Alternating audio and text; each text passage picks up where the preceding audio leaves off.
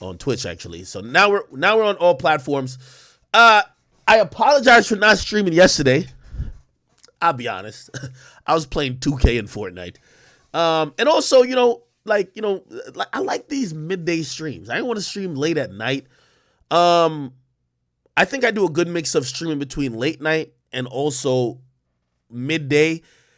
For these streams, and by the way, if you guys are watching, there'll always be an option for you to watch the whole broadcast if you didn't catch it live. Of course, I want to see you guys in the chat, but if you can't catch it for whatever reason, you got to go kick it with your family, you were sleeping because you work late, it's cool. Like, you know what I mean? We're trying to appeal to everybody. So whether you catch the rebroadcast or whether you're here live, I appreciate you guys. I think the goal is just to stream more, right? And I think, I seen somebody message me and they said, don't forget the goal. You said you wanted to stream 200 days out of 365. And, thank you guys for keeping me encouraged. Is there any more housekeeping things we gotta get out the way? I'm going to salute to all my gifters in a second. YouTube, welcome online. Yeah, I see the title. 6ix9ine done spun. Y'all niggas don't even know how. Exactly. Just today's Sunday. I'm feeling good. Let's do a mental health check. I hope you guys are feeling good. I'm gonna tell you why I started off by playing a lot of gospel music and stuff like that. I don't know. I woke up today, went outside. Finally, Jersey is getting some better weather. Ironically, chat, tomorrow, I'll give you an update about that later. But I don't know. I just walked outside. I felt good. I was just like, no matter all the bullshit, we all got some bullshit going on in life. There's always somebody trying to take us down, somebody who's like either hating on us, fighting against us. Things could be always a little bit better in life, but there's times that you kind of reflect, be like, you know what? All things considered, I'm very blessed. And it doesn't matter about your monetary status. It doesn't matter about whatever. You might just be like, if you've been dealing with illnesses or ailments or whatever the case is for the last few months or years, and today you wake up and you like, shit, my arm don't hurt, or shit, my leg don't hurt. This is a blessed day. So I woke up today, and no matter what, we all got problems in life. But today, when I walked outside, none of that mattered. It was just like, God is amazing. Like, I feel blessed. I feel blessed. You know what I mean? I'm healthy. I'm doing what I want to do. I'm talking to the people who I want to talk to. I'm happy when I get on stream. That's really all that matters. So I was happy today, and I hope you guys kind of find the silver lining in your life to figure out. We're all chasing shit, right? Whether you want to get more richer, you want to get more healthier, you want to lose weight, you want to whatever. You got to enjoy the journey too, and hopefully you guys woke up and realized, all things considered, you are blessed. All right. Anyway, we're here, people. We got a bunch of topics to get to. You guys have been amazing with hitting me up. Where'd my phone go? Right here. With a bunch of topics. So we're going to get to a bunch of topics. I see the title of the stream. My boy 6ix9ine done slid. Stop playing. Stop fucking playing. Okay. Somebody said they arrested the guy who leaked the Cardi doc. No, they didn't. Somebody said it's Sunday. We not beefing with nobody today. Now, I can't guarantee that. Because even though I'm one of those people, if you don't know, I grew up in a Baptist church. I used to go to a very small Baptist church in Jamaica. I'm a Baptist denomination, but it's under the umbrella of Christianity. And we will go to church, but we'll probably cut somebody out later on. And it's not because we're bad people. It's just that's how life is. You know what I mean? You try to do good on Sundays, but things do go left. All right. We're going to get to some stuff, people. We're going to get to some stuff. Somebody said that 6ix9ine slide without the police. Come on, man. We're going to get to it, man. You sound federal with that. You sound like you 6ix9ine. All right. We're going to get to that. I'm going to give y'all a scope of some of the topics that I kind of got. My dog's up there. They fighting each other. Look at them. Oh, apparently they did get locked up. Oh, that's crazy. Okay. All right, we'll talk about the we will talk about a few things. Let me get to my topics. I'm sorry, chat. I'm a little bit discombobulated today. By the way, salute to all my chat queens. It's usually my chat queens that are sending me all the great topics. They're like, yo, you got to talk about this. You got to talk about this. And I appreciate y'all a lot. We're going to talk about logic a little bit. And I'm trying to do like an overview of the topics before we get into shit. Give me a second. Okay, cool. Here we go. All right. Where my topics at?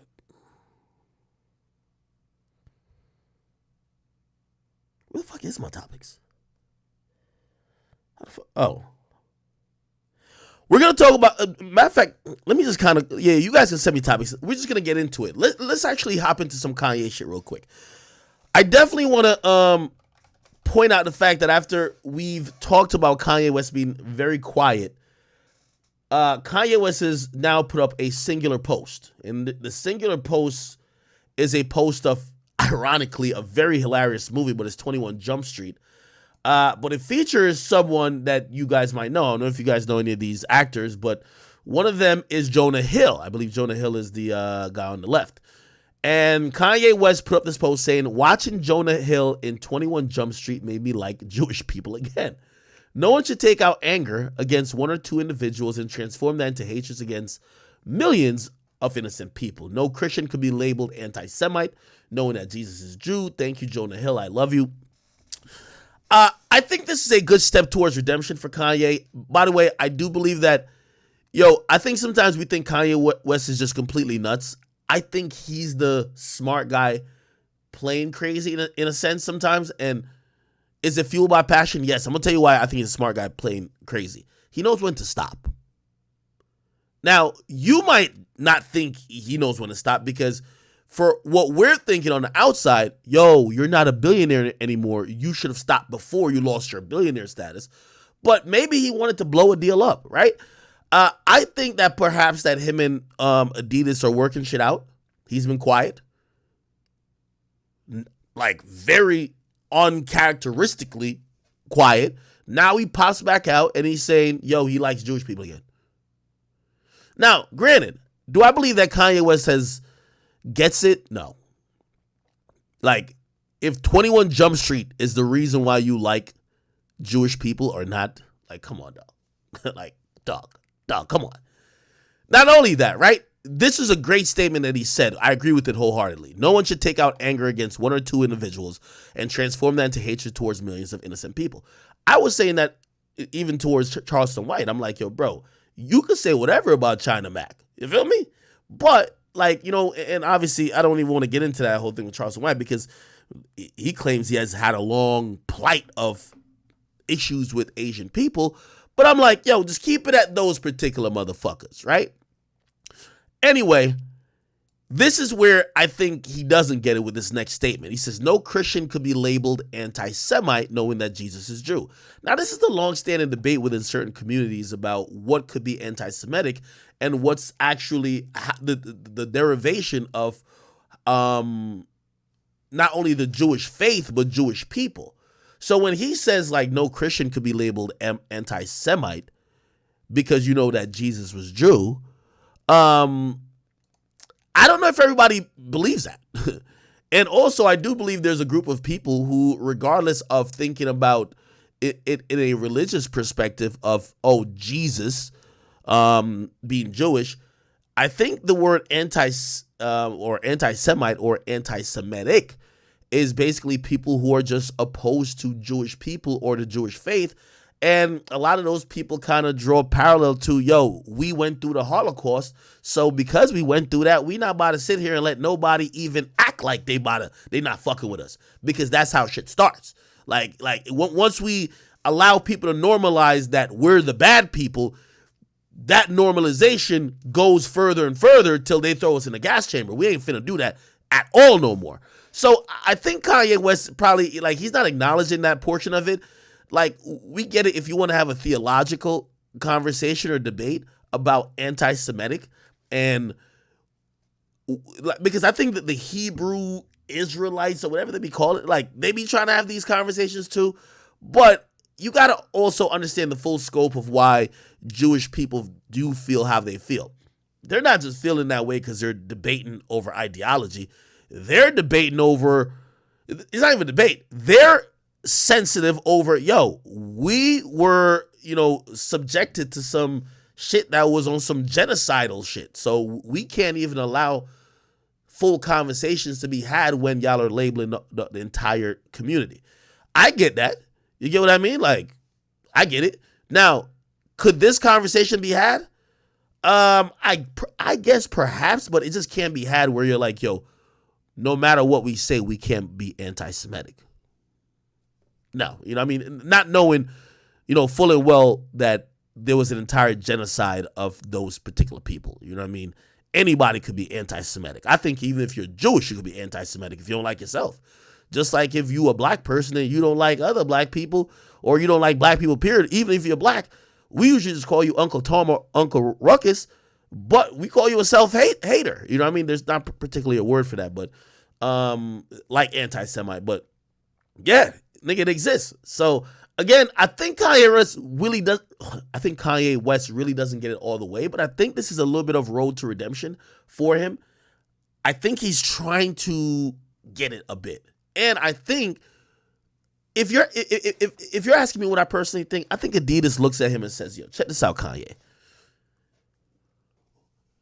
We were in bed business-wise with you for a long time. We can't support some of the shit you're saying. But business-wise, it's going to be cutting off our nose to spite our face. Because we are in bed with you business-wise. Let's give you this option. We already canceled all the shit with you, so you're going to lose billions of dollars.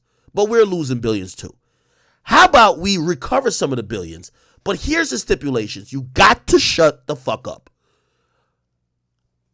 Or you got to just come out and act like you're okay with people of Jewish descendant until we get this fucking money in, and then we can sever relationship ties.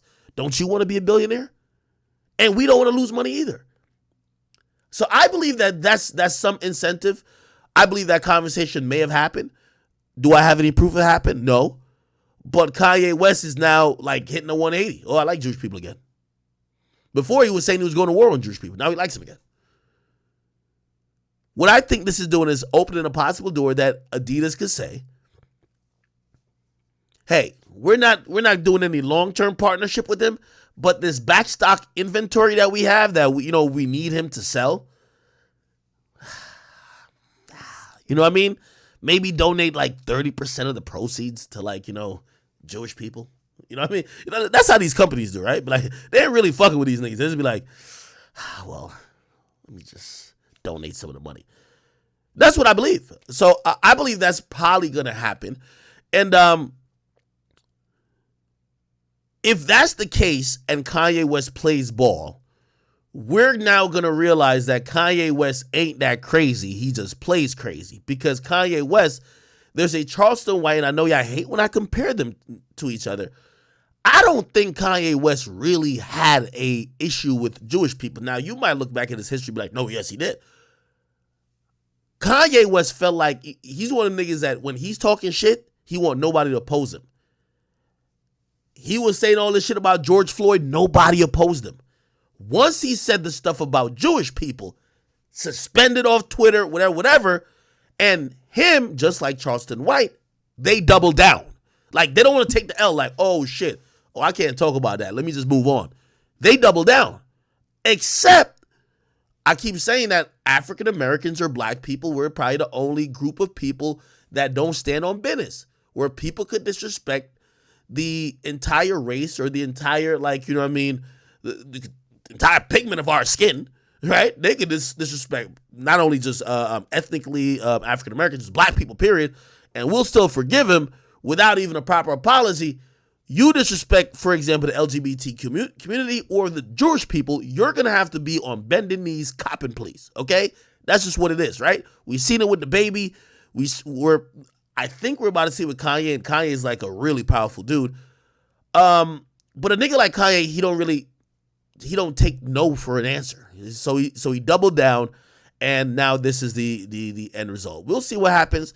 Obviously, I do believe that what Kanye West is doing, he's the only one that could do it. I still believe Kanye West could come back from this. Nobody else will be able to come back from this. But musically and culturally, Kanye West holds such a special place that if we just hear 6 months of him just saying, I'm sorry, I shouldn't have dissed the Jewish people, forgiven. You know what I mean? Wasn't there some actor that there was a leaked video of him saying some anti-Semitic shit? That nigga been starring in Tubi movies ever since that nigga. He can't even get a role in Medea. That nigga been on Peacock. That nigga cannot get any type of roles. Why? Usually when you diss certain groups, they don't forgive, they don't forget. Kanye, the only dude who probably could be like, yo, if he say sorry for like a couple of weeks, they'd be like, oh, it's Kanye. He off his meds. We love Ye. Nobody else. Anybody else disses Jewish people? Done. And don't mention no Kyrie to me. Kyrie, he went to the next team. You know, he deleted his apology. He went to the Mavericks. He been going on live acting like he's spitting all this motherfucking shea butter Twitter shit. He ain't mentioned Jew yet. You know why? He gonna be out the fucking league. Like he ain't got that much cachet. Kanye's still talking Jewish shit. You know what I mean? He's saying he's still trying to have the thing no Christian could be labeled anti-Semite. Kyrie would never dare talk about, oh, I'm a black Jew, whatever the fuck he was saying when he was like, yo, I can't be anti-Semite. He won't say that shit. So it is what it is. All right. Somebody said nothing wrong with Peacock. You're right. There ain't nothing wrong with Peacock. Okay, cool. Let's move on from this a little bit because we got to go get to this next story. Yo, Memes, you send these joints to me? Let me know. Shout out to my boy Memes, man. Where my chat niggas in the building at? Where my chat niggas in the building? Sir Lee Productions, I see you in the building. Oh, we got to speak on Burner Boy today. I had my list. Where's my list of things? Please, if you're watching this, send me my list again. Jesus Christ.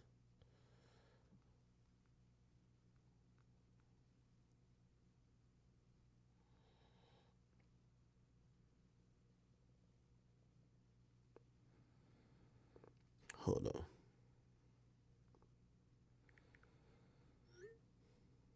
Okay. Hold on. Oh, no, we got it. Okay, I got it. Perfect. All right. Say Cheese posted this. Apparently, this is what's going on cracking in the streets right now. They're saying that the fans responsible for leaking a Playboy Cardi documentary has been arrested. Now, I'm going to be honest with you. The nigga who would leak a Playboy Cardi documentary definitely looks like this, in my mind.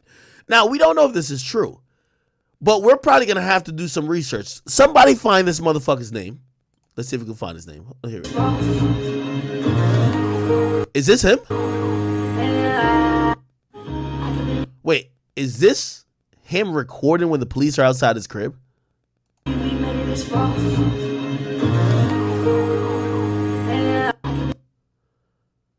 Now, this sounds like a great story, but like we kind of do have to like be a little bit honest too. I don't know if the police in any precinct or whatever, and who knows if he lives in the same city as Cardi or wherever the fuck he lives. I don't know if they're just running down and raiding people leaking a documentary. So it seems a little far-fetched, but it plays into a rollout narrative. I'm going to be honest. I'm sorry to say, like, people have been leaking music and leaking shit. Niggas have leaked movies that we've never heard. Oh, this guy's locked up for leaking a movie. You know what a movie's finna make? Hundreds of millions of dollars. You leaked a Playboy Cardi documentary where he's doing the like, you know, I'm not buying this. I'm not buying it. I'm sorry. Niggas is leaking Lion Gate movies, Sony Pictures movies, and they're not getting ran down on by the cops, but you leak a Cardi documentary and the police raid you? It sounds good. Niggas is leaking Game of Thrones. Niggas leaking Narcos. Like, niggas leaking all type of shit. But you leak the Playboy Cardi, you know what I mean? Like, yo, I ain't gonna lie, them Alice was crazy. Like, nigga he was wilding too with it. As beautiful as that looked, because it's great music, right? We love Cardi music. Is the police taking this as high priority?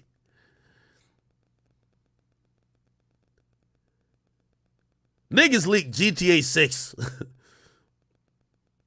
Did they? Oh, no, they did get a GTA. But did the police arrest him? Let me see. GTA 6 leaker arrested. Did he get arrested? Oh shit. The suspected GTA leaker did get arrested. They arrested, and this was in London. They arrested 17-year-old. Here, see, we got to get technical. They don't know. They haven't confirmed why. Here's what I believe. Not saying leakers don't get arrested, but usually it's bigger than you leak one thing. It's because you probably have been systemically like leaking mad shit from big studios that they've probably reported and been following up with the cops and forensic teams to try to track who's doing it. And they have enough proof, so they go get you. It's usually not, oh, you leak one thing and they just run in your house. I'm pretty sure this dude who leaked the GTA shit probably been leaking shit for dumb long. Let's see. This was a GTA thing. As reported by the desk, reporter Matthew Keys, the arrest of the suspect, blah, blah, blah, was a part of investigation. Yeah, it was by the FBI, the UK cyber crime unit. It had been previously been reported that they were looking into recent hacks of Uber and Rockstar Games. Okay, that makes sense. So it was a bigger thing. It was a bigger investigation that they were looking at people who were hacking or leaking shit from these companies, right? And now they find the guy who leaked GTA 6, right? But it's not like, yo, you leak a song and they run up and arrest you. You get what I mean? Designer Pinebox on YouTube, he says, yo, I know a kid who got raided for piracy. Like his parents' house seriously got raided for Avatar and like 30 other movies. Designer, you're making sense. That's what I'm trying to say. If you are a serial leaker, now maybe this guy is a serial leaker, right? Maybe he is a serial leaker. Because, just look at his face. Like, this is the guy who I would imagine if this guy's been leaking all Cardi songs, period. The only thing I'm saying when I say cap is I'm not saying that this guy isn't responsible for the leak and he wasn't arrested because of it. I'm saying is that the police don't give a fuck about Playboi Carti's documentary. What they would organize a task force and expend resources to investigate is if this guy has been leaking a huge amount of things more than just one documentary, right? If this guy's the source of not only this documentary leaking, but like 10 other things from Interscope, Cardi's on Interscope, yeah, that's why they probably got his ass, right? Like think about the niggas who leaked the fappening. I remember the fappening when people were like they were hacking people's iClouds. Like yeah, like they opened up a whole fucking federal thing and arrested everybody who was a part of that. Somebody said serial leaker. Somebody said Atkins hungry again. Somebody said LOL. Just look at his face. Could somebody find out his name? It looked like he might be a juvenile, right? So if he's a juvenile, we can't find out information on him. But if he is over 18, we should be able to get his name if he's arrested, and we could look up charges that he got. Somebody go to the Playboi Carti Reddit. Actually, we could go ourselves, right? Let's go to the Playboi Carti Reddit. I've never gone there before. They always got the real shit. Playboi Carti Reddit. I love Reddit for like anybody with a stan base. Let's see. They would have this nigga's name. Hopefully they don't put too much on here. And hopefully they don't pour some shit on this bitch.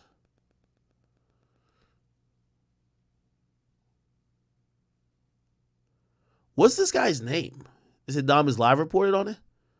What's the name of the guy?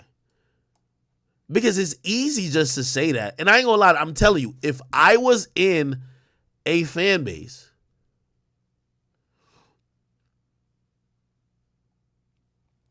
and truth be told, I'll be honest with y'all. So Interscope hit me up. I had it on my Instagram. I'll tell you why I deleted it. Interscope hit me up and say, hey, Act, this was a leak. This was Playboi Carti's documentary. We're actually enforcing a takedown on every page, obviously we fuck with you. Could you just take it down, bro? Because like, yo, like this not supposed to be out, right? And I said, all right, sure. So I took it down myself. But they're definitely not trying to have this fucking leak out, clearly. But are they working with the police over it already? I don't know. You know what I mean? Yeah, there's nothing on the Reddit, and the Reddits are usually the biggest stand. Nah, this Reddit can't be that popping. It said 5 minutes ago, 8 minutes ago. Then I go down 13 minutes ago, 27. Okay, it is kind of popping. Oh, yeah, it is kind of popping. Yeah. Anybody know his name?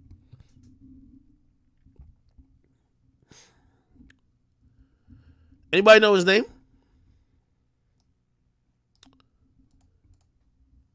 This is the guy supposedly responsible for leaking the documentary. Somebody say his name is John. Y'all assuming his name is John. Okay?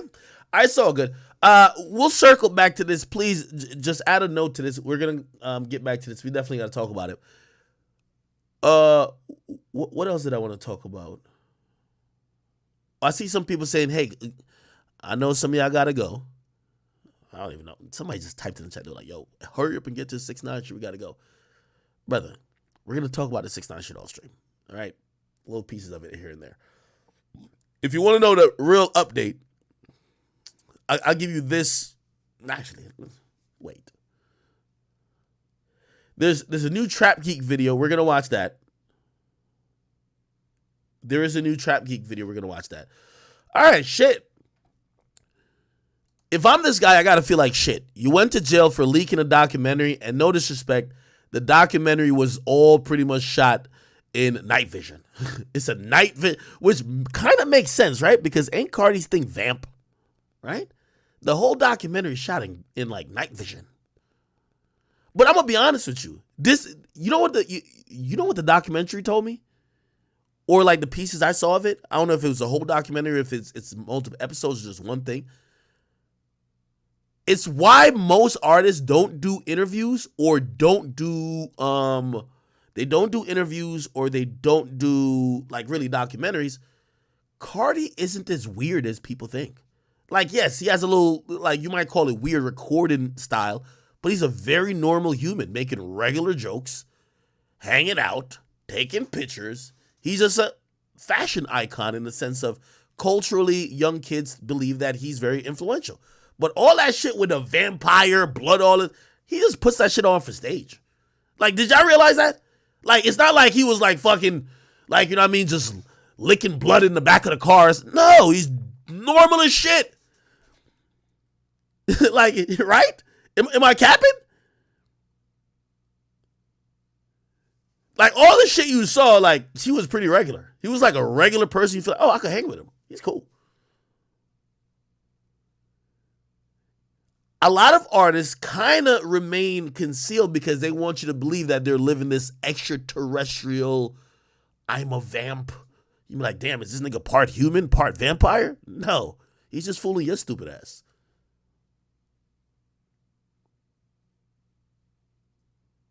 Somebody said, who thought it was a vampire? Hey, it's not about who thought it was a vampire. It's about marketing. It's about marketing. It's the reason why Uzi, who's regular as shit, is tattooing the weird shit on his face and coming on stage wearing red with spiky hair to look like the devil. They're trying to almost give a perception, and that's why he doesn't do interviews. If Uzi did an interview, he was talking about, I ain't gonna lie, I'm addicted to Frosted Flakes right now, and he was talking about some regular shit, you would be like, I thought this thing was weird. Like, part of the marketing is being fucking weird. So when you see a nigga just being like mad regular, you're like, I'm gonna give you, I say this. Me and Wayno, we did Everyday Struggle for a couple years. And I remember we were talking about the crazy things Uzi did.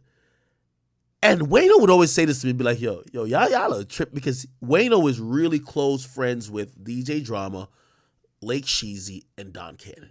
Generation Now, the label that manages Uzi. He said to me, he'd be like, yo, it's so crazy what people think about Uzi.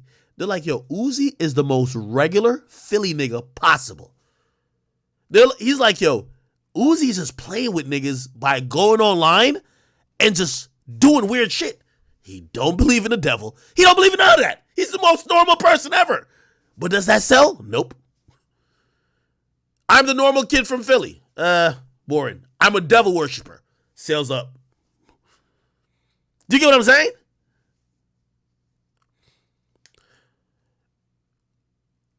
Okay, the weird don't gotta be demonic. What I'm trying to say is that whatever y'all see from a lot of these artists is them being edgy. That's not them at all.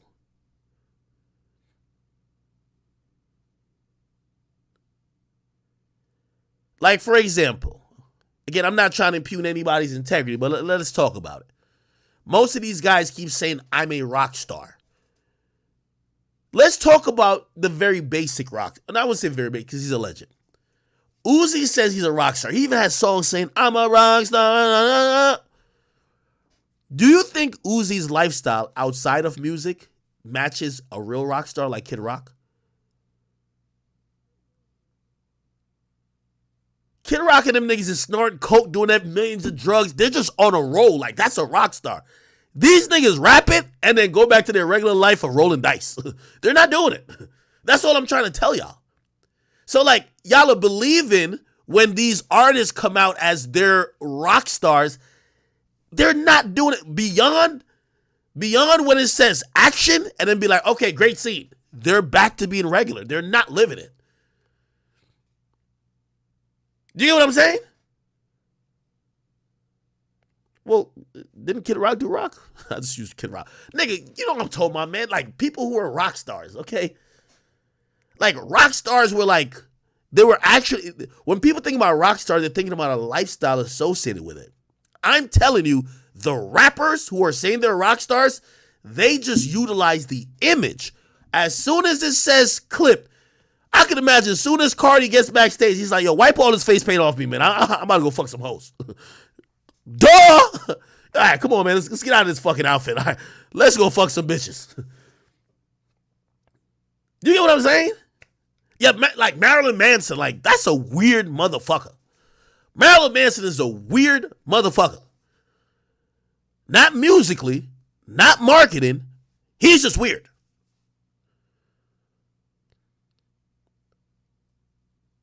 Ozzy Osbourne and them type of nigga. Weird.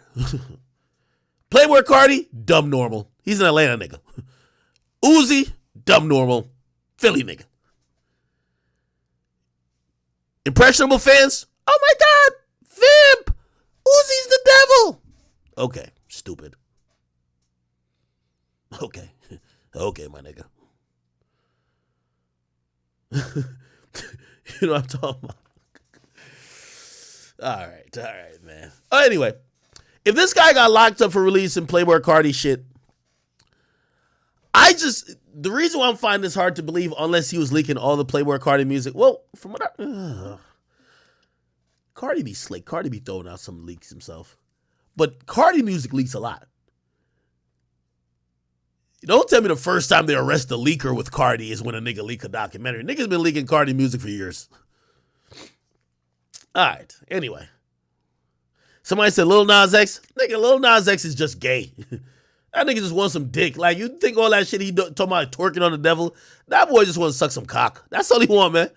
I think it's not weird. I mean, well, I'm just saying he's just a gay nigga. He just wants to suck some dick, bro.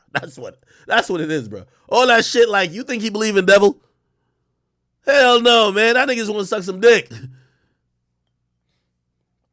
All right. Don't say no Ayo to me.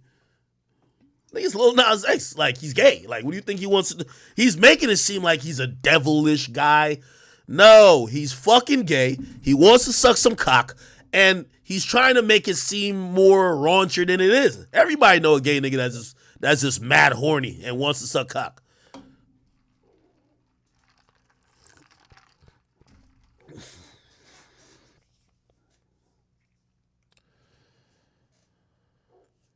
All right. Some people said, y'all want me to talk about Jonathan Majors. We'll talk about him in a little bit.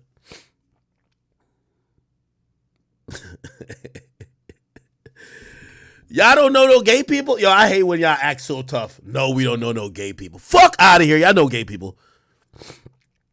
Lil Nas X is just, yo, listen, everybody know a flamboyant, gay nigga like Lil Nas X. He does his eyebrows and wants to twerk with the bitches. Everybody knows a nigga like that. If you gotta go outside if you don't know nobody like that. There's always, even at your school, your high school, there's one nigga who want to wear makeup like the hoes and twerk like the bitches.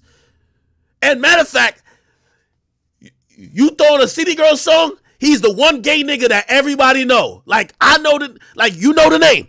Yo, why, like, you see all bitches, like, y'all in the gym, it's basketball, y'all watching high school basketball, and they play the twerk song during timeout.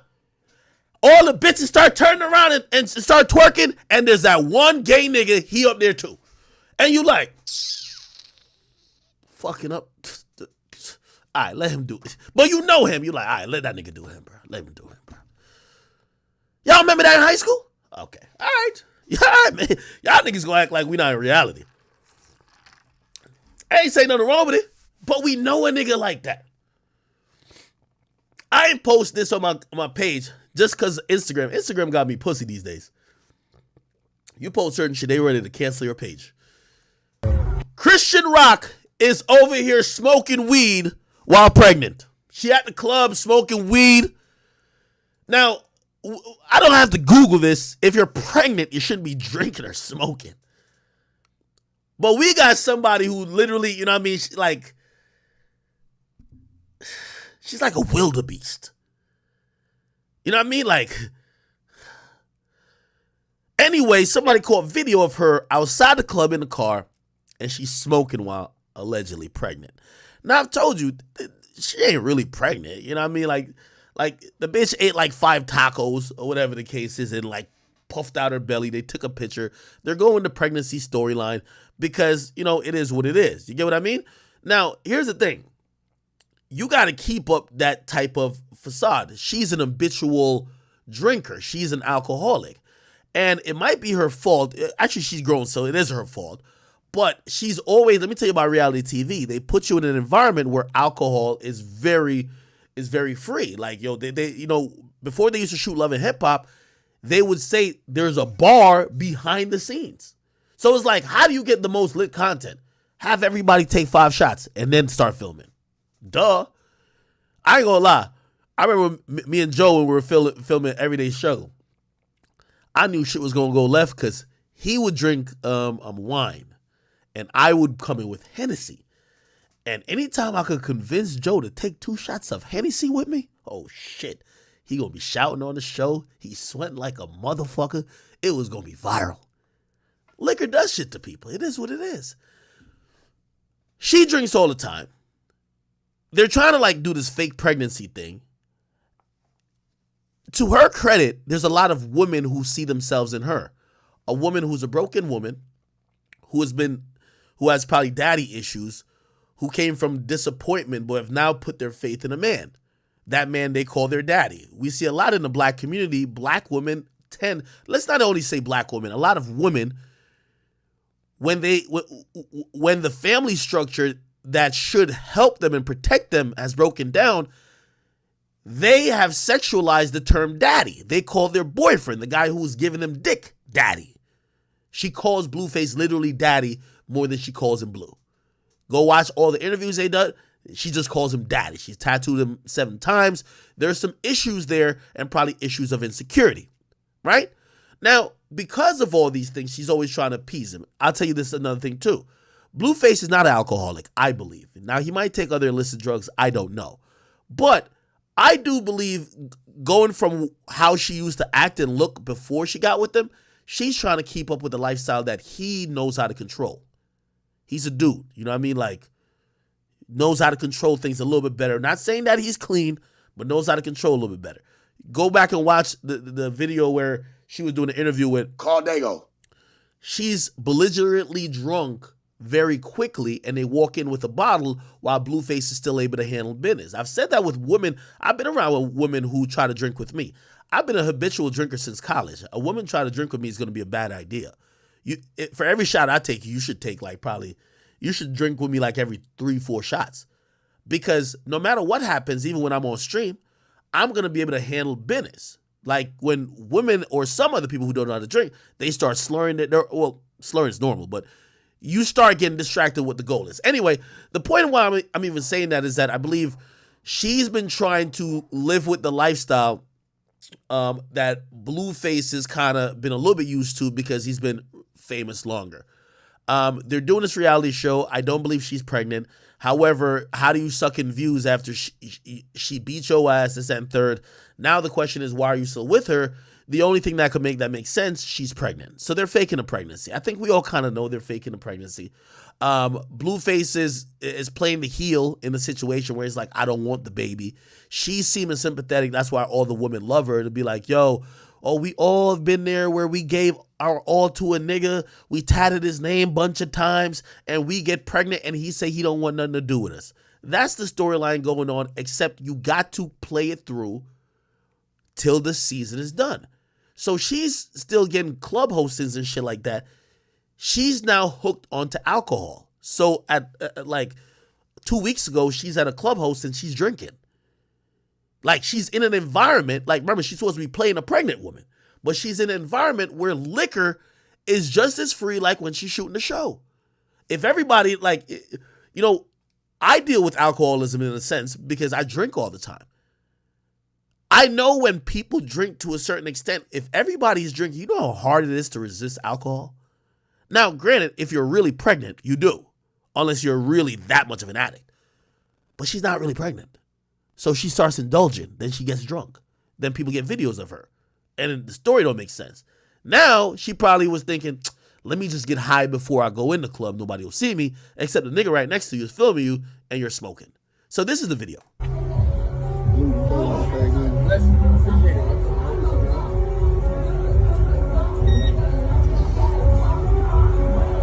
So that's her in the front seat, smoking.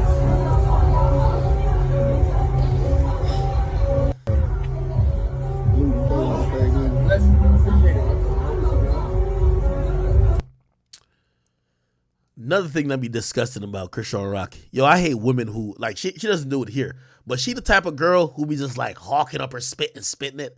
If you've ever seen a girl spit, completely, for me, it just loses all attraction. You know what I mean? Like, I'm not getting sexist here or nothing like that, but like spitting, like, it's not an attractive trait for me. I assume niggas are gonna spit, but I'm not attracted to niggas. When I see women doing that, I'm like, whoa, it's like a nigga to me. You feel me? Anyway, also I don't like women that smoke too. You know what I mean? If a girl occasionally smokes some weed, because, you know, I don't smoke weed, but weed is, you know, kind of pretty popular at this point.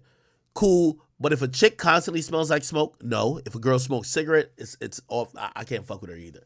You know what I mean? Now, for me, I'll tell you how I view it. I don't know how you guys view it.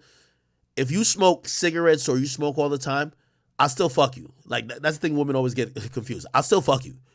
There's certain requirements for me to take serious. If Big Act gonna take you serious, you can't wear weave or wig in your head all the time. I like natural hair. I like women who could embrace their beauty. I don't care even if you got a buzz cut. We ain't gonna have you talking about you got 18-inch fucking bundles. Get the fuck on out of here, bitch. If you're gonna be my girl, you're gonna, like, I don't wanna wake up with your head wrapped up like a fucking turban. You're not Osama bin Laden. We're not doing that. Okay? So if there's no naturalness to you, I could fuck real quick on your best night when, like, you got your lace front glued the fuck on, but I don't want to wake up to you continually. You get what I mean? That's just me, though. Maybe I love girls with lace fronts. I don't. That's just my thing. If we're going to be together long term, we're going to have to start moving a little bit different. You feel me? If you are a habitual smoker, you got to start quitting that. You know what I mean? You got to get out of that habit. You feel me? Like, it's not attractive. And also, I can't think of you as a potential mother of my child. What women don't realize, because now women are competing with men, I'll look at a woman for, and by the way, I'm only talking about women for long term, if I'm looking to plan with you. When I see a woman who smokes a lot continuously, I look at your womb as just being a gas chamber. You're not going to have my baby up in there fucking suffocating off of what you got going on. You got bad habits. You are, like, the woman is still the carrier of life. So you smoking all the time because you just trying to get high. My baby over there, his brains is getting fucking, like, goddamn air fried because of your stupid ass. I'm not with that. So that's not a woman I want to have kids with. I'm going to be honest with you. Now, will I fuck you? Of course. Like, I ain't gonna lie. Bitches who do that, they be the freakiest hoes. But you can't have kids with them. Like, I think Blueface was kind of showcased that, like, us dudes, like, there's still something genetically hardwired in us that we even know sometimes the freakiest or the baddest don't make for the most suitable to be a mom. You get what I mean? Yeah, Krishan Rock, yeah, she's way more lit than Blueface's baby mama, but you want her to be a mom? Bitch fighting in the club all the time. She's smoking. Who knows if she's snorting? Maybe she popping pills. We don't know. Nah. It is what it is, man. Somebody said it right in the chat. Your baby come out like a little baby. You feel me? Your baby come out like a little baby. You know what I mean? Got a side dish of Tourette's. You know what I mean? Got an entree of Down syndrome. Yeah, you don't want all that type of shit. For real. Trust me on that one. But anyway, she's smoking it up. In my belief, I think everybody is in acknowledgement that she's not really pregnant, but they're trying to keep it on for the show. One thing that's kind of alarming to me, and this is what I realized about the whole Shade Room crowd and a lot of women. Let me see if I don't even think Shade Room even posted this. I see women excusing the behavior. And that's when I kind of like harken back to like my mother, like, shit, really, my mom is a square, really. Like, she never really done anything, period, even with or without being pregnant. But she treated pregnancy and raising kids like the biggest responsibility in life. The way how I hear women talk about like Krishan Rock and the fact that she's pregnant is like, oh, why can't she be in the club? I don't want my girl. If my girl is pregnant with my kid, why the fuck is she in the club drunk twerking?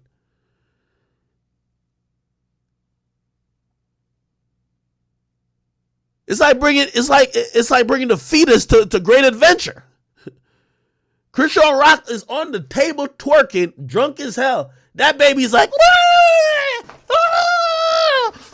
hell no. Hell to the fucking no. I'm telling you, man. One thing you'll realize is we gotta start thinking about the women who have our kids or will possibly, like it's a different level. You slang dick on all these chicks. If they look good, they can get some dick. But you got to think about, is this person a suitable mother? And the majority of these women, based on how they've been bred to act, because they're all acting the same, they are not. Yeah, I don't even think Shade Room posted this. They'll post all the other bullshit, but Shade Room won't post this. They won't post that. You know why? Because most of these women who are already single baby mamas, who are bad mothers already, they're looking like, look how Uzi treat JT. Like, they don't care about actually family structure. They just care about a bag. So anyway, yeah, I'm not surprised by this type of bullshit right here. But let's say it wasn't fake in the sense of like it's not a fake pregnancy. This is exactly why I could see why Blueface, even though he's a degenerate, wouldn't want her to have her kid. That's another thing women don't realize. Every dude has two type. If you fucked with enough girls, there's two different girls. There's a girl you say, if I'm going on vacation right now and I could bring any bitch, I'm bringing her. You know why? She gonna be fucking on the beach. You on the yacht, she sucking your dick, all that type of shit. Freaky as hell, you're having threesomes, whatever. Anything goes. Then you have that corny bitch. She ain't that fun. To keep it real, probably wouldn't bring her on no vacation. She's kind of like, But the person you would want to raise your kid, that's the bitch. That's the bitch right there. That's just what it is. It's like two different things. And men have always had two different roles for women, where it's like, yo, fun, to put it in the words of my dudes from Fresh and Fit, recreational use only, and serious. All right, let's keep this shit going. What else is going on in the world, people? We did have to talk about Burna Boy a little bit. Let's talk about Burna Boy. It's my guy, Burna Boy. But this has been happening a lot recently. And I feel like there is a push to try to divide African Americans and There's a push to divide African Americans and Africans, or just black people. Even with the Tariq Nasheed like movement of, FBAs, it's turned black people against black immigrants and almost lost the cause of realizing that at the end of the day, you still a nigga in a coupe, right? Like, that's the most famous Kanye West line. Anyway, if you don't know Burna Boy, he's a Nigerian artist. He's very successful. I've gotten like really in love with his music recently. Anyway, recently he did like this interview backstage at like some festival or something like that, and a guy was asking him a question. The guy's name is Shaka Bar, salute to him. And this is what his answer was to this question. You tell me what you think. So I'm here with a man himself, the African giant Burna Boy, and I want to ask you, why is it important that the diaspora come home? You know why? Now let me clarify the question. He's asking why it's important that the diaspora is basically the spread of African people throughout the globe. They're saying why African people or people of African descent, or let's just say black people, no matter if you're a black person in Poland, whether you're in the Caribbean, whether you're in Central or South America, or even in America itself, the guy's asking why is it important that all of those people eventually go back to Africa, right? Granted, Burna Boy, he's a African artist. He's from Nigeria, and this was Burna Boy's answer. Okay, let's use America for example, right? Because we can use anywhere. Yeah. But let's just use America, right? Why do you think the Chinese American, has their respect, and they don't go through the things that African Americans go through? Even though they might go through their struggles, I'm not taking anything away from them, but they don't go through what the African American goes through. You know why? Because the Chinese American has a base. He actually knows where he's from in China. Right. And they have support from the Chinese government. You understand? Like the Italian American. They have Italy. They know where their grandparents came from in Italy before. They know the first person in their family to come to America to start that line that made them Italian American. They know. You understand what I'm saying? And same goes for everyone else except the African American. You understand what I'm saying to you? So how can an African American and an Italian American be on the same field when how do I put this in a nice politically correct way? Okay, he further clarified these comments by saying this, because there was a lot of backlash. He says, it's so sad to see that in 2023, there are still such black people who would prefer we stay divided and conquered. Maybe it's my accent or something, but I never said that you are African and not American. I also did not say Africa is part of heaven. You deserve all the land and reparations you want from America, and I'm 100% in support of that. All I ever done is try to make you understand that you have Africa too that loves you, and I believe coming together as brothers and sisters is the only way forward for us black people worldwide. You work against the progress of our people worldwide if your goal is to keep us divided. Now, one of the reasons why, I love sitting with people who I don't understand, as long as I believe they have a sound political ideology that we could discuss that's just not rooted in ignorance. And, I watched like probably about 3 hours of Tariq Nasheed's like stream. I don't know if you guys know Tariq Nasheed. I had him on podcast. I had him on my podcast. And he is someone who has been touting this movement called the FBA, which is Foundational Black Americans.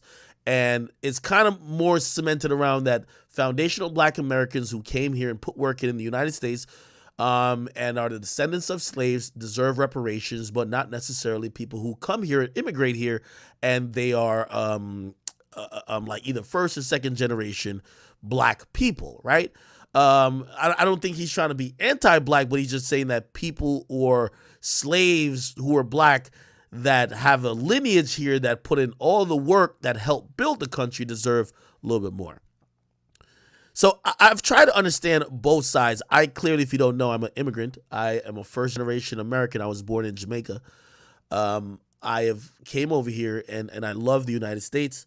I love Jamaica as well. And I've always told people, like, listen, after living in 2 countries and after being born in another country, I always tell people and ridicule people when I say, listen, if you think there's another place that's better to live than America, you are severely wrong.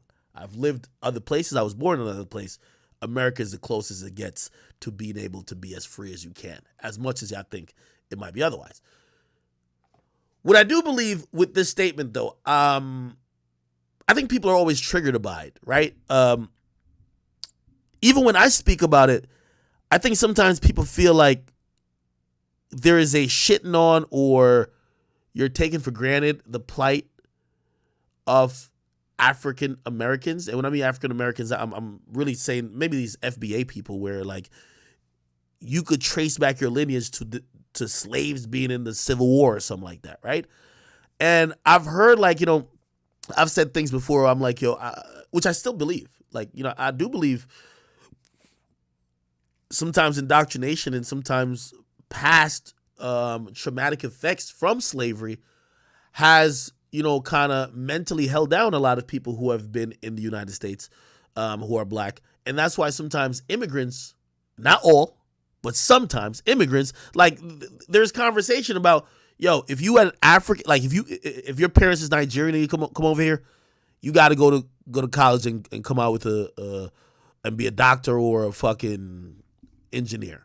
Now, do I believe that African Americans are lazier? No. But this is what I think Burna Boy was trying to get to, but I don't think there's a possible way to really do it without people getting offended. The bigger picture here is literally African Americans and black people, or just black people in general, we got to unite. And as I see music getting more global, I think this is a great thing when we embrace Africa, just like they've embraced black culture or African American culture. They embrace hip hop. So trying to have this inner infighting is the reason why we never really get anything done. Let me tell you, in most countries, even, I once said, and I might be losing y'all a little bit, I once said, one of the big difference, I've never been to a country, so I've never been to Europe. I'm going to go to Europe for the first time this year. I'm going to the UK. I was born in Jamaica. I've always given the story, I never heard the word nigga until I came to the United States. Now, does it exist in Jamaica? Yes. But when you grow up in a country where the people and the money look like you, everybody around you looks like you, there are people that were white that maybe lived in the town, or some people that are Chinese, but we're the majority. We never looked at each other like, it felt like we don't even have the mentality. Now, granted, there are other issues. There's always issues in society, bro. There's colorism. Colorism is huge in places like Africa, Jamaica. While it might not be racism because you're the majority, it then goes to colorism. The lighter you are, the more preference you get, whatever the case is. But that mentality, though, I believe when it comes into I'm trying to figure out how to say this. And I feel like now I'm in the Burna Boy position, right? Where it's like, you're trying to explain something, but it's 2 different perspectives, because I'm trying to understand, or I completely understand, like, what Tariq Nasheed would say, but I'm trying to explain where Burna Boy is coming from, like where his outlook is from. And I don't know, man. I'm trying to explain it better. Give me a second.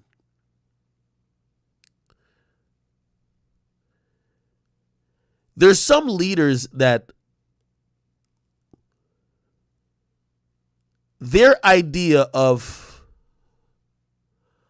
overcoming racism or systemic oppression, especially as it relates to race, was that not only, like, there's one step of segregation to say, we can't be integrated with people that ain't of color, so let's just keep separate from them. We got to make our own banks, this and third. But then there's an more extreme perspective to say, fuck them, let's just go back to Africa, right? Now, that is a particular point of view. Then there's and I believe Marcus Garvey may have shared that. I might be wrong, but I believe he did. Marcus Garvey's from Jamaica. Then there are people like Tariq Nasheed, which I believe Tariq is completely within his right, and anybody who is an African American should be within the right to hold this. And I think Burna Boy was trying to say in here about reparations. If you were a slave, or if your family were descendants of slaves for hundreds of years and you built America, you don't want to hear a motherfucker tell you, let's go back to Africa. Oh, so you just built this whole shit and be like, oh yeah, let them keep it. Let's go back to Africa. Fuck no. I'm owed some shit here. Like, nigga, I built here. Like, my great-grandfather, I'm not talking about me, but I'm talking about, like, I completely understand that, right? And that's what I'm trying to say. I don't think those two mentalities have to be against each other. I think you could embrace Africa and still demand of the United States that, yo, you need your reparations, or that you need some type of fucking, you have some type of birthright to this land because you built the shit. I don't think it has to be like in opposition as it could be. And for whatever reason, I feel like we keep getting to these ideological arguments between immigrants and people who weren't immigrants, but we're all black. Like, why are we arguing with people from Nigeria? You know what I mean? Like, some of my best friends are Nigerian, but also some of my best friends were like born in like, who knows, Patterson, New Jersey. Like, you know what I mean? Like, again, it doesn't matter to me. We're all black. That's one thing I realized about being over here. People, your skin color is your skin color. No matter if you came from Jamaica, Nigeria, if your mama was a slave, or not mama, but your grandmama was a slave, or whatever the case is, you're going to get the same type of outlook from people. And to the point of what Burna Boy is saying that I do agree with, I do believe that all these other groups that seem to get more protection is because they do hearken back to, well, if you treat the Chinese people fucked up, remember China is a global power. I think they use it as a base. I do agree with Burna Boy that us black people, we should use, right, some place as a base, right? Even if this is the continent of Africa. Because we have to be united in some sense. We can't be infighting and try to get something done. And I know some people might be offended about that. And by the way, let me go to Discord about it, because I don't want to have conversations where I'm like the immigrant nigga talking for all black people. Let me get on here just for this topic, and then I'll hop back off afterwards. Yo, if you have a point of view on this, I would definitely like for you to join chat. By the way, join the Discord, please. Everybody join the Discord. But I would just definitely want to have a conversation with people, whether you be an immigrant, whether you are someone who, like, you only could really track your family tree to be in the United States, whether it's Southern United States or whatever. I kind of want to hear what you guys think, because I do think it's whack when it's like, oh, it's African Americans versus Africans, or immigrants versus foundational black Americans. We're all black, my nigga. You know what I mean? And I feel like we all still have a story of being the underdog or just not getting treated right. All right. Yeah, no, I'm only on Discord for this topic, but this is a topic that kind of requires a little bit of conversation. I don't want to just preach to y'all on that one, right? Yo, yeah. Yep. What's good? Hey, but like, being for somebody who grew up in South Carolina Low Country, everybody knows the birthplace of African Americans is Charleston, South Carolina. That's where you see like the original come on, slave trade and everything. Yo, you can go back. I feel like every time this nigga get on the mic, he got something to say, like Charleston, South Carolina. Just hold on. Wait, first of all, let me ask you about you. Yeah. If so you, my family, yeah. I'm Gullah Geechee. I'm Gullah Geechee. So you Google that pretty much explain what I am. That's like the descendants of like from slavery, like slave descents. Like, we're the closest people to our ancestors by the way we talk. Okay. By our own lingo. So like you hear like Charlemagne would talk about, oh yeah, like he Geechee or whatever. So, all right, so let me ask you like the overall question, right? So, when you trace your great grandparents or your lineage, all you pretty much know is just South, like right, pretty much America, right? Like it's not like you're like, oh yeah, and that's when we came from Liberia. Like that's not in how you kind of see the history or how you know of the history. Nah, because pretty much you could trace like yeah, we trace our family back to like where we was brought at and like in the slave trade. Then you quote unquote got your last name from your slave master. That's why like yeah, your last name is Johnson or Jackson. You're the son of so and so, so that's how you got your slave last name. Okay, well, hold But on. Not but to cut you off, but perfect, right? So let me kind of epitomize like the discussion, right?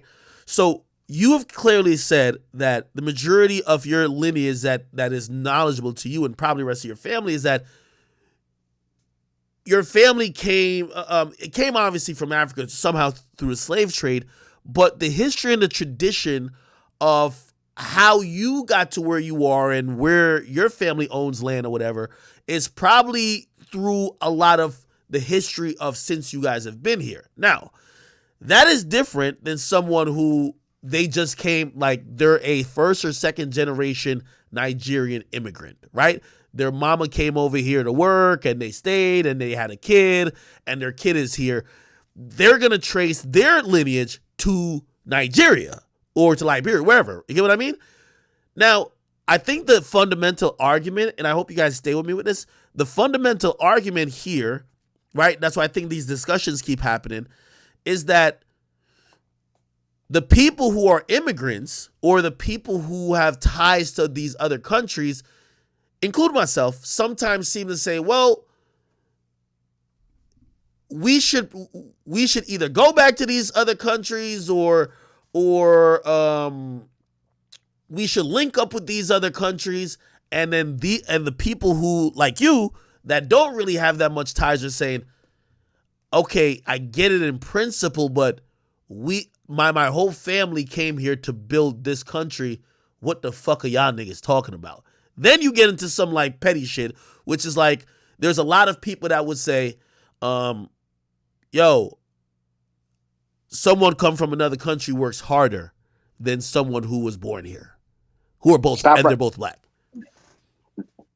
I can give you the perspective from a born in America and can't trace none of my ancestry back to Africa. So essentially, that's what you just said it right there.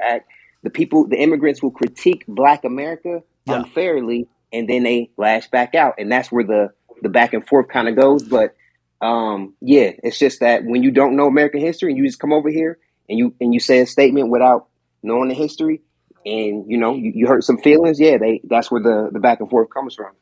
And another thing too, like the African people who come over here, they do think they better than the other black people, and they don't even fuck with the other black people.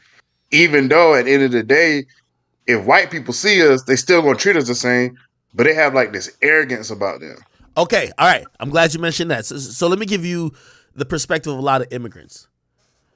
And I know this because I have a lot of family, and they're all immigrants, right? Not only my family, but other families I know who, okay, so-and-so down the street, she's from Jamaica too, or she's from Trinidad, or she's from Nigeria, or whatever. This is what a lot of people say about sometimes Black Americans, right? Those people say this about Black Americans. Black Americans, they're mentally oppressed because of the history of slavery here. There's been slavery everywhere, but because there was so much oppression here, it's handicapped them not to do anything, in the sense of it's easier to talk about reparations and, oh, we need these like laws or whatever to equal the playing field, while somebody from Africa will come here and be like, fuck it. Yeah, are we starting to race like 10 feet back? We are, but we're not going to make excuses about it. We're just going to work harder than motherfuckers.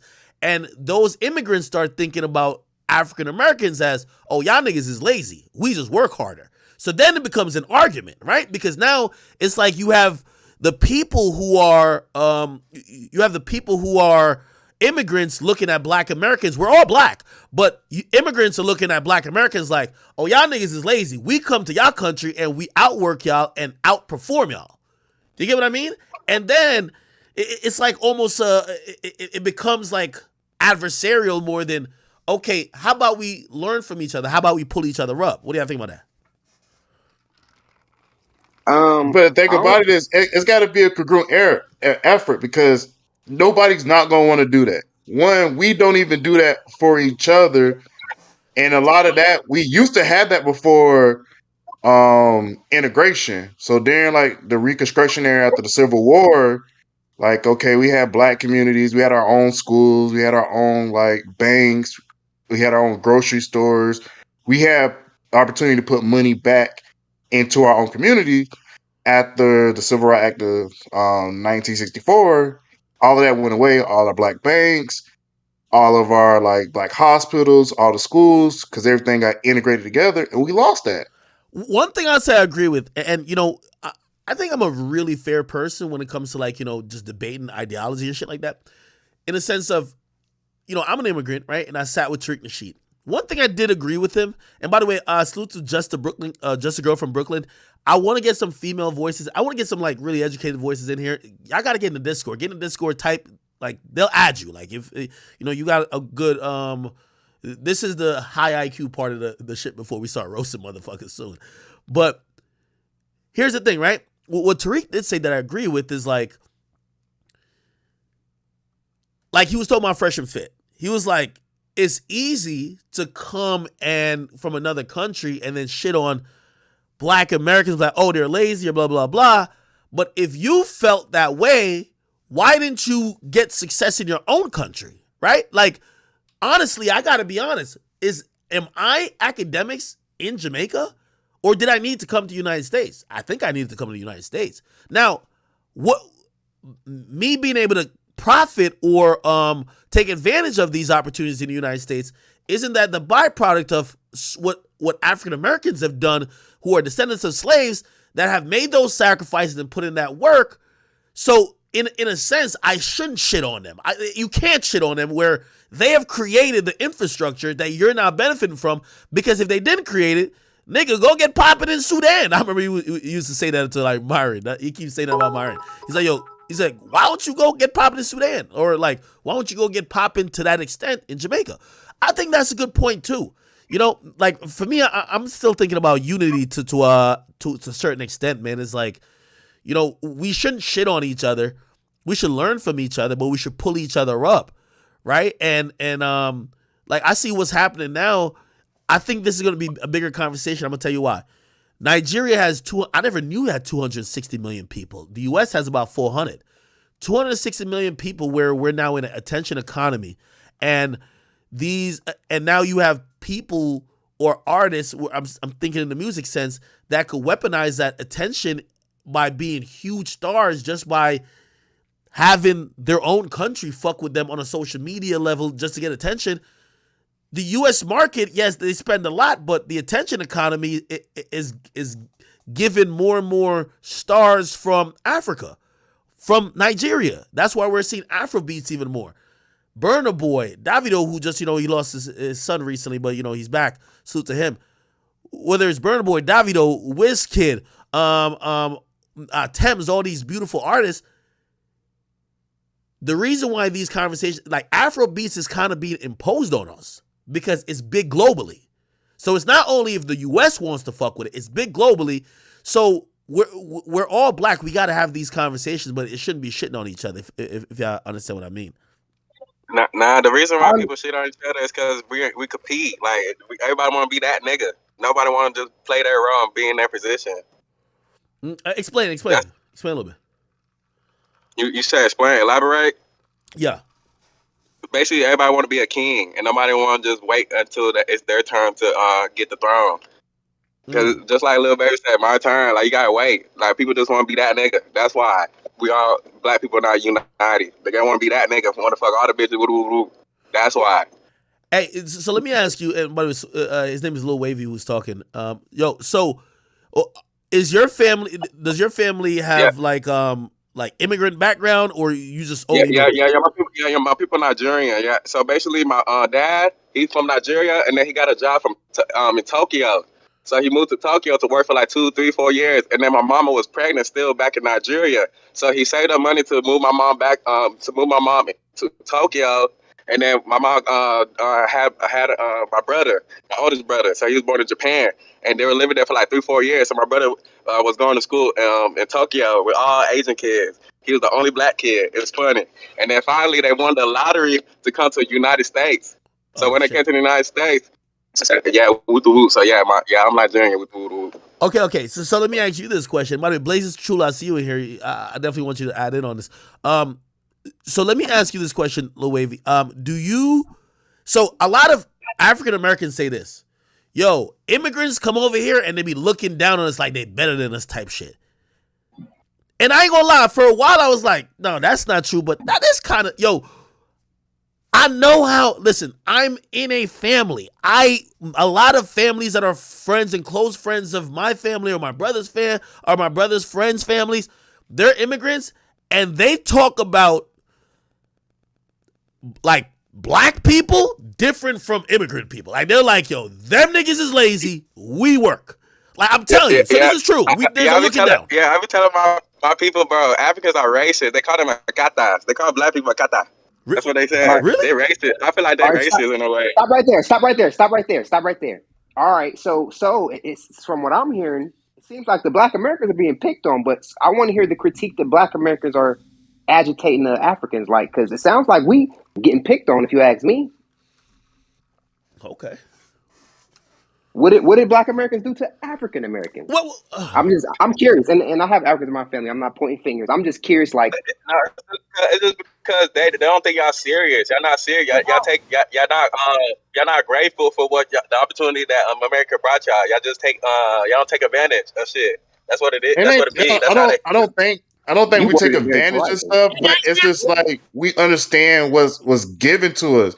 Like Like, the we under opportunity, like certain y'all don't take conversations that you come over here as an immigrant, like you didn't have those conversations growing up. Like your parents ain't had to tell you, oh yeah, you gotta act a certain way when you're around white people, or you gotta act a certain way when you're dealing with the police.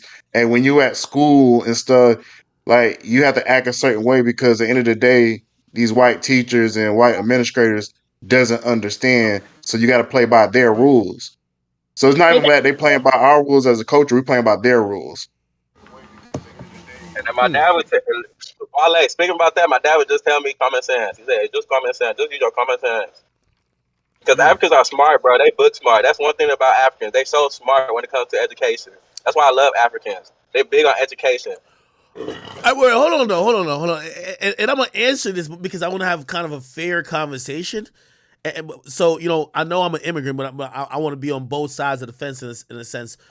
Well, here's the thing, right? So, like, for example, if you're wondering why my name is Academics, right? I grew up. My mom is a teacher. My dad's a principal, right?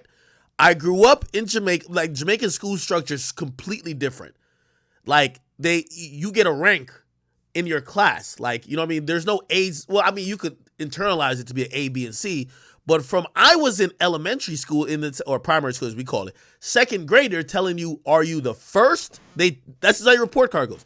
Are you the first or the last? If you're the last, you're the dumbest nigga in class. Like, and you're ranked against people, right? Now, that's how other cultures or other countries kind of like develop themselves and their kids. Let's think about the United States.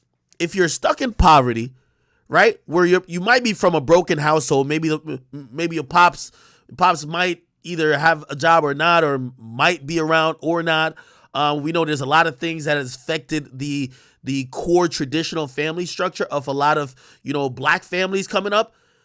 Now you're dealing with a mom who's working with 2 different jobs. Like, you're not really being supervised. Like, I'm gonna lie to you, I used to believe that being smart was just a genetic thing till I realized, no, like the family structure around me, you couldn't go outside and have fun until you did like 10 different things that had to do with schoolwork.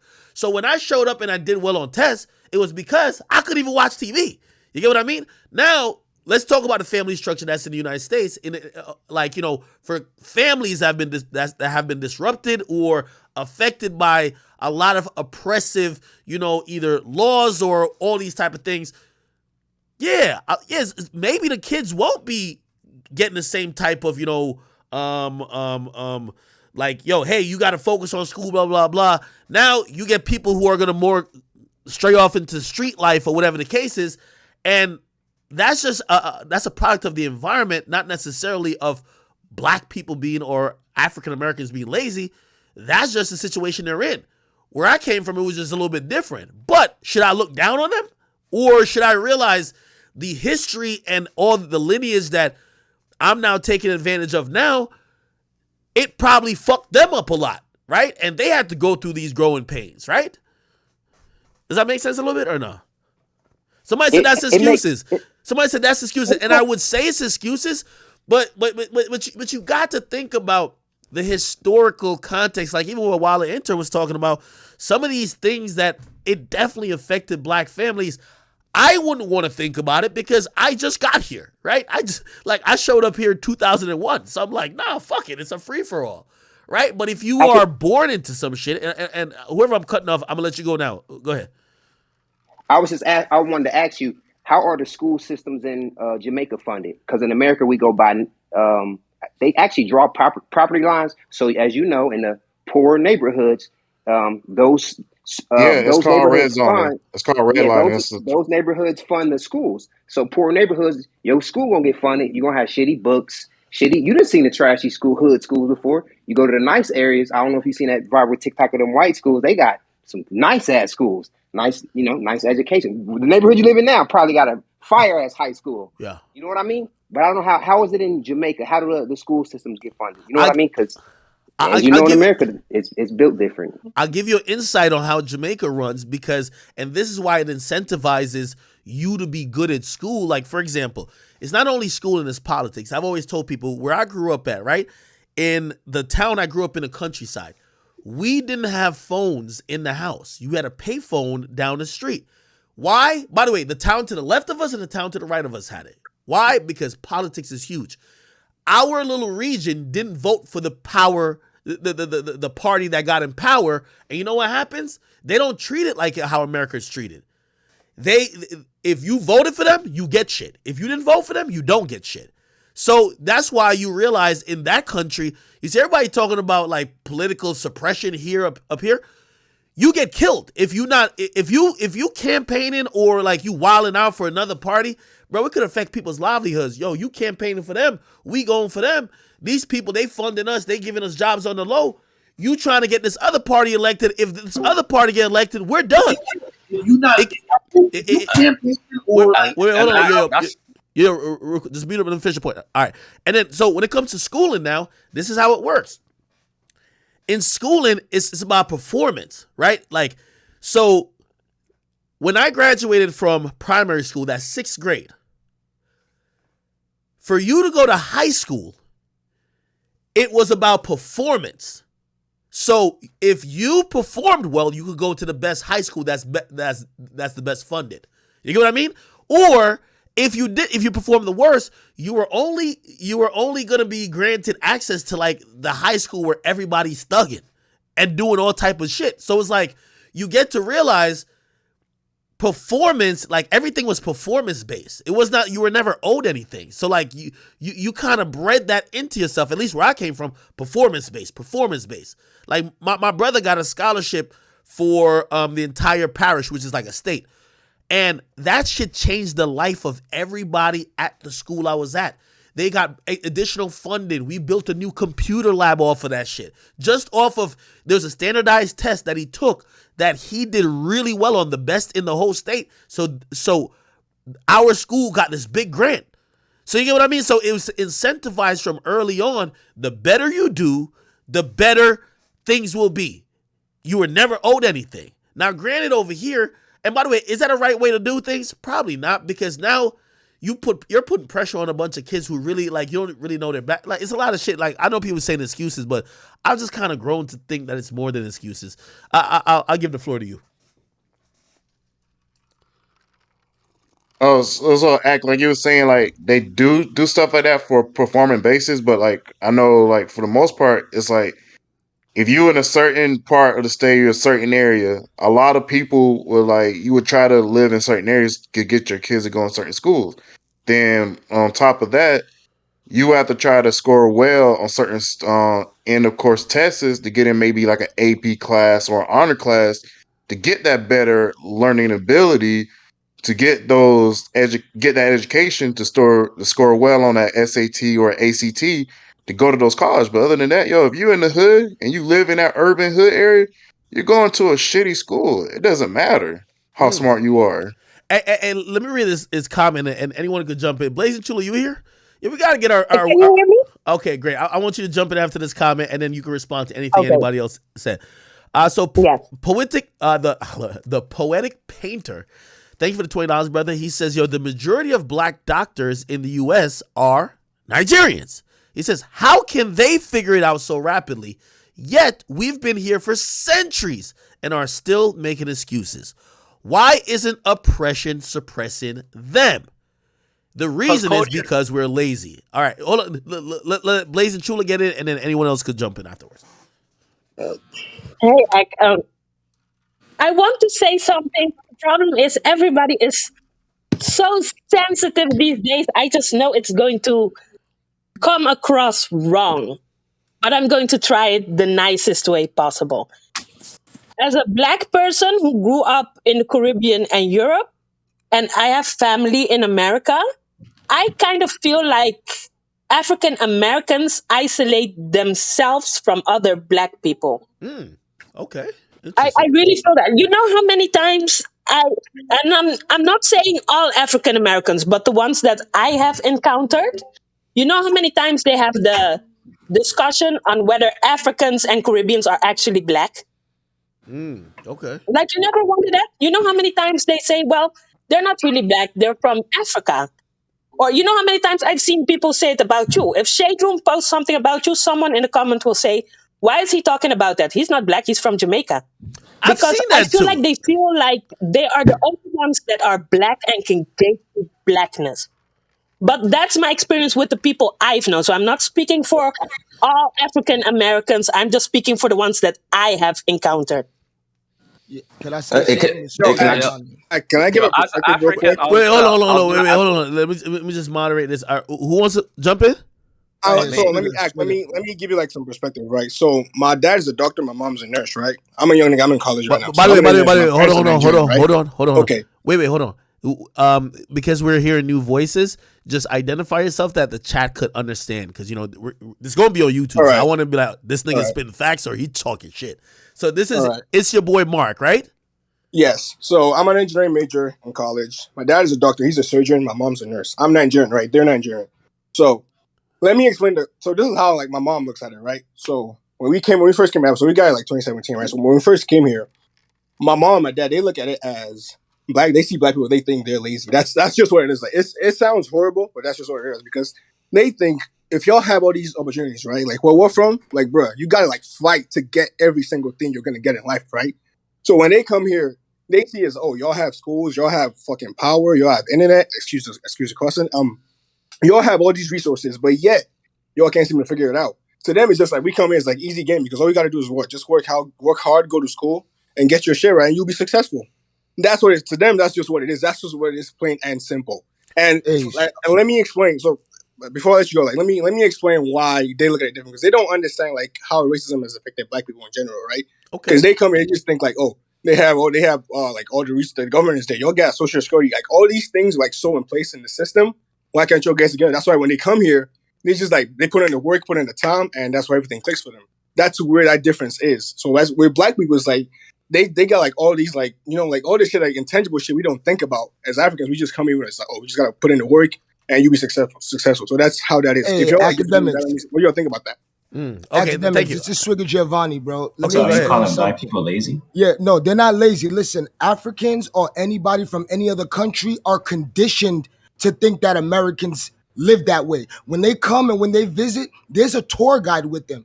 Ask any Nigerian, my brother, ask your mother or father. Somebody told them that blacks are lazy. They watch movies, they watch TV shows, and they believe that that's the real interpretation of American men and women, when that's not true. Okay, My mother's from the South. What's up? Okay, so my mom, I said my mom's a nurse, right? So she works like a bunch of like fellow like black women who are like nurses Yeah, as well. my mother's a nurse too. She's Right. an RN for the Veterans Affairs Hospital. Right, my mom, she's a charge nurse. She's been a nurse for 16 years now. So what she says is like she feels like they treat her differently because she doesn't like act the same way they act. What does that mean? Wait, hold on. What does that mean? What does that mean? No, you're not getting the point. It's a conditioning theory. Why do you think black Africans and black Americans are beefing? It is a condition. When we watch Africans on TV, the first thing we see as Americans is bush trees and huts. When that's not the case. You know what I'm saying? It's what we were given. That's a good point. Sugar speaking facts is a big warrior. I came into England from Somalia when I was young. I was born in the Netherlands, but I come from a Somali background. When we first came here, the people that were already here, the black people, the Jamaicans, people that are already here from the 60s, when they saw us, they treated us badly. So we culturally, we just became split. And that's the reason why when we identify ourselves, especially with a lot of Africans, we don't say we are black. We say the country we're from. We look at black as a westernized term. Really? Right. Your academics, that term came from Jesse Jackson or something. When did Negroes come out? Like, when did the term black come out? Like that's a new word. What were we called before Negroes? What were we? Wait. Okay, hold on. Go ahead. That guy real quick. No. Can I answer the guy that said where does the word Negro come from and all that? No, that's not what I asked. I said what were we called before Negroes? I know where the word Negro comes from. Don't school me on that. The question that I have, I don't want to hear that. The question that I have is what were we called before Negroes? If you don't have that answer, I don't want to hear you. Well, then fine. I just wanted to say something, but if you don't want to hear it, that's fine too. I don't feel like arguing. All right. Hold on. Wait. Real quick, I wanted to answer the. Wait. Give me 1 second. I'm gonna try to recenter the conversation because I think Swigga Giovanni said something very important, and I kind of remember it because that's kind of how I interpreted Africa for a while. There was a long time that I interpreted Africa as literally either very uncivilized or just huts or whatever. I'm gonna be honest. And you know why that thought was in my mind? I remember them kind of showing what Africa was, a bunch of bushes. And then I remember I had some Nigerian friends and everybody kept telling me, yo, we live great. And they would show me pictures and other things of how their families living. I remember like my Nigerian best friend, which was a girl, her family bought her car from Nigeria and sent it over here. I'm like, I thought y'all broke over there. Then I realized I'm kind of being a little bit indoctrinated by what I'm seeing Africa looks like. Every video or every movie that depicts Africa shows impoverishedness and also we think that's uncivilized people. I do think now the internet is catching us up to be like, I don't care about going to Europe. You know the one place I want to go to? Lagos. Lagos looks so beautiful. I never thought that Africa was that beautiful. I swear. And you know how I learned about Africa? I'm learning about it through, over the years I'm talking about, not now. I was learning about it through movies. And it was always making Africa look like a bunch of bushes with spears, right? When you heard comedians talk about it, they would just talk about Africa like it was such a primitive place. Like you would go there and niggas is just still like they're not even talking English all year. I swear, I ain't being funny. I'm not being funny. I got a question. I got another question. How come black Americans are afraid to call themselves Africans? Because most Americans think that civilization started in America when it didn't. So it's impossible for you to be a black American if you're not looking at your native origin. And I believe the native origin is Africa. Of course, people travel all over and settle places, but come on, nobody just picked a black person from the ground like a potato.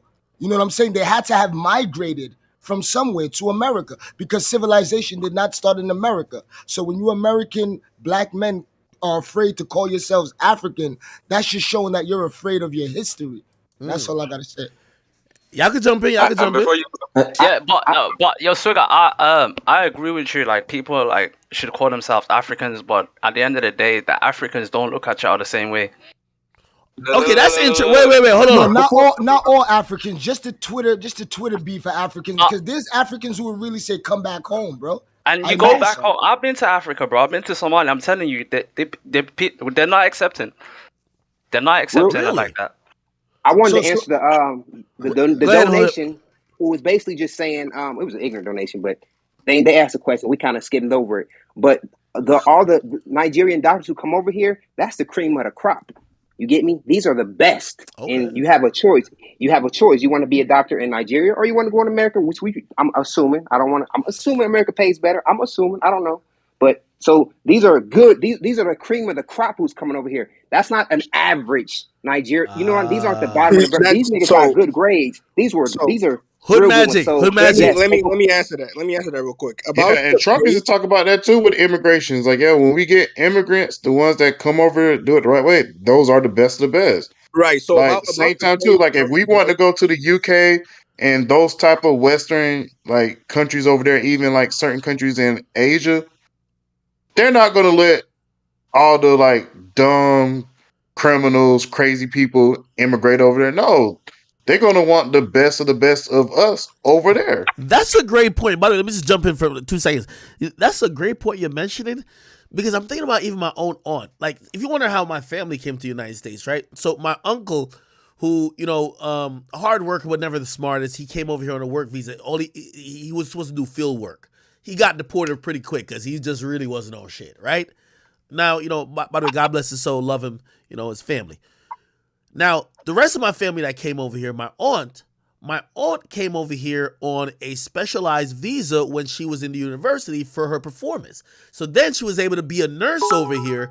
And what does that mean? She was probably one of the best nurses in Jamaica. So maybe we're also like we're hyping up immigrants, but sometimes the ones who come here legally, they're the cream of the crop, but they're not really the entire, because I know some ain't shit Jamaicans. That's a fact. Like, as much as we could talk about like anybody, like say African Americans or people who are here, I know some ain't shit Jamaicans. They just would never get here. So that's my 2 cents. Yo, Blazing Chula, let me give a little order of how I want people to jump in. Yo, let's do Blazing Chula, Hood Magic, Swigga Giovanni, and then Warrior. And then if anyone else wants to jump in, you can definitely do it. But Blazing Chula, you have anything to add? Yeah, there is one more thing that I want to say, because like what you were saying about the education in America and how sometimes schools are underfunded. Someone said it, I don't remember which one it was, but I do have to say, as a Black person in Europe, I have a different experience than that, because I grew up in Holland, and here they admire education. I don't really know how to say it exactly. But let's say you you migrate here and you want to be, I don't know, a doctor. They will fund your study and help you become a doctor. You have to do the work yourself, but they will help you with education. Like here in Holland, honestly, it's really rare for me to meet a person that only speaks one language. Almost everyone is multilingual. I myself am fluent in 4 different languages. Oh, wow. Most of the people speak 2, 3 languages. It's very, they push you to be a better person. I'm not saying that it's perfect. There is some racism. There are some things that are wrong. People of color do sometimes get treated unfairly. But when I look at the way America is, and I look at the way that we have it in Europe, I would say, well, not all the countries in Europe, the one that I experienced then, I do say it's a better place for Black people than America is, I would think, from my experience then. Okay, thank you. Hold on. Before we go into the next point, let me read this super chat, and hopefully, I forgot who I said was after her.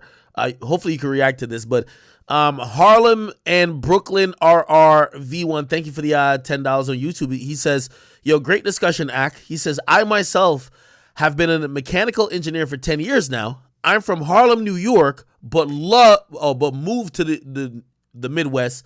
My thoughts on this has changed over the years. And I guess he's saying we African Americans. He's like, we African Americans, We do not take advantage. So, there were some people saying that, they feel like immigrants taking advantage. I believe, I think it's your boy Mark said that. So it's your boy Mark. You can probably jump in. It looked like Harlem, Right. It looked like he's So kind of agreeing. yeah, he does, because here, so like my mom says it's like over there, like you don't even have the opportunity to succeed. Even like you could be like a straight A student, like if you have all your shit together over there, you still might fail. Over here, they look at it as, bro, like the school is there, like the professors are there, like that the resources are there for you to succeed. All you have to do is just put in the work, and you'll be fine. That's just how like immigrant parents, like I'm gonna like as a first gen, that's just how they look at it. To them, they don't think about, like, they think everything else is subjective. You can like overcome all the rest of that shit, but like other than that, just put in the work, put in the time. If like in the end, just try hard enough and you'll be fine. And that's just what it is. If you have the opportunities here, you'll be fine. That's what they think about America, like the Euro, anywhere else. Just put in the work, put in the time, and you'll be fine. That's just how if y'all disagree, y'all jump in and let me know. But Hi, so I'm Smash, and I'm just gonna disagree with Mark. I a second generation American. My grandmothers immigrated from Japan and El Salvador, respectively, and I am extremely passionate about the education system in America, having gone through it myself. And I think that what a lot of people, unless they've been in the US for a long time, or at least long enough to truly understand the mechanism of how America operates and how systemic racism plays a very large part in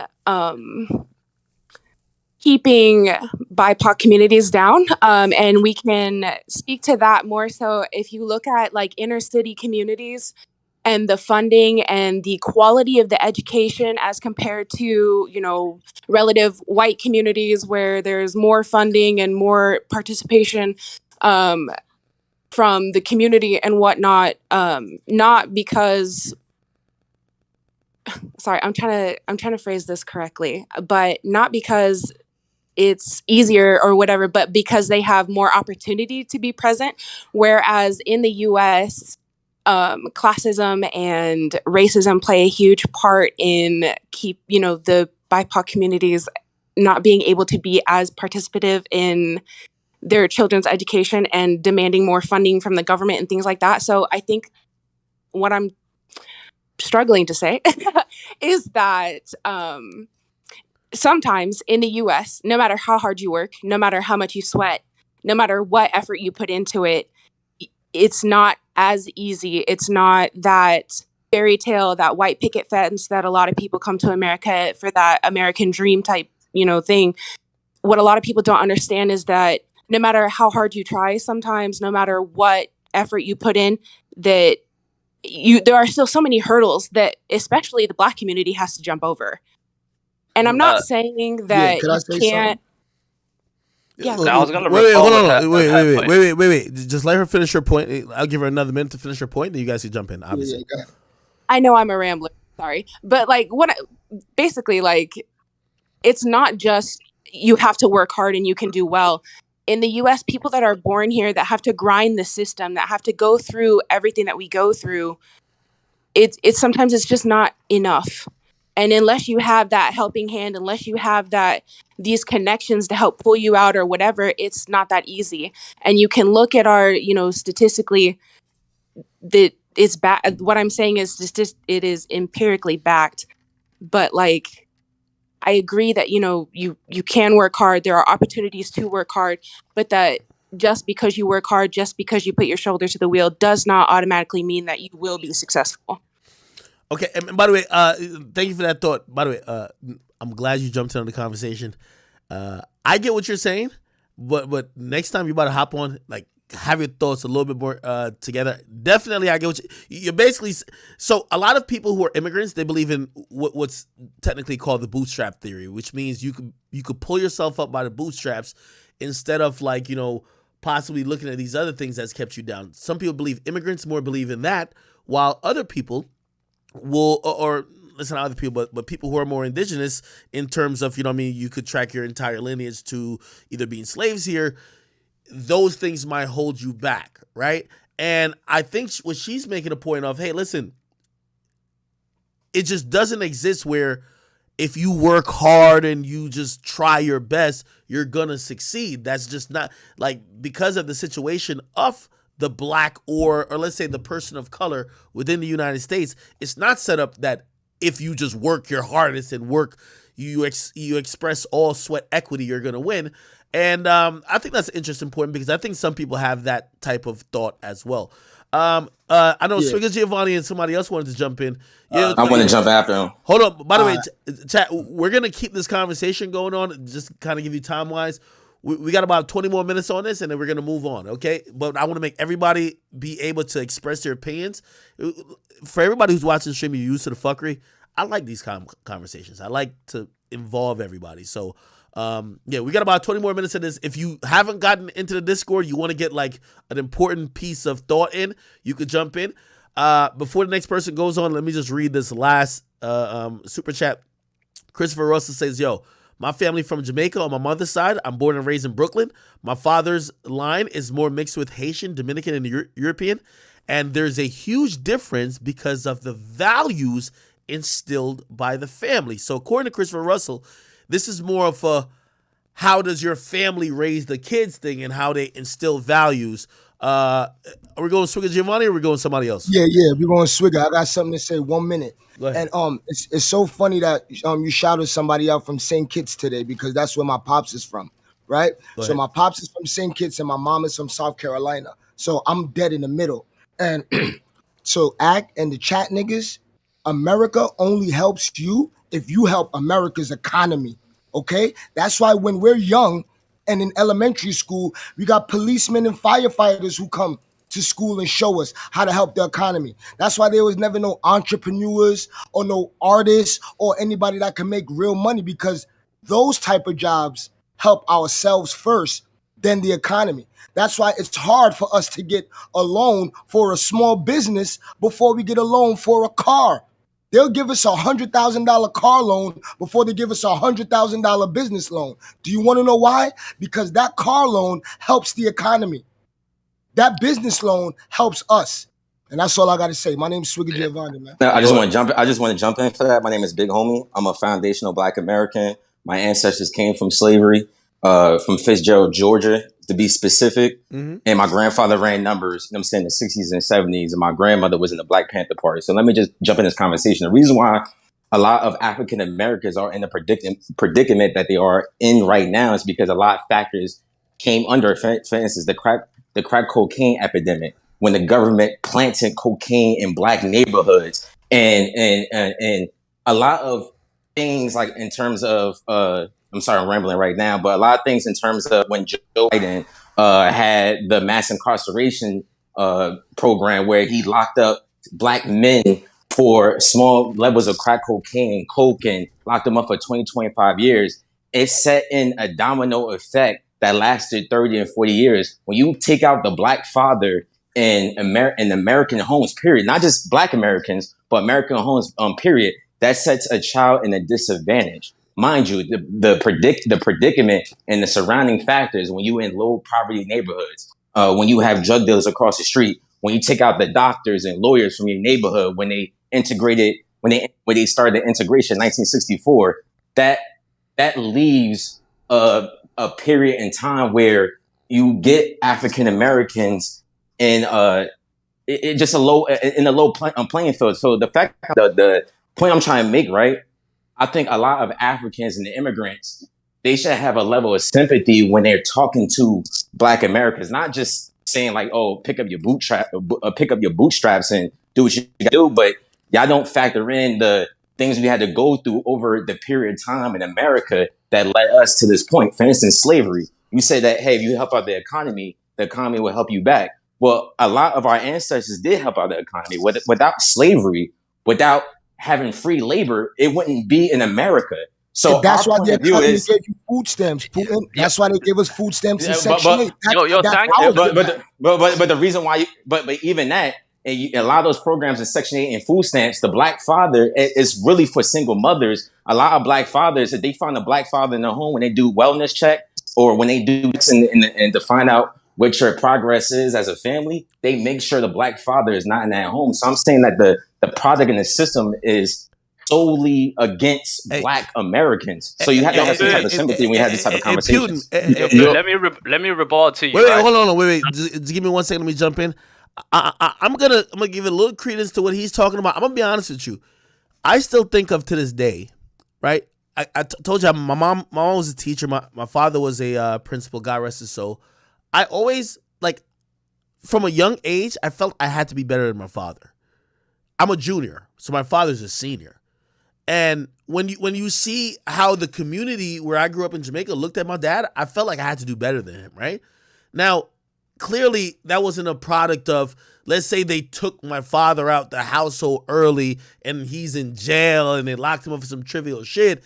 If I feel like, yo, my dad's not even here, like that definitely motivated me. So I completely understand there is an effect of a lot of some of these laws and bills and some of these predatory practices that even somebody like even Joe Biden was a part of back in the 90s or earlier that definitely targeted Black men in the household that we are, to go back to what's, I think maybe Warrior or I can't remember who said it. Like we're talking about Warrior. We're talking about the best. A lot of immigrants, legal immigrants, they're the best of where they're coming from. Now they're mixed in with all type of different people within a land that all they know is a history of predatory practices and taking advantages of their free labor. So I understand what Putin's saying. Who was jumping in before? I want to throw it right back to you. I'm jumping in. More facts.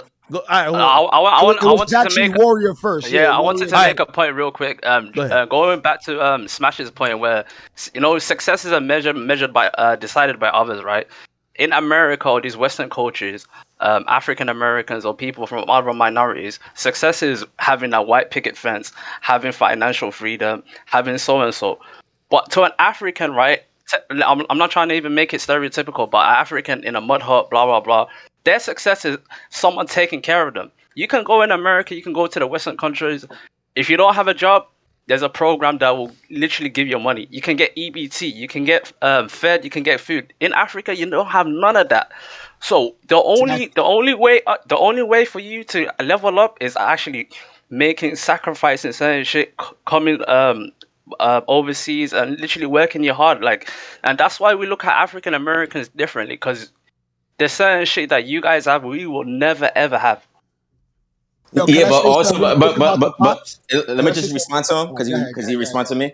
The reason why I'm gonna elaborate what 6ix9ine said in the beginning. The reason why you think of us because it's psychological. When you watch TV, when you watch the rappers and Tupac back in the late 90s, and when you see LA getting shot up in riots, your mom planted in your head psychologically what she got from white folks that African Americans are animals, they're apes, they don't know how to read, they don't know how to write. Where in fact those stereotypes come all the way from slavery, bro. You know what I'm saying? Like we could let me just explain and elaborate. The point I'm trying to make, right, is that you have a stereotypical mindset because white folks planted in your head the stereotypical mindset when you look at African Americans. For instance, I'll give you, for example, the flea in the jar. Scientists made a scientific theory that if you put a group of fleas in a jar, after an hour or 2 hours, they can't go above that level. Even if you open up the jar, they can't go above that level. So when they did that, they found out, oh shit, when they opened it up, the fleas wouldn't go above that jar. And what happened was that they taught their kids, when the fleas had eggs, they taught their kids not to go above that jar. So the point I'm trying to make, it always goes back to slavery. It's a psychological mindset that you guys never had to go through. That's something that's something that never happened. And I'm talking about something in terms of that level, in terms of people getting raped. People, great. In terms of people, you can't be able to read. You can't know your culture. You can't know things that happened before you got here in America.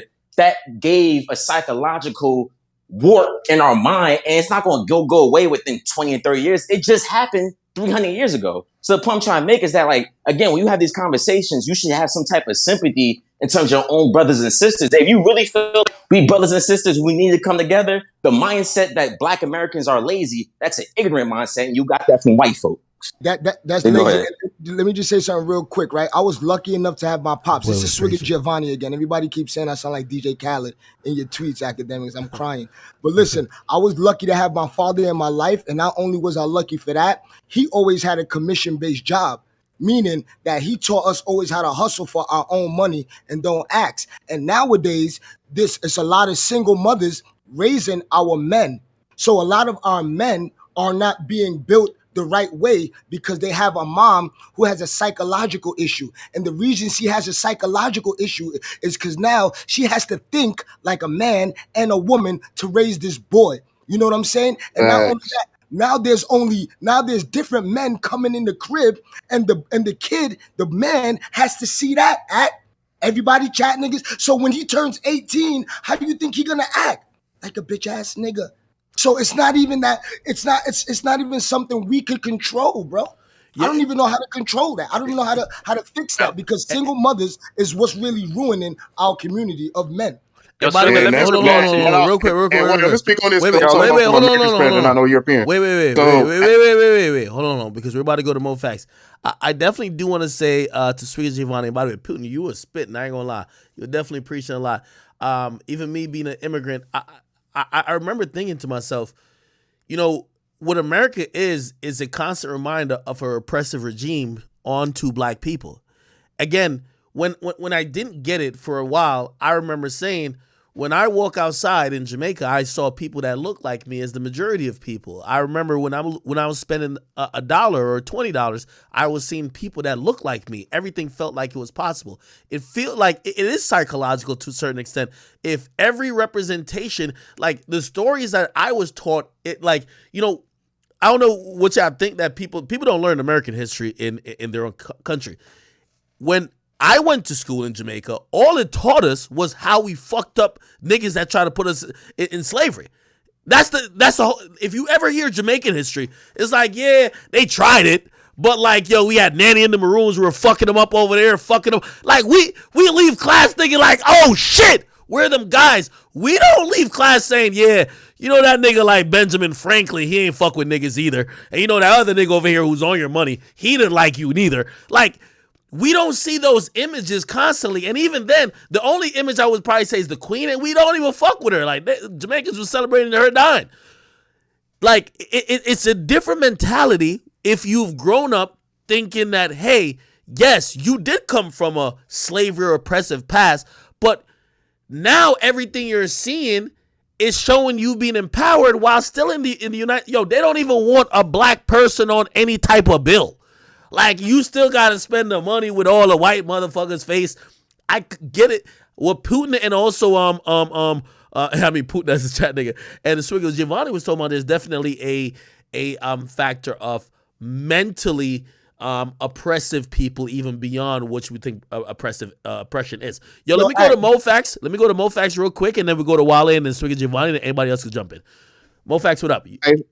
Hey, thanks, Ash, for giving me your platform. This is Mo Facts from the Star Report, also from the Mo Facts with Adam Curry, the inventor of podcasting podcast. So what I want to say is, what people have to understand is numbers and scale. They're handpicking, I think it's like 300,000 Nigerians in the country right now, out of 300 million. And you take that 300,000 and you compare it to the 13 million Black people, ADOS, FBA, that's here in America, and you say, what's wrong with you Black people? What's wrong with you ADOS, FBA? Look at these people. And then the Nigerians, I'm just taking it for example, the Nigerians. Okay. Then they look at Black people, ADOS, FBA, and say, what's wrong with you? You had all this opportunity. You see what I'm saying? So that creates the apprehensive, relationship that we have with each other. And the thing is, we held the door open so they could get here. So we would think there should be some gratitude. But what we have to learn is, like Neely Fuller said, as FBA ADOS, is 3 things you never asked for: an apology, respect, and love. We got to stop asking people to love us, respect us. We have to demand that as far as, how we deal with people. And a lot of the people that come here from other countries have the boule mentality. They have the same mentality as FBA and Blacks that made the talented 10th They ascended to high levels, and they look down on us, and they use these record labels and politics to portray the worst of us. Every time you hear about politics, is what? Criminal justice, criminal justice. It's never, oh, how do we get FBA ADOS people small business loans or education? And the thing with affirmative action and what makes us look bad, you don't have to have the qualifications to get affirmative action, right? You just got to have the skin color. So as you've seen, we have some very underqualified people brought and put into positions that only further that us black people are dumb. And I find it strange that out of a vice president and a president of this country, both of them are immigrants. How does that work? Do you not think that plays into how we portrayed? So, what we got to understand, I'm going to just keep it real with you. I'm 42 years old. I remember when the first Africans started coming over here. On one hand, our church, we invited them in. We said, you become part of our community. But when their kids went to school, we picked on them. And when you're being picked on, what do you pick on? What's different? Their language, their dress. And as Axe said, their parents are PhD students or, brought here from other countries. So their kids value education. Foundational black people, ADOS, for the most part, we ridicule education. Remember, kids used to have to hide their books in pizza boxes just to walk to school. So the heat that the immigrants received was not exclusive to them. It was, if you're smart and black, you're going to be picked on. But what we have to do is we have to start fixing our family structure. And I'm tired of everybody going out here with these rallies and these marches. You have to start in your home. You have to start yourself. Better education. Better, and I'm not talking about that bootstrap stuff, because we need our reparations, first of all. That's the first thing. And for real, I'm gonna land my plane on this one. The real problem right now is the discussion of reparations, because there's a lot of immigrants that are off code. Why are you trying to stop me from getting my money because you can't get some? It's a lot of hate going on with that. And when black people start saying we need to be our own subgroup in this, we're still black, you're still black, but just like Jamaican politics, Nigerian politics, Guyana politics, we have our FBA, ADOS politics, and part of that is reparations. But it's a lot of immigrants that are hating on that because they can't get a piece of that pie. And also we threaten them when we start saying these positions set aside for black, quote unquote, black, it needs to be specifically for black American people. Because a lot of people come here from other countries, and the things that we died for, got beat for, and fought for, they're giving it to immigrants. And it's by design, because they want us to be fighting with each other like we're doing on this platform instead of taking on white supremacy. And I'll land my plane there. Hey, by the way, no, thank you, brother. By the way, for everybody in the chat, and I know this might be a little bit off of what we normally do, but put it like this. This is the reason why somebody like me wants to, it's no reason to have a big platform with tens of thousands of people being tuning in if we're only going to do the gymnastics and just like talk about, like, we're going to get to the jokes. There's mad shit we could joke about.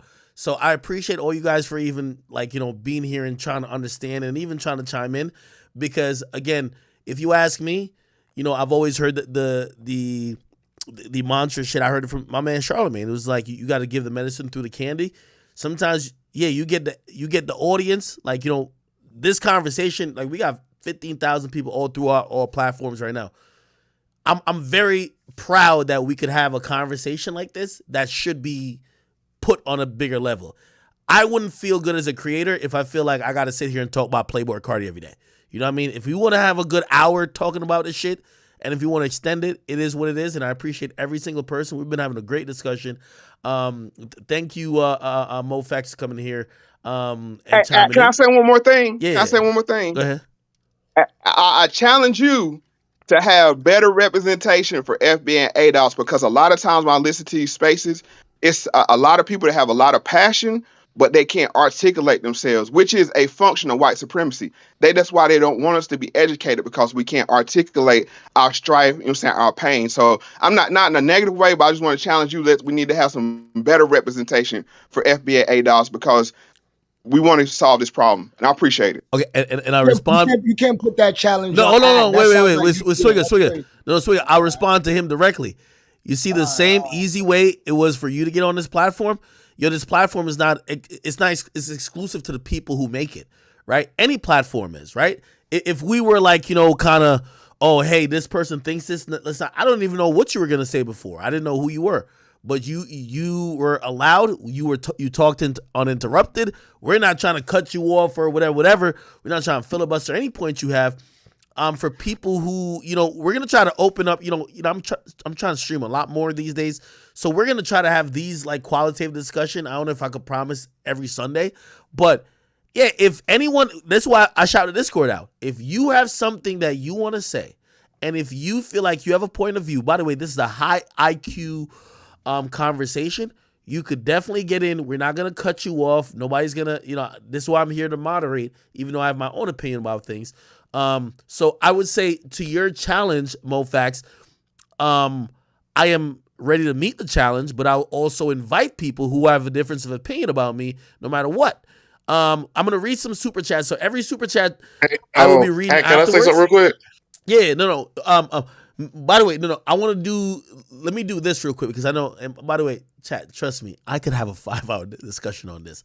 I know y'all want to get to some other topics, but I really enjoy this too. I want everybody to get their point or their word in. Did anybody want to respond to MoFax, by the way? Yeah, I want to piggyback because shout out to MoFax. He do a lot of great stuff. He one of Stars partners when he does his lives on YouTube.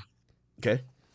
But like my parents, so my mom senior high school, they integrated schools. My dad graduated from an all black high school. And being around them, so all my family, they all are educators. They work for State Department of Education. They entrepreneurs, did all of that. And one thing that come in common, because they also had ties with the Black Panthers and everything, and Eastern Stars and Masonry, they all said the same thing. Like, integration killed the black community. Integration with the cocaine pandemic hurt it. Why? Because you took everything away from the black community. And integration. What do you mean integration? Put money back to make the community build again. Wait, what do you mean integration? And then you took away the black father. That's what happened. Integration killed the black community. Wait, integration with other people of other races and other. No. So when we had so integration happened whenever they said, well, after Jim Crow. So that's whenever black people can go to school with white people. It was no more black only, white only. So whenever that happened, it took away that money that would go, like Dr. Umar would talk about that all the time about like, hey, why we can't put our money back in black communities because we don't have that. They took it away from us during integration. No, let me piggyback. Trust each other. We don't trust each other. That's it. Let me piggyback and articulate what Wale is trying to say. What he's trying to say is that back in the day when it was segregation in the United States, especially in the South, a lot of black communities, they had to live with each other. The doctors, the lawyers, the entrepreneurs that's making millions of dollars, the black casinos, the black movie theater, they had to be in the black community because you had no choice but to be in the black community. So in turn, a lot of kids growing up, they can learn from the lawyer down the street. They can learn from the doctor down the street. They can learn from the local judge that only judges black cases down the street. When you factor in integration, a lot of those entrepreneurs, a lot of those lawyers and doctors, they left the black community. So now you have less black middle class communities. You have a lot less black high middle class communities, and you only left with the people that don't have the right jobs or the people who don't have those quality careers around your neighborhood. So you get inspired, or you can have things where you can learn or have a local mentor. We didn't have that. So that's what he means by the integration killed what we knew as Black Wall Street, what we knew as the black communities in the 1950s and 60s. That's what he's trying to say. Okay. Hold on. Wait a minute. I want to challenge both of you. Because that's a great point you brought up. And by the way, I'm saying certain things as devil's advocate, but I actually do. This is a legit question for me. Because I get it about the integration thing that's in third, but let's say this. So there is a philosophy among a lot of people, even like niggas like Floyd, even though I know he's not the scholar, but a lot of people say, hey, listen, if we get to the billionaires don't talk about race. They don't talk about whatever. It's all about class, right? Do you think that let's say if there was no integration. Do you believe the most wealthiest or the richest black folks would still be here trying to help other black folks, or would they just try to separate? Because I get what you're saying with integration, but a lot of people believe that once people get theirs, they have really no incentive to keep trying to help the community. They usually just escape whatever problems come with the community rather than try to solve it. What do you think about that? And that goes back to the goal. Everybody want to make it out the hood, so that's just the mindset that's just been passed down for generations and generations. Yeah, exactly. So that goes back to slavery. It's the mindset and psychological. The mindset is I don't want to be around what white folks put in our brain. I don't want to be around these niggas. I don't want to be around these hooligans. That's the mindset. That's why I said that we're psychologically warped. It's not just a physical thing. It's a psychological thing. For instance, you go back to the gym when you read certain books about Jim Crow. Jim Crow, when white folks wanted to place their white supremacy and racism onto black people, they knew not to do anything from a physical standpoint. I mean, of course, they did things that were from a physical standpoint, but they knew that wasn't going to work because a lot of slaves, they revolted. They took over certain they took over certain farms and things of that nature. So what they did was we have to psychologically warp them. We have to make sure they can't read. We got to make sure they can't do this and that and that. We got to make sure we kill a Martin. No, I'm saying you got to make sure that we kill a Martin Luther King in front of everyone. It's in front of everyone to show, nigga, if you step out of line, this could be you. You know what I'm saying? Yeah, look what happened after they killed Martin Luther King.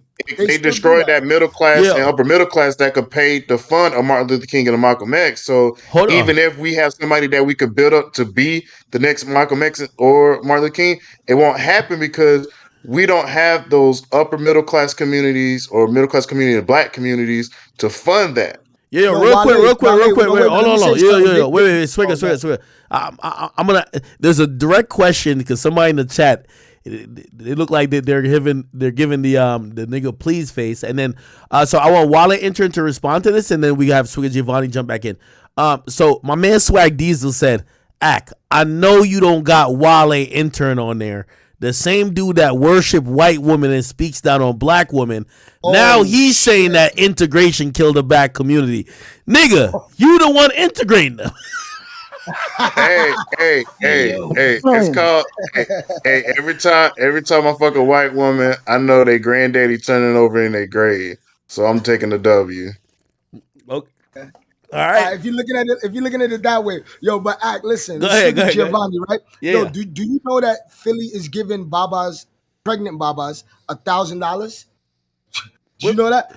Now listen, if you're pregnant and you're a woman in Philly, you get $1,000, right? Wait. Can we get a fact check on this? We gotta get a fact check on this because I got a fact check. Listen. To be eligible for the program, the health department says Philadelphia residents must be pregnant, have a household income of less than $100,000 per year, and live in one of the neighborhoods with the highest rates of low birth.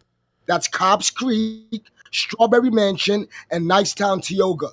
Now, my question is, bro, you're giving single woman $1,000. Why aren't there any programs to bring the man and the woman together? Why can't you give the dude $1,000 to build his family? Why aren't there any programs to build families? You know why there aren't any programs? Because that is no good for society. The moment a black man and a black woman come together and show black love, it's a punch in the face to the white man.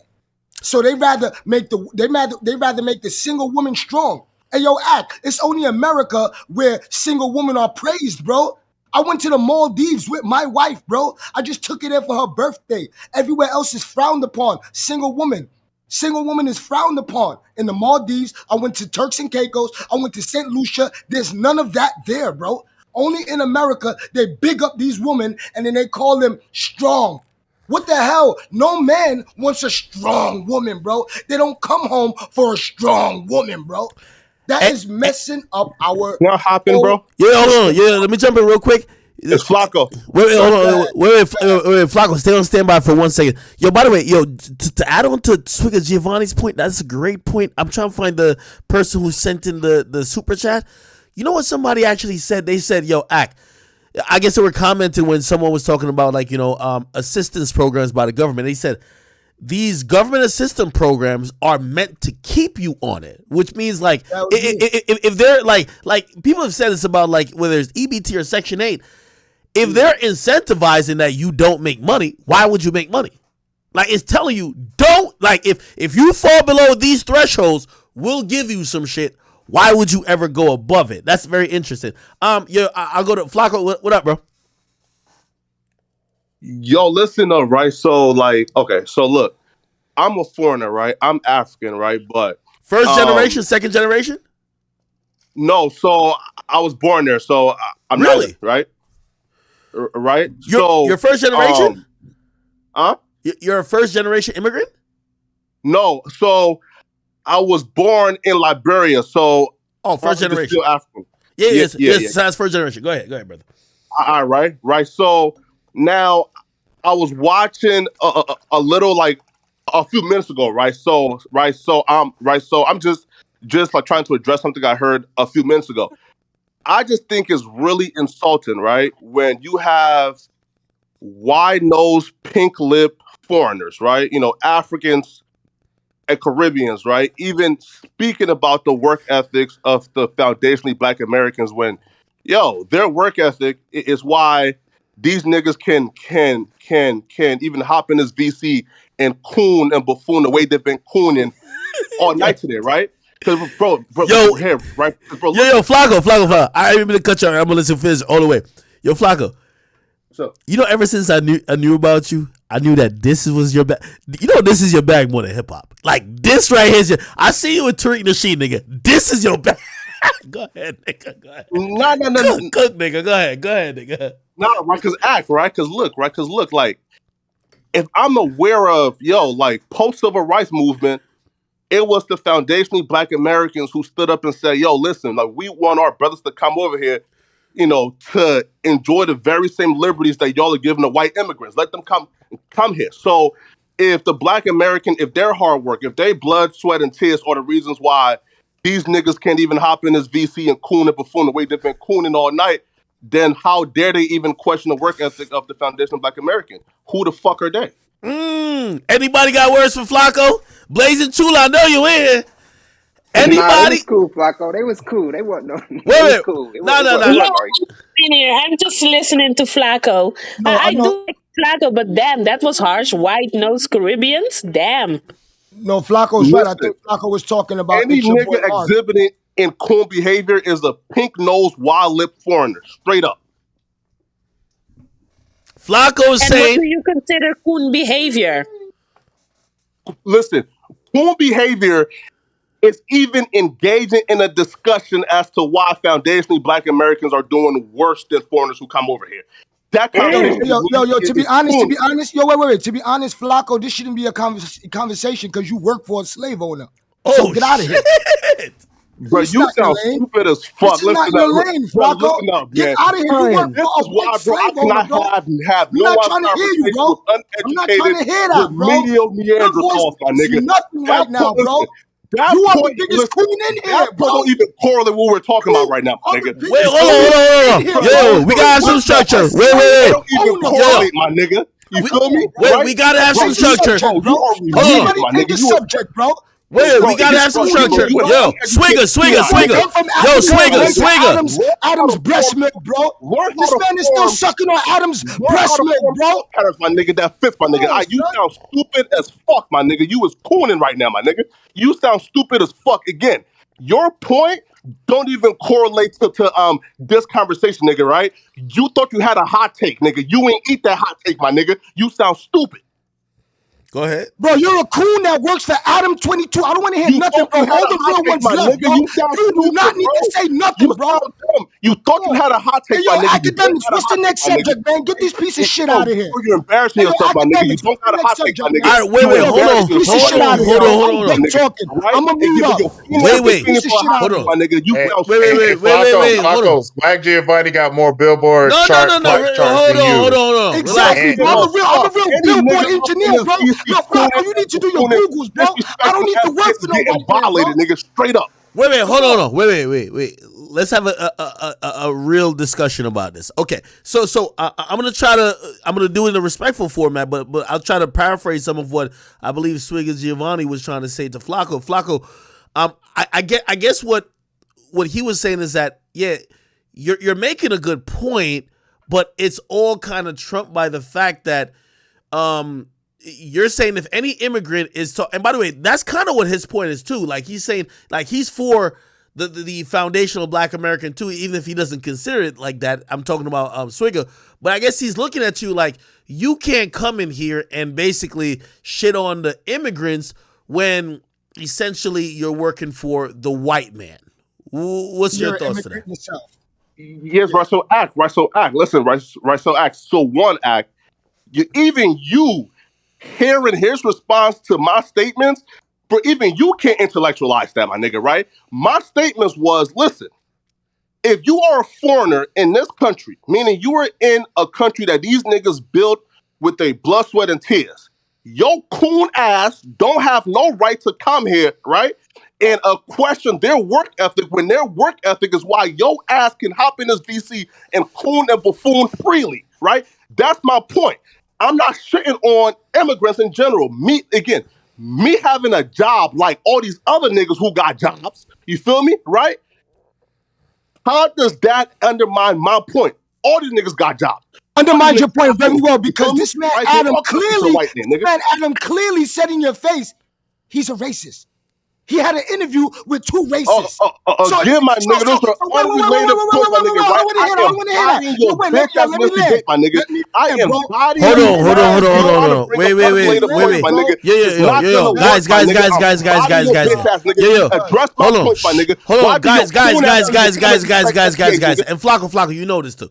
Like, this is going to be on YouTube, and we don't want it to make it who could talk over who. Okay, so I'm trying to moderate to a certain extent.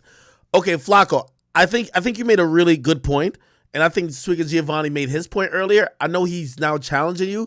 Let me ask you this, which I think was probably the subject of what he was trying to say recently. Okay, I guess he's trying to say that I don't think he's attacking your message more than he's attacking you. So he's definitely attacking you, but he's attacking you basically saying, how could you be the person who's saying this? Well, Adam has now interviewed Richard Spencer and a bunch of people who have spewed anti-black propaganda, which is more than aimed at just foundational Black Americans or immigrants. It's just aimed at all Black people. Adam has had a platform who's brought Richard Spencer on, and that is a platform that employs you. What would you respond to him or anyone else that would say that? Sure, right? So look, in terms of people being platformed, again, if anybody is familiar with Flacco point of view, I've came on every platform, including mine, and said, I'm a free speech absolutist. Meaning, again, I believe, right, that every voice should, right, should have a platform. Now, right, look, so now, and here's where shit gets tricky, right? In terms of inviting somebody onto your platform and into your particular arena, right? I believe, right, that it should be, there should be somebody there to oppose him. Now, with Richard Spencer, there was great efforts and lengths that went through to have a bunch of Black leaders come through and debate him. However, a bunch of Black leaders said, listen, we are not going to sit down with no Richard Spencer. So what happened was Destiny stepped up, right? Destiny wanted to debate him. Now, Richard Spencer started off that saying, bruh, I changed. I fucked up. I was wrong for everything I did back then. So it wasn't Richard Spencer interview of Richard Spencer. Well, I mean to cut you off. I want to cut you off, but I want to clarify. Very specific points, bro. Hold on. I don't mean to cut you off, but I want to clarify. You said Richard Spencer, so no Black person was down to get on camera with him. Destiny, who's a white man, was down to get on camera with him. You said he said that he fucked up. Did he apologize for any of his comments or his thoughts or maybe views of African American? So he apologized for how he said whatever he said about Black people. Yes, right, Okay, let me respond now. Can I respond now? No, wait, right? Give him a minute to finish. Go ahead. Act, right? This is why, right? Act, right? Go ahead. I can't have this conversation with just anybody, right? Because most niggas ain't even watched the fucking interview to see that. I saw the whole 3 hours. What's next? And then on top of that, that wasn't even a long time ago, because he said, bro, it wasn't even a long time ago. It was about 4 years. So I don't know how people are going to say that. Exactly. So he's still racist, first of all. Second of all, anyone who knows Flacco's point of view, it's academics' point of view. Thirdly, anyone who knows that this man, anyone who knows that Flacco being on Adam 22 show after the whole staff, the whole people of color, except that pimp. You know what I'm saying? Except him. You stayed there for the money. I understand you moved all the way from Ohio and all that, but that just shows how much little lack of faith you have in yourself, that you're still sucking on Adam 22's breast milk. And I'm done. It's not even all of that. Wait. Let him respond. Hold up, Flacco. Hold up. Not only has Adam brought racist to a platform, but he uses his own black. Wait. Warrior.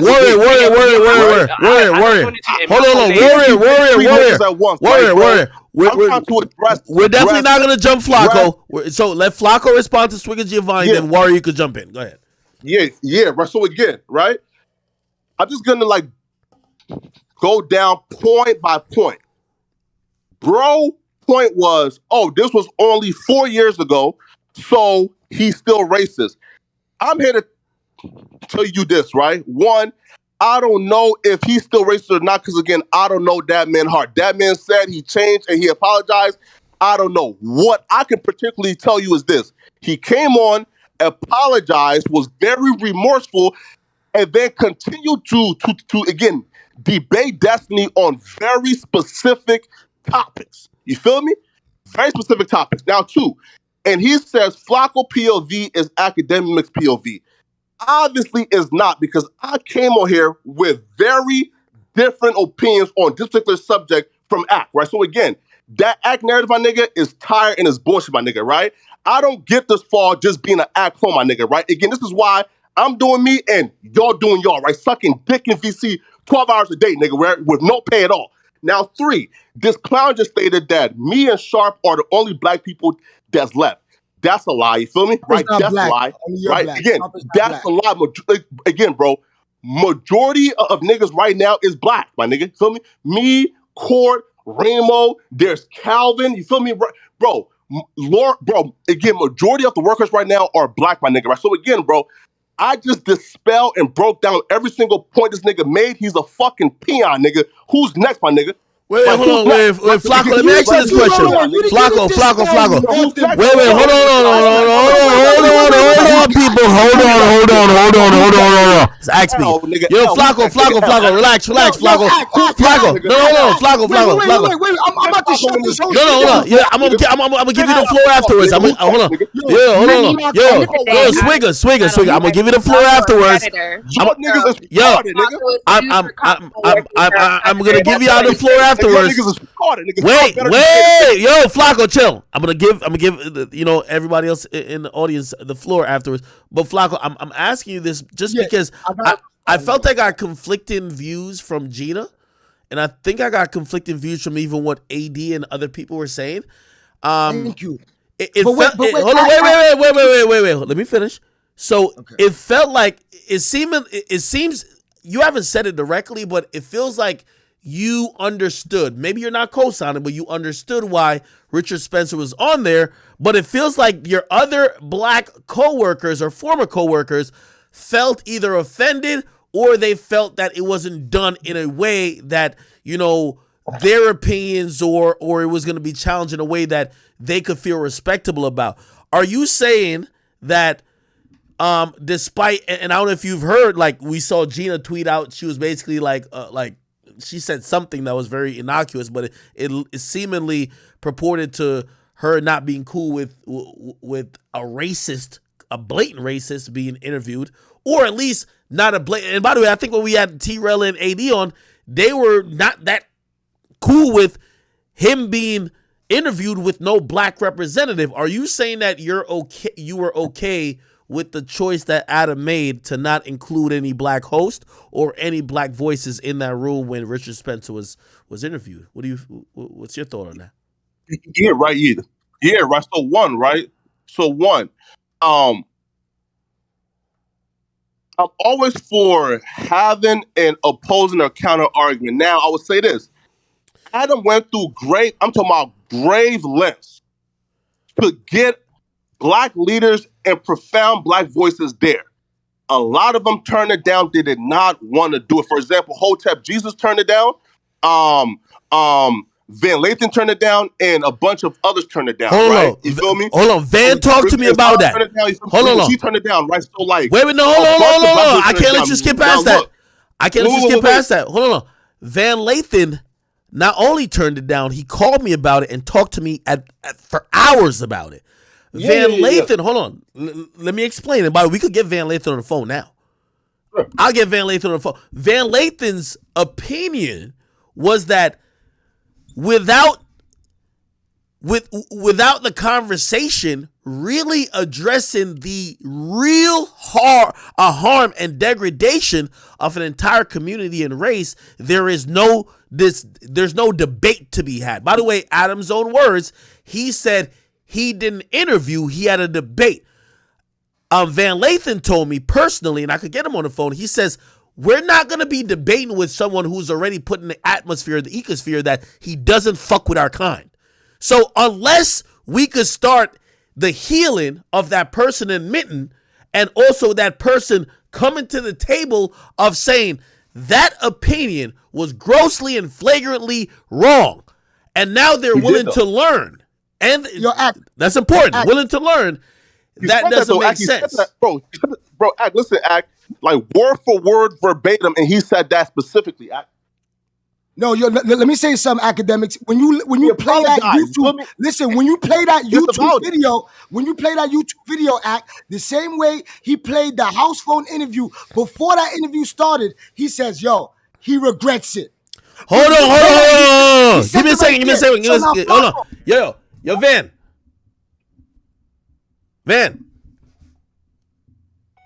Oh my God! He sent me the voicemail. I thought he answered. I call him back. Listen, Act. When you play that YouTube video, the first thing Adam 22 does is apologize for the interview he's about to start. Secondly, to shut down this nuisance or peon that y'all call Flacco. If there's so many black people and black staff that work at your spot, why was there no black staff during that interview? Answer that right now. And if you don't got a real answer, bro, get the hell out the damn chat, bro, because you're not an official chat, nigga, bro. That's a fact. So answer that. Why was there no black people on that interview, but there's so much black people on that damn show, bro? Thank you. You have no real answer, bro. So you are a slave to Adam 22. You need to stop sucking his breast milk. You are screaming, my nigga, and you sound retarded, nigga. How you gonna ask a question not knowing no type of inside information? Yo, Van, I am live, and I don't like to do this. Okay. I am live. Hey, I'm going to unmute my chat. But I only want Flacco to speak. Okay. And this whole ass hold on. Flacco. So get my nigga. I can answer your question. Hold on. Flacco. Yo, Flacco, you have all day to beef with niggas in the chat. I have Van on the line. So, Van, I know I've spoken to you about this privately because you definitely had an opinion about it. I got Flacco on my chat, and he's talking about the Richard Spencer thing on No Jumper. Apparently, you were invited to be in the conversation. Is that true? Yes. You were invited to be in the conversation with Richard Spencer. Why did you turn it down? Because Richard Spencer is different than somebody who you just have a conversation with. Okay. So we have Flacco here who said Richard Spencer I haven't seen the full thing. I'm gonna be honest. One of my chat niggas said they did, but I know you're really intent on all these things. Apparently, he apologized for his disrespect for the black community, and he displayed it through the interview. But he was here to discuss. He was at the interview to discuss specific things. What was your thoughts about the whole thing? And by the way, Flacco can hear you if you don't know. All right, what up, Flacco? So this is my thoughts on the whole thing. So, number one, it takes an interrogation on who Richard Spencer is and who Richard Spencer was. So Richard Spencer has spent his entire life as essentially a Nazi. It wasn't. He talked about during his interview that he was younger or whatever. He was 39 years old when all of this stuff was happening. All right, that's one. So he started with this like 2007. He invented the term alt-right. He was the face of new racism in America. All right, so that's number one. Number two, there was a cost. So this wasn't just something to where he was somebody that showed up on a lot of interviews and had these views. Richard Spencer organized the Unite the Right rally in Charlottesville, where they went out there and people got killed. Okay, so really? That's number one. Yeah, he was one of the organizers of the Charlottesville rally. He was one of the guys out there with the tiki torches that led to actual violence, right? Actual violence. Heather Heyer was killed in that rally, right? So it wasn't just Richard Spencer being on different platforms. He was the leader of the MPI, which was a think tank in Washington devoted to white nationalist thought. He wasn't just a guy with opinions that would show up on shows. He was a white racist activist and the leader of a new school of alt-right demonstration. That's way different than just even being a Nick Fuentes, who is just some young kid spewing a bunch of bullshit on the internet. So I'm not saying that people are irredeemable, because it's not me to be the moral arbiter of who gets to come back and who doesn't. But what I'm saying is, before I would sit down and have a conversation with Richard Spencer or anyone like Richard Spencer, there'd have to be significant atonement. There are people that have been skinheads, that have been in skinhead organizations, and they spend their whole lives going around to different places trying to atone and make up for what it was that they were involved in. You can't just say, after everything that he's done, bro, under Trump, hate crimes went up. When I say under Trump, you can say that it was Trump, or you can say that it was the rise of the alt-right. The rise of the alt-right, which Richard Spencer was the face of.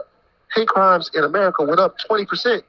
This is verifiable stats. This person is responsible, or partly responsible, for direct animus in society, dysfunction. And my thing is, hold on, I'll say this and then I'll turn it over to y'all. This is the last thing I'll say, because there's really nothing else to say beyond this. So I don't want to be a part of that. And number one, all respect to Adam and No Jumper for what they've built, but they're not smart enough to have that conversation with him, because they don't know what they're doing. And it's the point to me when the whole fucking thing jumped the shark, because you're sitting down there talking. You can't get through that in even an hour of an interview. Richard Spencer's got a lot of fucking work to do before somebody like him would be replatformed, in my opinion. And that's just my opinion. Okay, so I'm only echoing, and I'll unmute. Actually, I think he could probably talk. Flacco in a second. Apparently, black leaders were invited. Y'all basically said no. He apologized and he did his thing. And Flacco seemingly saying, all things considered, it's probably I don't want to put words in his mouth, but he's saying Adam did everything possible to try to mediate or whatever, but the decision of keeping this guy on the platform and giving him a platform to do whatever wasn't a slight at black people, basically. Okay, so can I say one more thing, and then that's fine? And then Flacco's entitled to his opinion. All right? Like, I don't have any beef with him feeling that way. A lot of people feel like I wasn't about to be. Adam asked me to do it. I said no. And then Adam said that he would pay me to do it. Really? Yeah. And then I said no. First of all, Adam can't pay me to do anything. I don't need to make a cent from No Jumper. If I come on No Jumper, it's because I want to come on No Jumper. like I'm making a lot of money. So that even the fact that I'll pay you to do it, like money's going to make me do it, was in a way more insulting than even the idea. But it's white, so it's whatever. It's fine. It's cool. It's not a big deal. But this is what I would say. At the end of the day, I didn't have a problem necessarily with them platforming him. I'm not going to do it. If they want to platform him, that's fine. But to have him on there and then to gloss over his past to gloss over the things that he has done and even like do it in a 20-minute. I thought that the interview was going to be about Richard Spencer, but when he had Richard Spencer and Destiny up there, bro, they got to talking about Nirvana. And I don't care what Flacco or anybody else says, and Flacco's my man, but they only do that to white people. They only let you, like, there's no fucking way that you're going to get on there after a certain time having done all of these vile things, and they're not going to make you drag your entire fucking shit through the mud and get it out. If you're black in America, you just can't say, hey, my bad, I've changed. I'm sorry, I didn't mean to do that. Cool, moving on to the next thing. You can't do that. But Richard Spencer decides he wants to come back after all of the carnage that he inflicted, after all of the stuff that he was responsible for directly and indirectly. There's always some white guy right there to be like, okay, cool. And that's fine. Flacco, me and Flacco are at different points in our life. I had no problem with Flacco. Flacco is he's a young man in his mid-20s. I'm 42 years old. There's a different cost and a different stake, different stakes and a different way that I want to see the world. So I'm not going for it. I did my time like at the white organization with all the bullshit. I was there 9 years. I'm over that. Like Flacco is in his old Van Lathan phase, and that's fine. But it's no beef. It's whatever. It's something I have to talk about, and now it's over. And they can go on to do the next fucking thing or whatever they're gonna do. But that wasn't riding for me. And wait, hold on. Yeah, I would. This is a personal question from me to you. What? If because me and you, we talk a lot, and I know this will be more of a personal conversation because you call me a lot. If I had put Richard Spencer on my podcast or any outlet, like how it was done in No Jumper, would you look at me different? No. So not specifically for platforming him. So I want you guys to listen. So Richard Spencer was on Roland Martin. Richard Spencer talked to W.O. Kamau Bell. Richard Spencer he talked to a lot of black people. He would talk to anyone that would listen. But if you put him on there, right, as a black man, if you put him on there and you guys did not interrogate the time that he spent as essentially an intellectual terrorist, yes, I would look at you in a different way. I'd be like, what's the point of having him on there? What's the point of having him on there if that's not what you're going to talk about? Who gives a fuck what Richard Spencer thinks about like American society as a whole? He has absolutely zero authority. What's up with you? He has absolutely zero authority to speak on that. His opinions on art, music, culture, any of those things don't matter. Like he is a professional intellectual racist. And that is what he's made his entire career on. Only thing that serves him relevance. If he popped up tomorrow and said he wanted to have a hip hop discussion with you, why would you put him on there? It doesn't make any sense. And what it looks like is that you put him on there to incite people. If that's not what you're going to talk about, who gives a fuck what he thinks about God or any of that stuff? That's not the thing that made him pop. That's like literally having a math conversation with motherfucking 21 Savage. And I'm not saying he doesn't know about math. I'm saying that why would you talk? What the fuck? So that's the only time I would have a conversation with you. I like the fact that some of y'all put people on y'all platforms that I don't either have the latitude or the willingness or the reason or the want to speak to them. That makes me watch some of the shit. But if you're going to do it and you're going to pretend like just be a fucking man about it, I feel like they fail. I got to go, though. Hit me later. Like, I'm really actually doing something. But I got All right. Hit me. Peace, bro. All right, peace.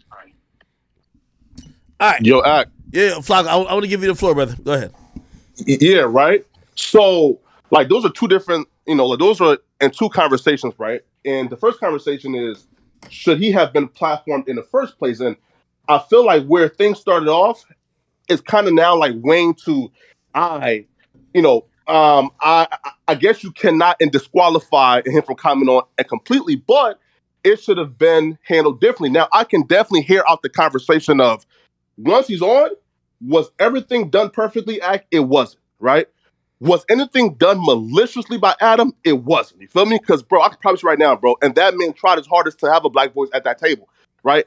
And niggas turned it down. But, bro, and if he came on, and the first words out of his mouth is him apologizing for his past.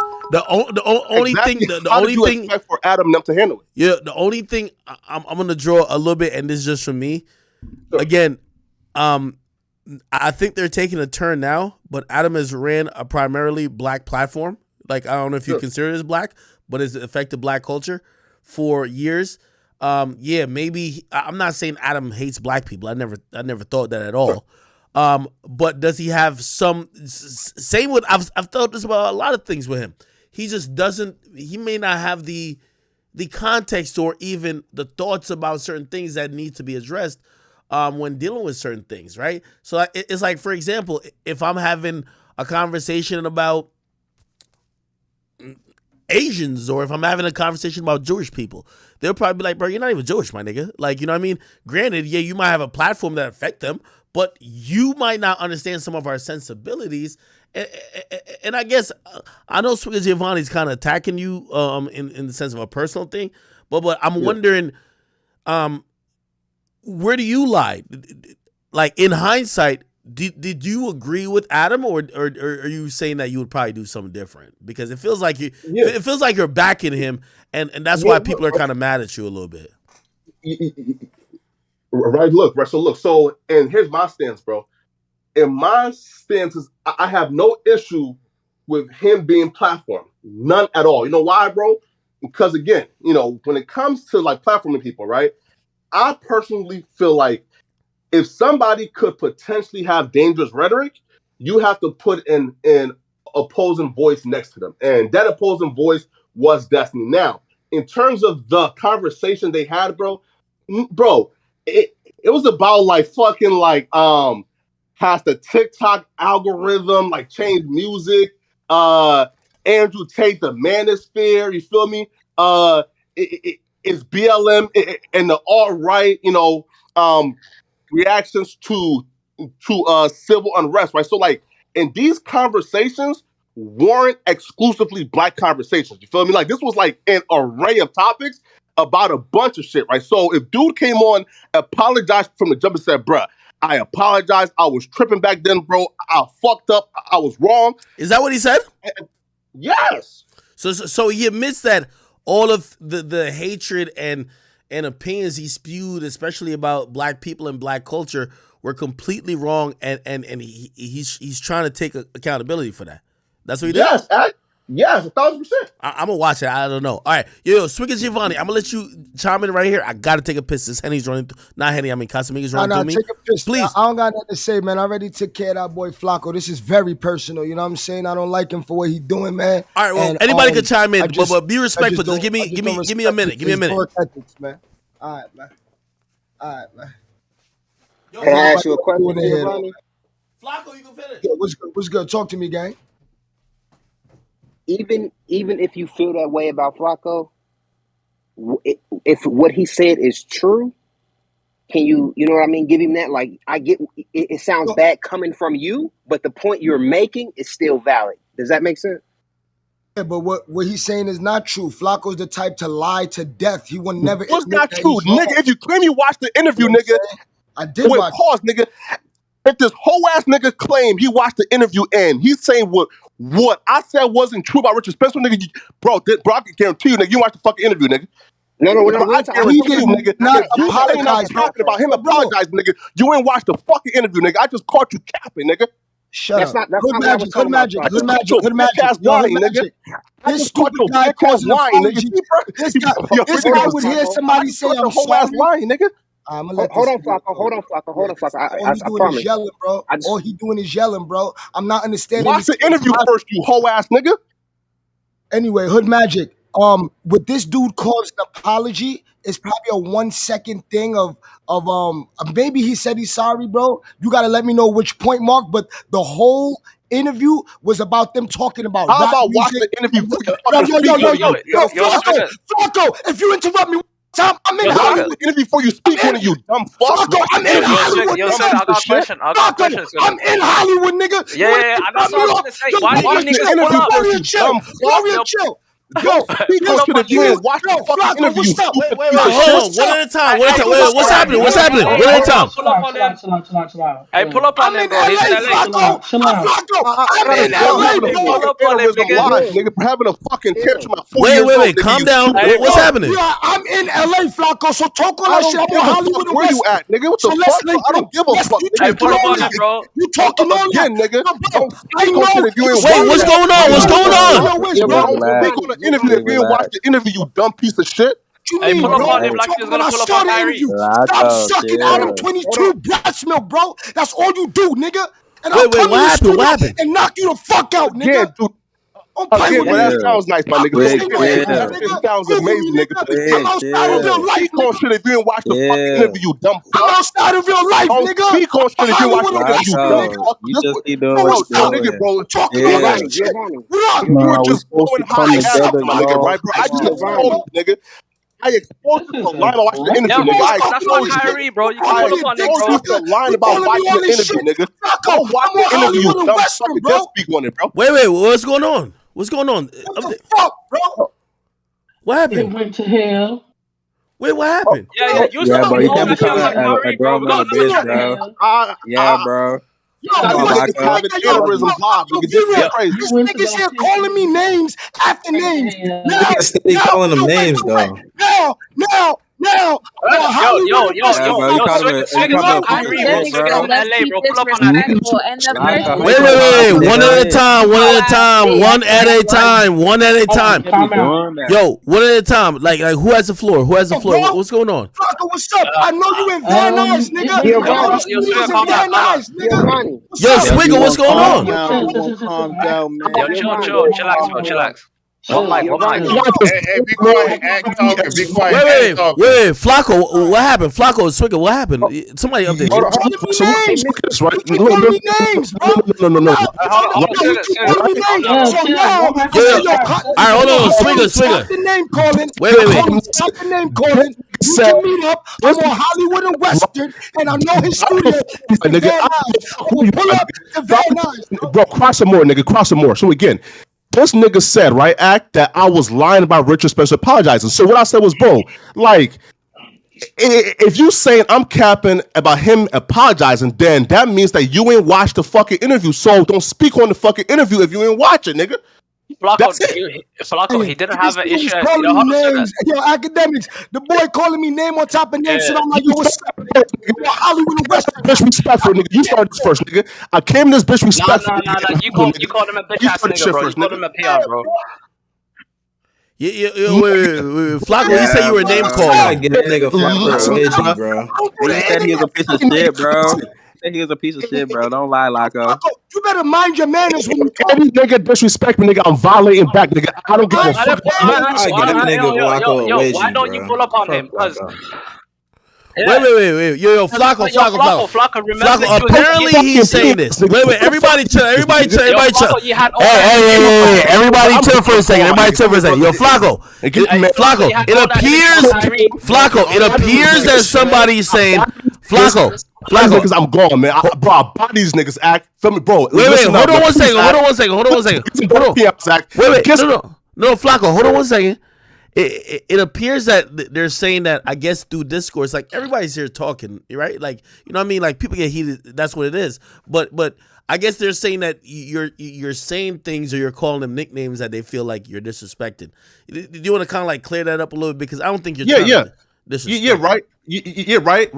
Look, right. So Act, look. So when I came in on some chill time, right? So again, and that particular dude and who was screaming, and and he started off with the personal attacks and attacked me first and calling me out of my name, right? So again, any nigga who fucking violate, nigga, I'm violating back, right? Can't no nigga bully Flacco, nigga. It's not fucking happening, nigga. Shit. Straight up, I don't give a fuck none of that shit, nigga. It's not happening for no nigga. Right now, no nigga violating Flacco, nigga. Right? So again, if that nigga called me out of my name first, nigga, I'm violating him too, nigga. You feel me? Step if you want to step, nigga. I don't give a fuck about none of that, nigga. All right, fuck it. I'm finna step, Flacco. What's good? I'm finna step. No, you feel me, bro? Yo, boom. Stop trolling. Yo, Act. Let's carry on. Yo, Act, what's good, bro? What the fuck I wake up to? Yeah, I don't know. You clearly don't want no drama. It's all right, Act. Let's go. Yeah, no. Hey, listen. Put like this. I'm gonna be honest with y'all. Like, I didn't even think the stream was even gonna take this path. I think we've had an amazing conversation. I know sometimes the stream is like, yo, don't get on Discord too much. But bro, like, you know, at the end of the day, what's the use of having a huge platform if conversation get to some real shit, we can't talk about real shit. You want to talk about Uzi dressing in red all day, my nigga? Like, that's just not gonna do it for me spiritually. Like, yeah, do we joke on that shit? Do we joke on Krishan? Yeah, but like, if we could have a good conversation about what's going on as a community, people who are affected, who are in this conversation, who are in this chat community, we should be able to talk about that for at least a couple hours if we want to. And I'm very proud that we could do it. Obviously, I want a very civil discourse. By the way, I said to Flacco when he just came on, I felt like this is, you know, conversations about, you know, bit about race, but like also FBA stuff. I think Flacco started off with that before hip hop, truth be told. So I'm glad that he hopped in the conversation. It definitely is about respect though, right? Because, you know, we're all men, and obviously if somebody like start disrespecting you, you're gonna feel like, all right, nigga, fuck it then, right? Again, I'm hoping that's not where we're going with things, but I think Swiggy Giovanni was making some good points, and I think Flacco came in and he was adding his 2 cents. Does anybody else have anything else to add? I'm hoping it looked like Flacco. I don't know if Flacco like disappeared or whatever. Nah.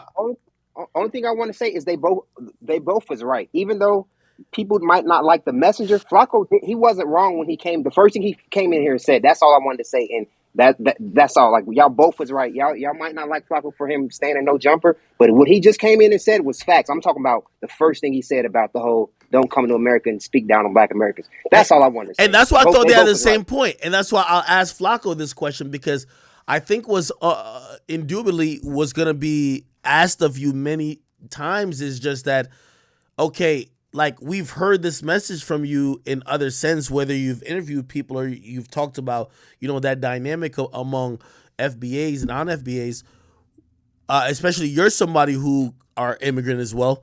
What do you feel about, like, I feel like they're always going to use this Adam thing over you. What's, again, not saying, we get it, you work there, and I'm not asking you to fucking quit your job right here, my nigga. Like, sure. That's not the case.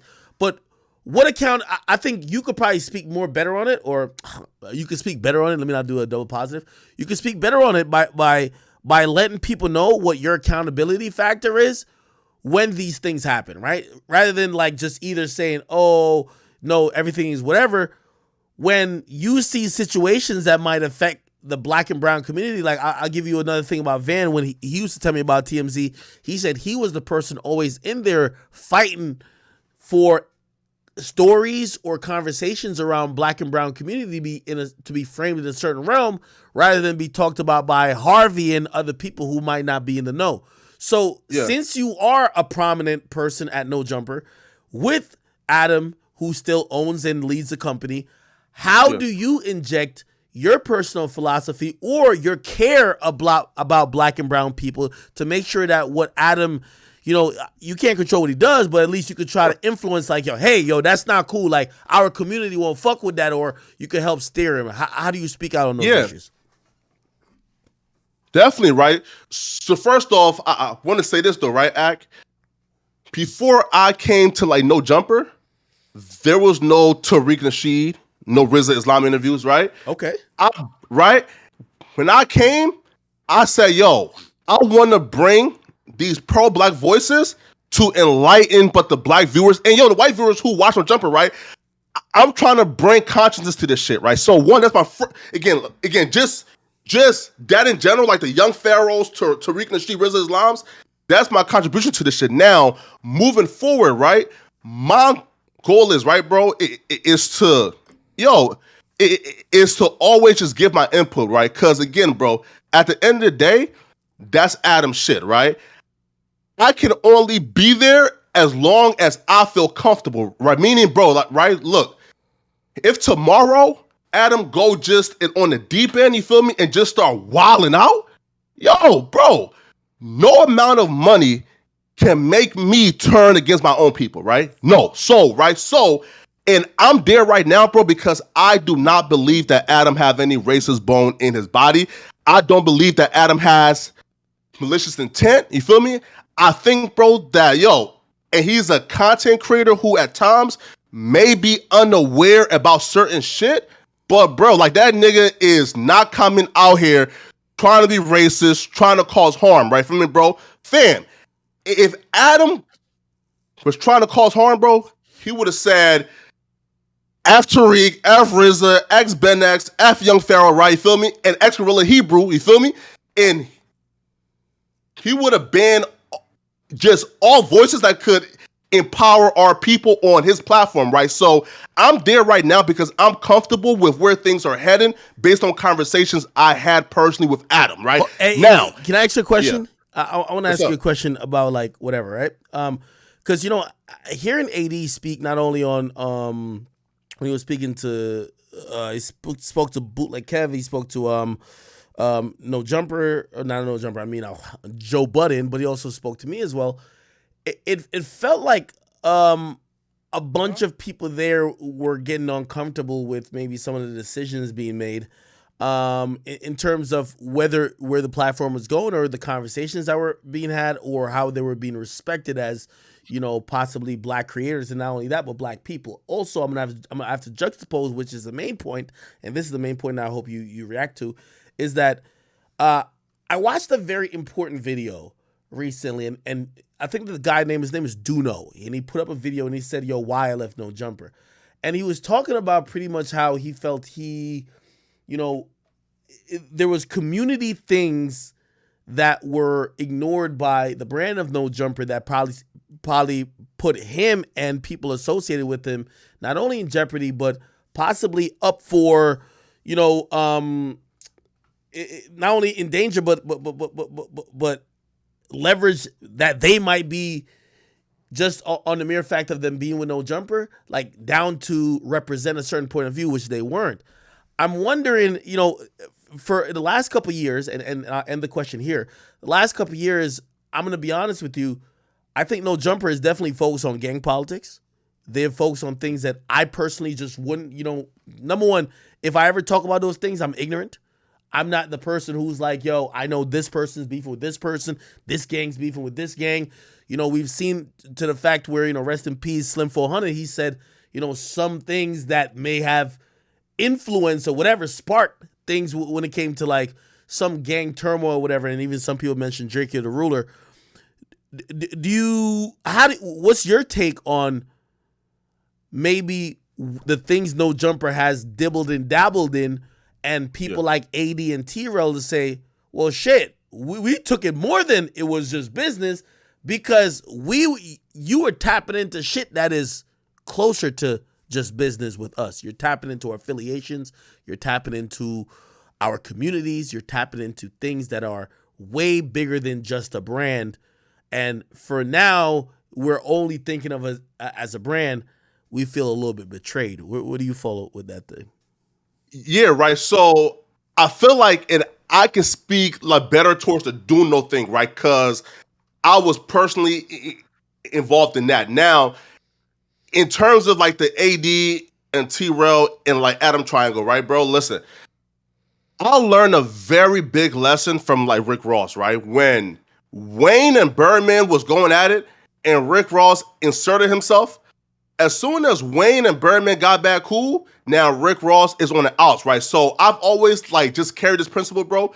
If two friends are going at it or having like some type of issues, I'm never going to interject, especially if those two friends knew each other before they knew me, because once they become cool and I'm out here, like giving my opinion that like it may be favorable towards one or the other, then once they become cool, I'm on the outs, right? So I can't speak towards the T-Rel, Adam, and AD shit, right? But in terms of the Duno thing, right? So Duno made that video, like talking about a video, right, that was posted that they said, yo, like took somebody else's words and out of context. Now, here's how that post happened, right?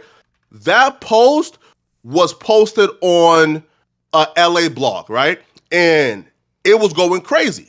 So us as a news outlet, We just simply took it and reposted it, saying, "Yo, listen, like people are like giving, like dudes backlash for saying X, X, and X." So then once we reposted it, right? And we were the biggest platform that posted it. So once we posted that, people say, "Yo, hold up. That video is chopped up and taken out of context." Now, Adam whole like philosophy was, "Yo, listen, like this clip was already going viral and people was already having backlash. We are reporting on people having backlash because of that clip going viral. So we feel like, yo, this is content, and if we take down content and every time and somebody gets upset, and then we wouldn't have a business anymore." I feel like that was Adam's philosophy. Now listen, if Duno acts personally, I personally feel like, bro, if a loyal employee, a loyal friend acts personally, acts nicely, I personally would have taken it down. But I'm not the keen businessman that Adam is, right? Because Adam's perspective is, bro, like, and how many times will I do this, right? And where do I draw that line at? Because if it's just whenever and somebody feels upset, I take it down, then like you will very easily ruin your entire business model, right? Like, for example, bro, I think it was Sada Baby, right? Which had a very close personal bond with Adam. And he wanted something taken down. But at that time, bro, and he tweeted it, and Act reported on it, and everybody else reported on it. So we posted it too, and he was upset about it, and Adam still said no. So I don't think it was something personal against Duno. It's just Adam has a way of doing business, which is, bruh, if the content is out there, it's out there, right? And I don't want to take that down. Hey, yo, Act. Can I say something real quick? It's Swigger Giovanni. Go ahead, brother. Yeah, I think I've witnessed my boy AD, it's AD, probably about 4 times, bro, save this kid's life. You know what I'm saying? From beatings, bro. So now the thing in my head, I'm like, yo, bro, the homie AD just protected him, held him down. Why he just don't jump on community, make some bread with them? Does he think that Adam is gonna be more with? Like, all this stuff is confusing me. And I've been watching Adam 22 No Jumper before my son got on the show. You know what I'm saying? And now the pedophile guys, they came and tried to expose Adam, and this guy Flacco shut the live off. Wait, hold on, no, wait. I'm glad you brought that up. Yo, Flacco, how mad was Adam at you? Because I don't know why you would like. I know you're smarter than you tried to put out there. Why would you invite some nigga named the Perv Buster to Adam's platform? The Perv Buster, bro. Sure, right.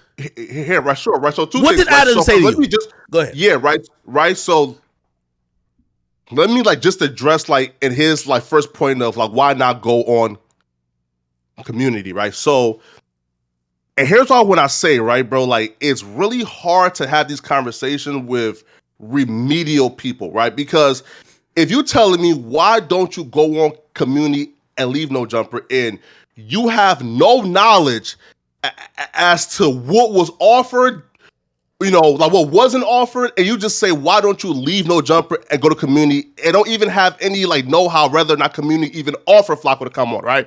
All right, hold on, Flacco. I'm asking you, did you get an offer from community to leave no jumper? No. Would you have entertained an offer? He lying.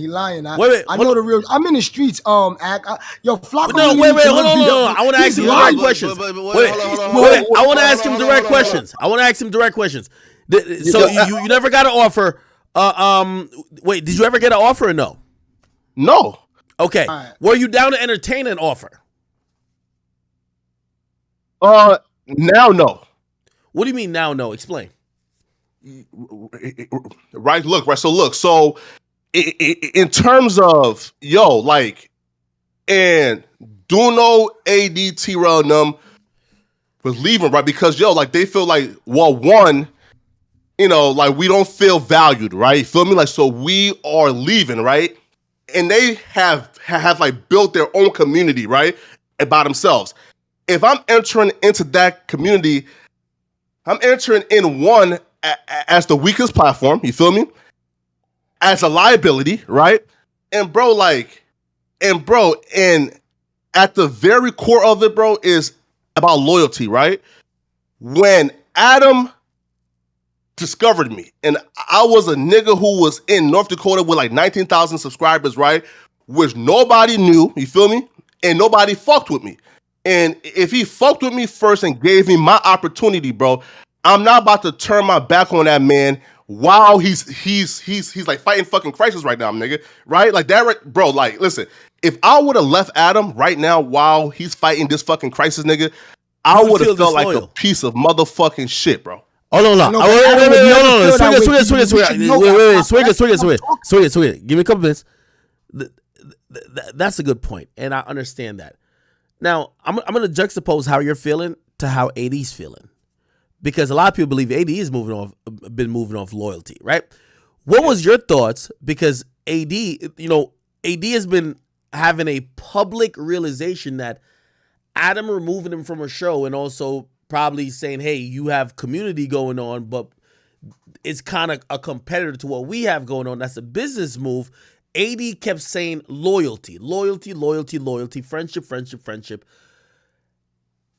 You're saying the same thing as an early AD.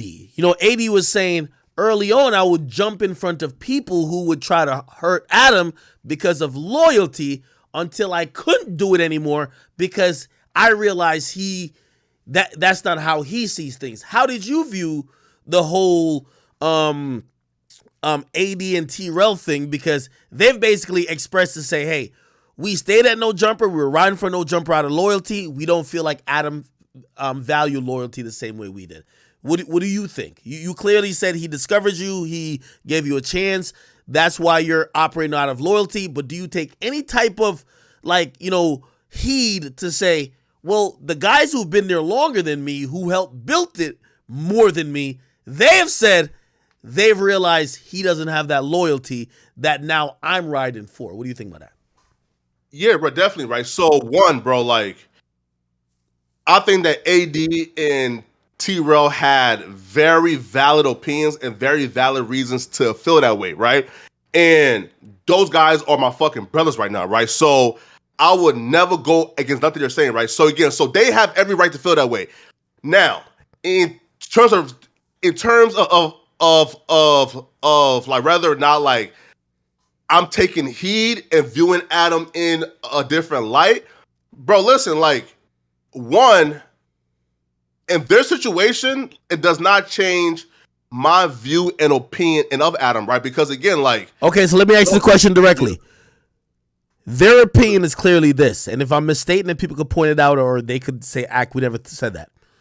They believe that their loyalty to Adam was not matched by Adam's loyalty to them. Do you believe that your loyalty as your state now to Adam, for anything he's done for you, do you believe that it will be eventually, and we can only know with time, will it be matched by him? Yeah, right. So one, I definitely hope so. I think so, right? Okay. I'm confident it will be, right? Because think about this, right? Look, bro, right? So look, when I hop off the plane, right? Like my first, like, let's say my first like month there, right? Like, bro, like, I was just a social media guy, right? Meaning like I like had very limited experience on camera, right? And Josh came to me and said, yo, listen, we feel like, bro, like you are gonna be a very valuable piece one day, right? Like, like we value here, bro, and like we want you here. And they handed me a contract, right? Academics, bro. I look at that contract, yo, and deep down inside, I didn't feel like I was worth the amount of money they was offering me already, right? So when I see, yo, like these guys are taking this much risk in me for offering me this amount of money, bruh, right? So when I see like, yo, like, and they believed in me before I believed in like myself, bro, I always have to rock with them, right? Because if these niggas took that amount of risk in me before I seen it in myself, I can only imagine, bro, that they probably have my best interest at heart. But my experience does not take away from AD and T-Rel. Wait, I hate to cut you off. and it's fine. I know you probably won't answer this. I gotta know how much money this was. Come on, act like a no. Just a ballpark. Hold on, it's just a ballpark because, like, the way you're making it sound is like, yo, bro. Either you're making it sound like you just didn't have a belief in yourself, and Adam made you believe that you could be a person that anybody would care about, which that's valued a lot. But you know what I mean?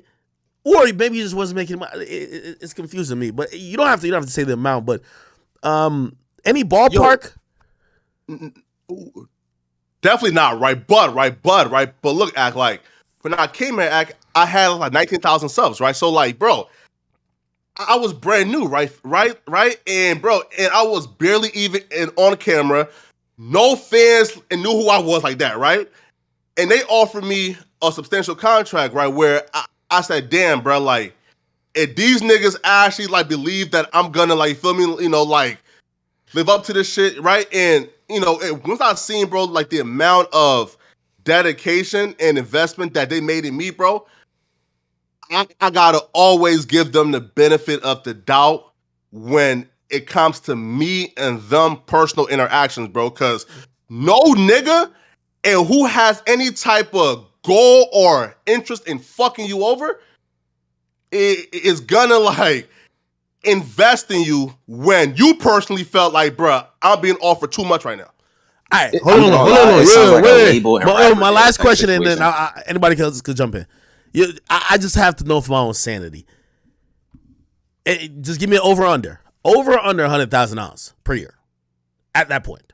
Listen, I'm never discussing. You feel me? Any amount, man. No, hold on. I'm gonna tell you the reason I'm asking that. Sure. And obviously you're not gonna say how much, but I'm like, I study this YouTube shit so much. I know the next you before you. Like, I see a nigga right now who's you. You get what I mean? I didn't know your name by, like, name value, but I saw you. I see everything. Yeah. I'm saying, so now I'm thinking, how much money do you have to give that nigga? Because I'm putting against myself. Because I remember, and I'll tell you the exact figure. But I was much bigger than you at that point because I probably had, did I have $1 million? I don't know if I had $1 million. Q came to me and Q wanted me to do World Star News. Q offered me $250,000 a year. I don't think I was making $250,000 a year based on what I was doing. But I said to myself, I'm not trying to build World Star. I'm trying to beat World Star. I never said that to him, but that's what I thought. I can't join World Star and beat it. And I took that as a sign. But $250,000 was a lot of money. And by the way, that was back then. So that's what I'm thinking about. I'm like, what the fuck were you offered? That you were like, yo, fuck, this nigga believe in me. Because I ain't gonna lie, if Q had came, and here's the thing about money too. If Q had came and said, Ack, $1 million, oh my God. I don't know if I would have said no. Because at that point, making $1 million, like, I was always a math guy. I was looking at like, yo, most people work a job with average income. Let's say you get up to like $70,000, $80,000. It takes 10 to 15 years to make $1 million. Probably 20 to 25 if we're going to talk about without taxes. If you could make $1 million per year, that's what people would take 20 years to make.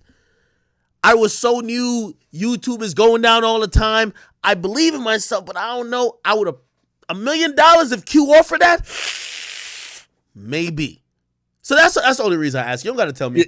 But go ahead. Wait, right? But Ack, right? Know what's crazy, right? Ack is like, I kind of had like a similar in mindset. Right? For example, right, Ack, if you would have offered me like a job, right, I probably would have said no because it's kind of because it's kind of like because you're not white. No, bro, that just sounds stupid, right? No, listen, right? So look, I looked at No Jumper like a network, right? As if they were doing something, you feel me, like just entirely different, right? Now, if I'm already being compared to Ack and then I come under Ack's wing, I personally feel like I probably would not have taken that because again, bro, like that's just me just like fucking myself over, right?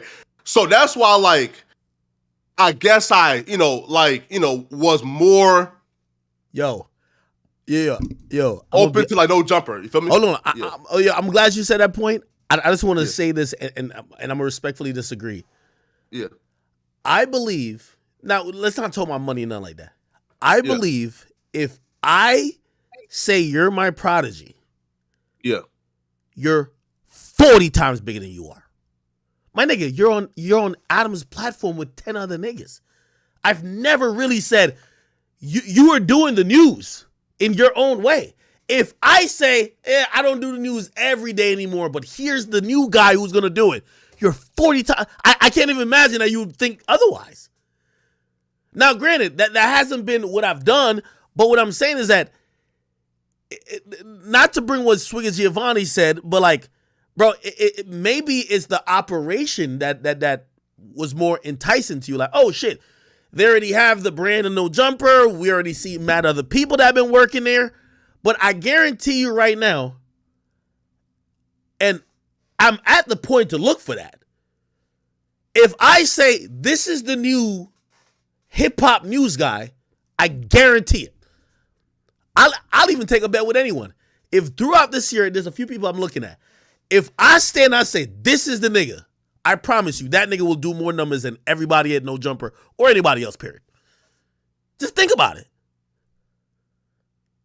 It's like, it's a reason why every NBA team is holding out to see what LeBron's finna do. LeBron said he might go to some random team to play with his son. You get what I mean? And not trying to like bring up no son shit. It's like, it's impossible for you to, like, they're comparing you to me. It's impossible for you to go elsewhere and even compare to me rather than be it's like Cardi. It's like Playboy Cardi, best example. Playboy Cardi hit me and says, Ack, I'm starting to put my hand around and mentor these new guys. All of the new guys who they want to say is like me.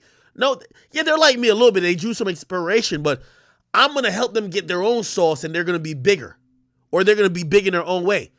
You can't be the Cardi. You can't be a Cardi clone, not with Cardi. Yo, So, right? And you know like what I felt like, right, Ack? Right? Yeah. It is like at that time, bro, like for example, man, like right now, bro, I feel like I've definitely like in terms of like the content I'm creating, I've definitely like stepped out of like your shadow and stepped into like my own lane, right? But bro, like, as you like should, 9 months ago, right, bro? Like I was at a point where, bro, niggas say, yo, bro, like this is like the fucking carbon copy, right? If I would have had that exact same like model content wise, you feel me, right? And then come on to you, bro, I would have been called all type of stooge, peon, dick rodder, right? Like that's actually not true. I'm gonna tell you why it's not true. Have more incense. So you say you have to get called coon and suck Adam? No, wait. Yeah, wait. Give me one second. Like you just jealous at this point, my nigga. Wait. Like, I'm not gonna lie. Wait, hold on. Like you're making no sense Wait. right now, nigga. Yo, give me 1 second. You doing your thing. Yeah, give me 1 second. I'm gonna tell you why that's not true. Because when people wanted me to quote unquote hate or just diss you or whatever, and at first when I was very first asked about you was from Adam, and I said, yo, nah, you doing this thing, that's kind of cool. Like, yo, I'm gonna let him find himself. You know who are bringing that up the most? And this will always happens. I've been around this internet shit for a while. It's your own support. It's chat niggas. Like chat niggas want anybody who step in the same square as me for me to violate them. You get what I mean? Now, granted, if I said, nah, this is my man's, like, y'all fuck with him, they're gonna fuck with you. Like, I'm not saying they have to, but like, they're like, oh, he fuck with him. They clearly have something, rather than, because everybody who has grown up to watch me, they're gonna be like, they feel like people will be stealing. If I'm saying, nah, it's not stealing, that's gang. They're gonna be like, oh, okay, it makes sense. You know what I mean? Whatever. But anyway, that's a difference of opinion. That's cool either way. Okay.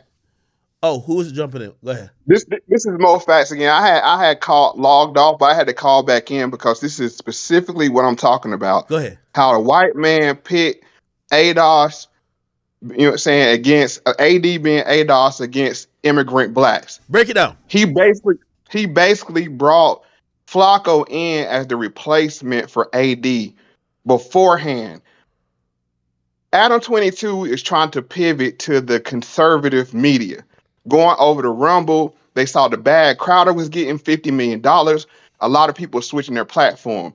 He said, I need a more palatable black face, which that's being Flacco. No disrespect to Flacco.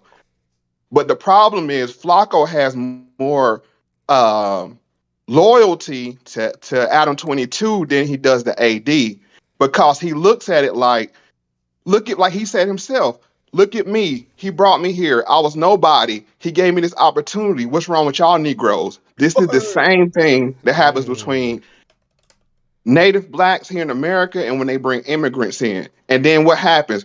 We're sitting here fighting each other while Adam 22 is getting richer. And that's why I call back in, because this is a perfect microcosm of what happens. They keep us fighting, and then the immigrants look at us like, you had it so good, why would you bite Master's hand? But we're like, bro, we have a long relationship with these people, and I have reason for distrust. And I just want to say that because this is a perfect example about what we were talking about before.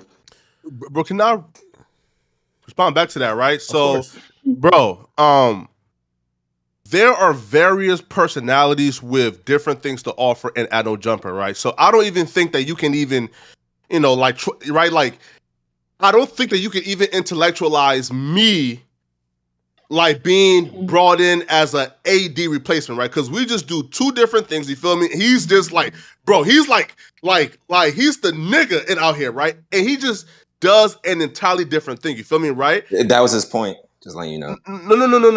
No, right? And his point was that, like, he brought me in to take AD's place. I don't feel like I could take AD's place. Hey, look. Let me on the Tuesday show, at the end of the day, clarify so you understand me completely.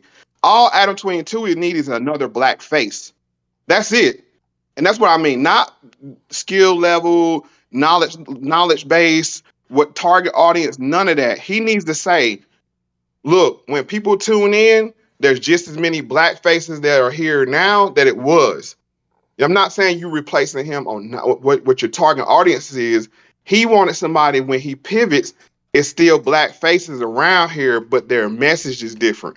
And like I said, I've been following this whole situation closely. You know, he got rid of House Phone, he got rid of AD, all of them. He basically pushed them on the ledge with this whole bringing on the white supremacists, because he knew either you're going to bow down or you're going to leave. And that's what most of the ADOS Foundation of Blacks did. I'll turn it back over.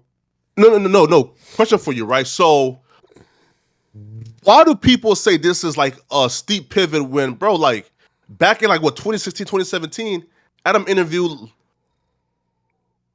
I think, Milo Yiannopoulos, right? You feel me? Like, who is in the same elk as, like, Richard Spencer, you feel me? Right? So, like, if No Jumper has been doing these, like, political interviews, why now is, like, a different, a different view of it? But they haven't, because it's been since 2016 since you've had somebody like that. Like, you guys don't, and I didn't come out here to yell at you or shade you, but you guys don't interview people like that. That's not the normal elk for you. You guys interview porn stars, pimps, shit like that. Like, we don't see you interviewing people of that level. Basically, the question was posed to me, and basically answered the lack of the fact it was 7 years between the two interviews you're talking about. But you have to understand, as an ADOS FBA person, I'm going to ask you, Flacco, this: if him and AD had a longer relationship than you and him have, why is it that you think you can trust him with seeing how he did AD, House Phone, and everybody else? You know, this is at the core of the ADOS FBA immigrant argument, because it's like, how can y'all come here, have so much trust in these people that we've been dealing with since we've been living here this whole time? And that's why the distrust happens between them, saying the native blacks and the immigrants, because y'all think we just didn't take the opportunity and run with it, when we understand white supremacy is going to only have a certain amount of spots available. Just like at No Jumper, there's a certain amount of spots available. he's gonna have white spots and black spots. And he's like, I got rid of 2 blacks, I'm gonna bring in 2 blacks. But he's still gonna have a certain number of white faces over there. Trust me. Hey, hold on. So this Hey, is hold what on. I'm saying. Hold on. Mo facts. And by the way, save that thought, Flacco, because I'm definitely going to respond. I'm definitely respond. Okay, I'm going to say something, and I'm going to be very honest about this. And I have a whole theory about this, which I haven't ever got into, and I won't get into the majority of it because, my perspective might be skewed on maybe my own biases. So I just kind of chill back. Flacco, let me tell you this. And this is my own personal belief. I'm going to say this to you live. You don't even have to react to this live. You can watch this back. And I want you to think about this. Let me tell you this. I've heard your opinions on things, whether you're talking about gang culture, hip hop, violence, and crime. I know your opinions and your stance on this. Adam has hired a bunch of gangbangers and a bunch of other people who don't believe what you believe. I believe part of the reason why you've always received favor from No Jumper is because Adam believes your thought pattern aligns more with what he wants to push. You are the person who would more likely to see the silver lining between Richard Spencer being on the platform as opposed to AD, T-Rail, even Gino. That's his thing. The reason why I don't believe Adam looks at you and Adam says, oh no, let me tell you this, and you probably read it too. I'll be on every Reddit. The No Jumper Reddit used to fucking hate your guts. They were saying, why don't this thing get fired? You know, I think that didn't happen because I think there was a close point. I think Adam was waiting for a point for me to kick you, like in the sense of like, remember when me and you had like words for a second? I'm gonna be honest, I got all but confirmation you were done. Obviously, I'm not the guy who like. I'm glad that you are necessary. Like you're necessary in conversation. You're necessary. Everybody's necessary. What I believe is that your entire existence and why you've gotten some favor isn't because of some leverage you hold. Not disrespecting the platform you probably do have and created for yourself. It's because of a lot of your views that align with Adam. It's the reason why Adam has allowed you to kick people off shows. Gina and the rest of them, even Almighty Suspect, not as valuable as you. But it's not because of your draw, no disrespect. It's because you're in line with a lot of the opinions and thoughts that he wants to pivot in. I'm not saying it's bad or good, but that has allowed you, you might not realize this. I guarantee if I sat alone with Almighty Suspect or Gina, they're going to be like, why the fuck does Adam fuck with this nigga so much? I promise you. It's not about views and what you pull, because you know who pulled the most shit over there?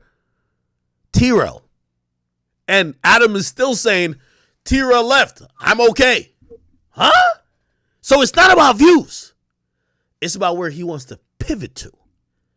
You fall in line, and you are representative of the opinions that he's trying to move towards. Not saying it's good or bad, but I hope you understand that. Adam, I believe, fell into this whole gangbanger shit, not because he wanted to, but because of the nature of building a business in LA. Adam finally realized, and by the way, you don't think he's stressing over this? He realized, I don't need that shit no more. I could phase out of it. But who fits this into his current way he's always shifted to? You. That's not a bad thing. I'm not saying you're bootlicking or nothing like that. I'm saying I hope you acknowledge you have to acknowledge how does your employer see you? Or let me not say employer, because everybody hates this word employee. How does Adam see you, and what's your relationship?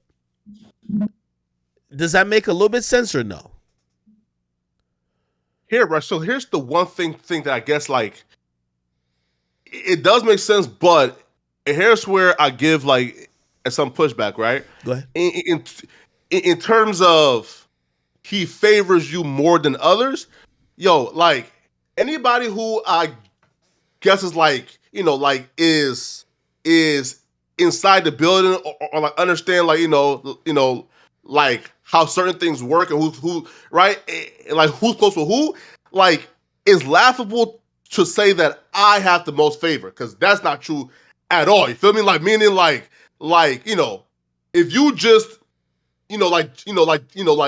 and just view it from an inside lens, like you can clearly see is like, I'm definitely not the most favored. You feel me? Right? Like there are certainly people who've been there longer, who probably, have built closer bonds, right? You feel me? Who at some point, and have more favor, right? So I wouldn't say that I have the most favor act.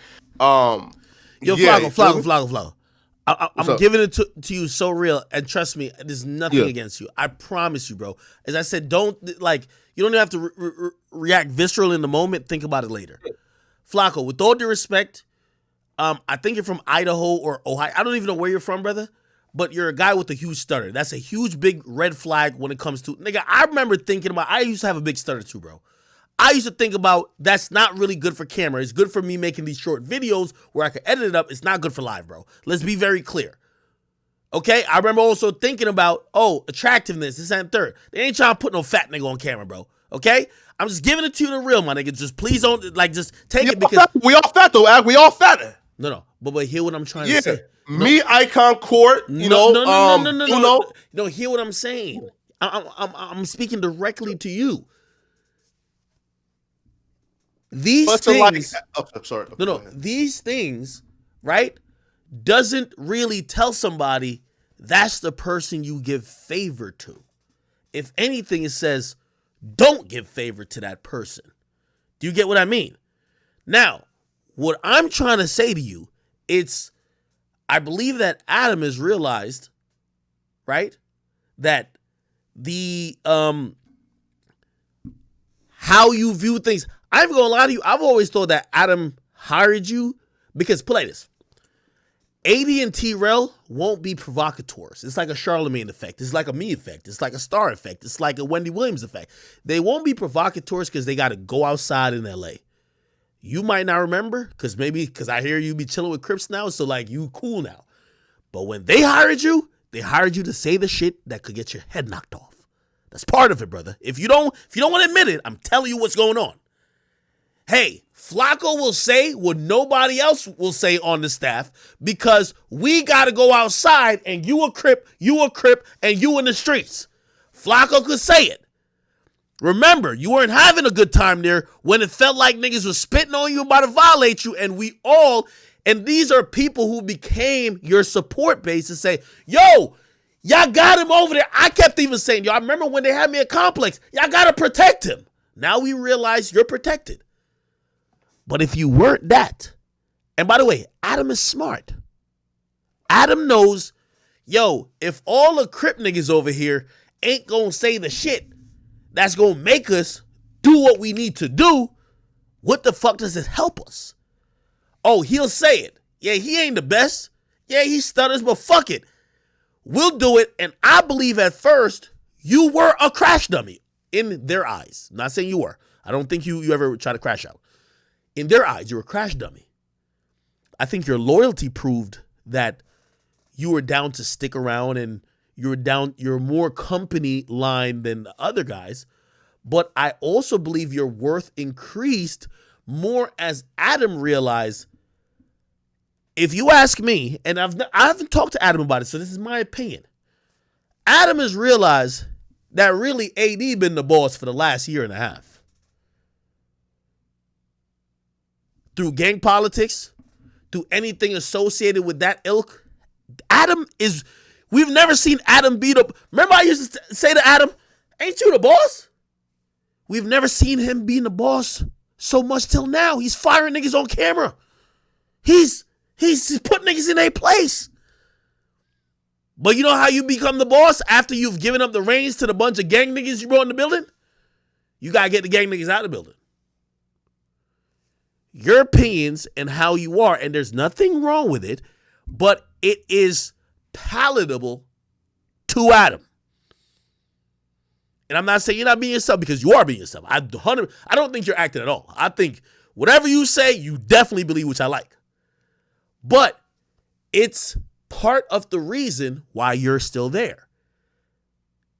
And also, I think you're smart enough to know that, because when you're asked about these things about whether community this and third, you're going to say what's needed to be said, because you know Adam's finna see this. And if you seem like you ain't that loyal, you just seen, I know you just shout out Court and these other people. These are new niggas who still on their first 2 weeks. They're on a 10-day contract. Adam is at a rebuild point. He'll get rid of you too for a 10-day contract. That's what I was asking you initially about. That perv buster shit has gotten Adam into a whole lot of shit. Who brought the perv buster on? You. What does he feel about you doing that? And how has the conversation and atmosphere been since that? Also, in hindsight, and I'm going to give you 20 seconds and then you could go ahead. Sure. I'll give you 5-10 minutes uninterrupted. Also, since now the conversation has now reignited about Adam with a 16-year-old little girl, since you brought on the perv buster, what is your opinion on Adam, 22, with a 16-year-old? Because again, it was dead in the water till you brought on the perv buster. Go ahead, brother. Yeah, we're definitely right. So first off, let me just address the stuttering thing. Listen, stutter or no stutter act, can none of these new blogging niggas fuck with me? You feel, bro? I'll put myself against all the new niggas that like y'all love. They can't fuck with me. That's a fact. Again, like before No Jumper, I was outperforming all them niggas. That's a fact, right? So again, so in terms of Flacco, you're smarter than them. Wait. You're smarter than them, but you don't talk better than them. Flacco, the only reason I'm cutting you off, the only reason I'm cutting you off is because these niggas cannot entertain me. Hold on, bro. These niggas cannot bro. These niggas, Flacco, okay, sure. The only reason I'm cutting you off is this, because I was there. You have to work on your craft. That stuttering shit got to get the fuck out of here. I'm telling you. Even with the stutter, nigga, they can't fuck with me still. Nigga. No, my nigga, I'm telling you. A nigga who knows how to talk right now at my base, they can't fuck with me. No, I'm not saying you have great opinions, but this is part of getting your brand together, and you're a talker now. We don't care about how you look. Nigga, you could be 12,000 pounds. I don't care. But one thing you're going to realize, when you start talking, bro, there's a meme of you be like, so look, like, you're going to have to get that. Like, again, I used to do the same thing. I'm telling you. I'm not telling you anything that I feel like I was just above you. I'm telling you that I had to listen to my old audio. Oh, shit, I'm doing these things constantly. Oh, shit, when people ask questions rapidly, I start doing it. That's where, that's how you get better. I'm being honest with you. I'm not trying to diss you. I'm telling you I was just like you. And when you and once you get that out of the way, you're going to be clapping these niggas up. But that's the only thing you got to improve. If you want to lose weight or whatever, just like if I want to lose weight, yeah, you get more sexier. You can get some bitches like listen to you and following you because they want to click on your picture. Cool. But you got to make sure you're a talker. I'm a talker. You got to be able to be nice with them words. Okay, but go ahead, brother. Yo, act, right? But act like, and I'm the one in like who put myself in speech therapy, right? So one, and I know, right, there's definitely room for improvement. But I'm telling you, nigga, right now as is, stutter, no stutter as is, I was outperforming all these niggas. You feel me, right? Again, these niggas cannot fuck with me. I'm talking about, again, bring any new nigga you want to bring. And on No Jumper, right? These niggas would not outperform me, you feel me, right? In terms of entertainment, you feel me, right? In terms of opinion and shit like that, these niggas cannot fuck with me now. Yo, I got a question. Nigga, bro, shut up. God damn. Right? I got a question. All right, in terms of the perv busters, right? Because I didn't talk for a long time. Let him go for a bit. Go ahead, bro. Yeah, so quick question. Bro, he said let me go for a bit. And bro, like you still talking. Yeah, just give him 5 more minutes and then Swinger, you are the next question after him. Okay, go ahead, brother. Go ahead, Flacco. Listen, he can talk to Act after this film, right? Like, I'm done with this nigga, right? So too, in terms of perv busters, bro, like people, it's like I'm convinced that niggas like don't watch No Jumper, right? Because the perv busters like and first came on, and they were first invited on and during the White John shit. So when White John like got like beat up by some like pedo, right? and they were brought on firstly, and it was on for 3 hours. There was no incident whatsoever. You feel me, right? And and everybody loved them. You feel me? So we brought them back the second time, right? For like my stream, because like the one dude's a boxer, right? You feel me, right?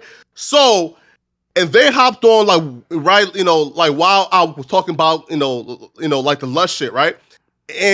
But the goal was for me to just get through this like lust shit, and then they was gonna, like take us through like the office boxing training, right? So that wasn't like the first time where I'm inviting new niggas and like new guests. No, they were already on for a prior interview. You feel me, right?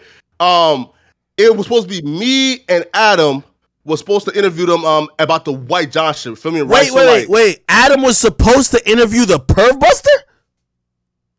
Bruh, and there was a viral video, there was a viral video a couple of months ago. Y'all all seen it, where there was this guy called White John, a LA rapper. He got like beat up by a pedophile. Those were the guys who was filming it. So when that happened a couple of months ago, they came on No Jumper the first time for about 3 to 4 hours. There was no incident. Everybody loved them. They came back the second time. Was Adam on that episode? They went rogue. Was Adam on that episode? He was supposed to be, right? But I think he had like back-to-back interviews, right? You feel me? At like 9 and then at 11, right? So he said, bruh, put them on the news with y'all, you feel me? Right? And just have them talk about it, right? So, and they was there for 3 hours still, you feel me? And there was no incident. So nobody had any clue that they would have done what they would have done when they came back the second time, right? So nobody there could blame me for it, right? Because one is not like I invited some brand new niggas that like nobody knew. No, that's they not were true. already right. I fuck with you, but that's not true. That's not true. Put it like this: if I'm under hot water right now, right? All right, say I'm Adam. I'm under like people like the core of my employees just dipped on the company, and there's a possible narrative starting about how I'm disloyal to friends, going back from the house phone thing to this. It is very clear and obvious that people want to figure out something to attack me with. Now, if someone brings on, I don't know, like anything, like you should know that's the worst time to bring on anything. Like, all right, for example, you shouldn't bring on Adam does porn, right? He does porn with his girl. You shouldn't bring in somebody who's opposed to porn. Even if they didn't tell you they're going to say Adam is wrong for doing porn. Adam is under attack. Like, you shouldn't bring in anyone that would be somewhat of conflict of nature. And I guess that's where I ask you this question, because that's what I was trying to ask more than the Perv Buster thing. Do you feel like this is a conversation piece that Adam could thrive in discussing, like about the whole 16-year-old thing? Now, look, so, well, one, I think Adam has like talked about it enough, like to where, bro, at this point is like, if people read it and believe you, then they believe you. Feel me? If they don't, they don't, right? But I personally, you're acting ignorant though, because a lot of people have never. Hold on, I know what you're saying. You're gonna say everybody knows, but not everybody knows. This has gotten a new audience. Like, for example, every time that they come up with a fake tweet about, yo, Axe said that bad baby had big titties for 16-year-old. I've never said that. That was a hack tweet. But every time it goes viral again, I gotta remind people. Lame. I gotta remind people. Sometimes the audience reminds people. That's what it is. So again, you shouldn't just assume that. And I guess what I'm trying to say is that because now everybody's trying to jump on your employer's head, do you feel like it just doesn't need to have a conversation? Or do you feel like, hey, you have a clarification that you could tell people? Because I have to clarify all the time. Hey, y'all seen that tweet? That wasn't me tweeting. That was a day that mad celebrities was hacked. They hacked me too. I didn't tweet that. I never thought that. Okay? What again, I know you think it's redundant, but what do you believe about this whole 16-year-old thing? Because that's what the people said on the platform of No Jumper that you invited. Here, right? So again, when I seen and read it, I believe exactly what was written. You feel me? Right? Like they talked briefly when she was 16. You feel me? And they stopped talking, and then they like reconnected at 19. Right? So I don't understand the grand conspiracy. I personally think, bro, like that shit just came about because niggas, one, chose not to read, or two, just don't want to read. You feel me? Or I can't read. You feel me? So like, yeah, you feel me? Like, I believe exactly what was written down. Okay. Flacco, I'm gonna do. Can I ask Flacco one question? Wait.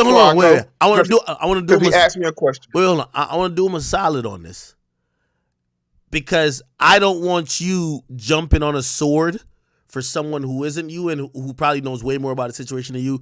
It's okay if you say no comment, but you can't be like giving a defense and kind of doubling that. So I don't know if you heard the Joe Budden interview. What Joe Budden, when he was talking to Adam, he was basically saying, you understand why the majority of people would believe that you're a creep and that you were grooming someone when you spoke to someone at 16, knowing full right that you should not be dealing with that person at that time. And somehow 3 years later, when they're now legal, you're in their bed. It's very hard for people to believe that it just happened to be random or the algorithms connected you rather than you were grooming the person while they were underage. Now they're legal, you're fucking them. Question though. You can say no. You can say no comment. I'll move on. I promise you. No. You can say no comment. I'm telling you. I do not want to press you. Wait. The act though, right? Go ahead. Act. Don't you wait? So like, don't you feel though like that's an entirely different conversation, and then Elias has been out there saying, "Yo, Adam, fucking 16-year-old," right? Again, right? So look, that's a very wait, right? So again, that's a very nuanced conversation, but people have taken that and ran with the slander and the lies of Adam fucked a 16-year-old to like just loud a nigga, right? And they're using that very same quote unquote text or document to confirm that, which is just a lie. So again, that's a nuanced conversation that I have no take for, but let's address though that people lying and saying that paperwork said that Adam fucked a 16-year-old. That's not true. Why are you jumping on the sword? Wait, like, hold on. Did we ever jump on the sword for you? Wait, Flacco. No, Flacco. Wait, hold on. Flacco. No, Flacco. Now, you see, this is why I said I'd rather you just say no comment because there's multiple things that go into that, right? So not only, okay, granted, there are some people that clearly have misinterpreted that he had sex with that young woman at 16.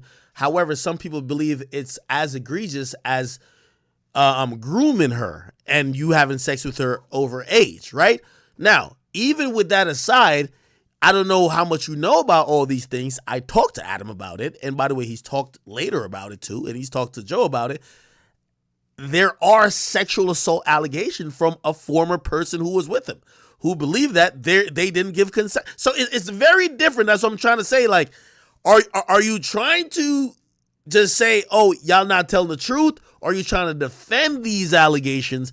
Because I personally believe, I'm not saying I'm over here saying Adam is whatever, but you as somebody who wasn't in the room with them, this and third, you putting your own reputation on the line is only going to come back to bite you. That's what I'm telling you. That's why I give you but you asked me about something very specific, was the 16-year-old thing. And I gave you my very specific opinion on the 16-year-old thing, which was people are using that document to say that Adam fucked a 16-year-old girl. All right, hold on. That document did not say that. That's a lie. Okay. Now, you're right. You're right. No, to discuss. No, you're right. But here's the thing. If you invite somebody named the Perv Buster on your platform, even if you didn't fuck a 16-year-old, but you talked to and basically rocked them to sleep till they were 18 or 19, then you fucked them, that is pervy behavior. That's the same point. That's predatory. You don't think so? Recording Lil Pump getting his dick sucked. Lil Pump was 16 years old. Yeah, I'm not trying to have this conversation really, but I'm trying to see how much are you willing to jump on the sword rather than just say. Honestly, I asked you this question to think that I thought you were gonna say, bro, I didn't know too much about it. Everything I heard, he never fucked a kid.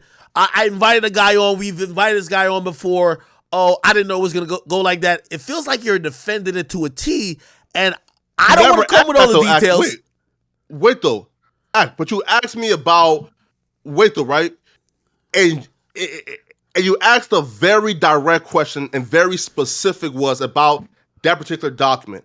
I gave you my opinion. Now, if you are and asking me about like, did I know that like these things were out there or going on when the perf wrestlers came the first and second time?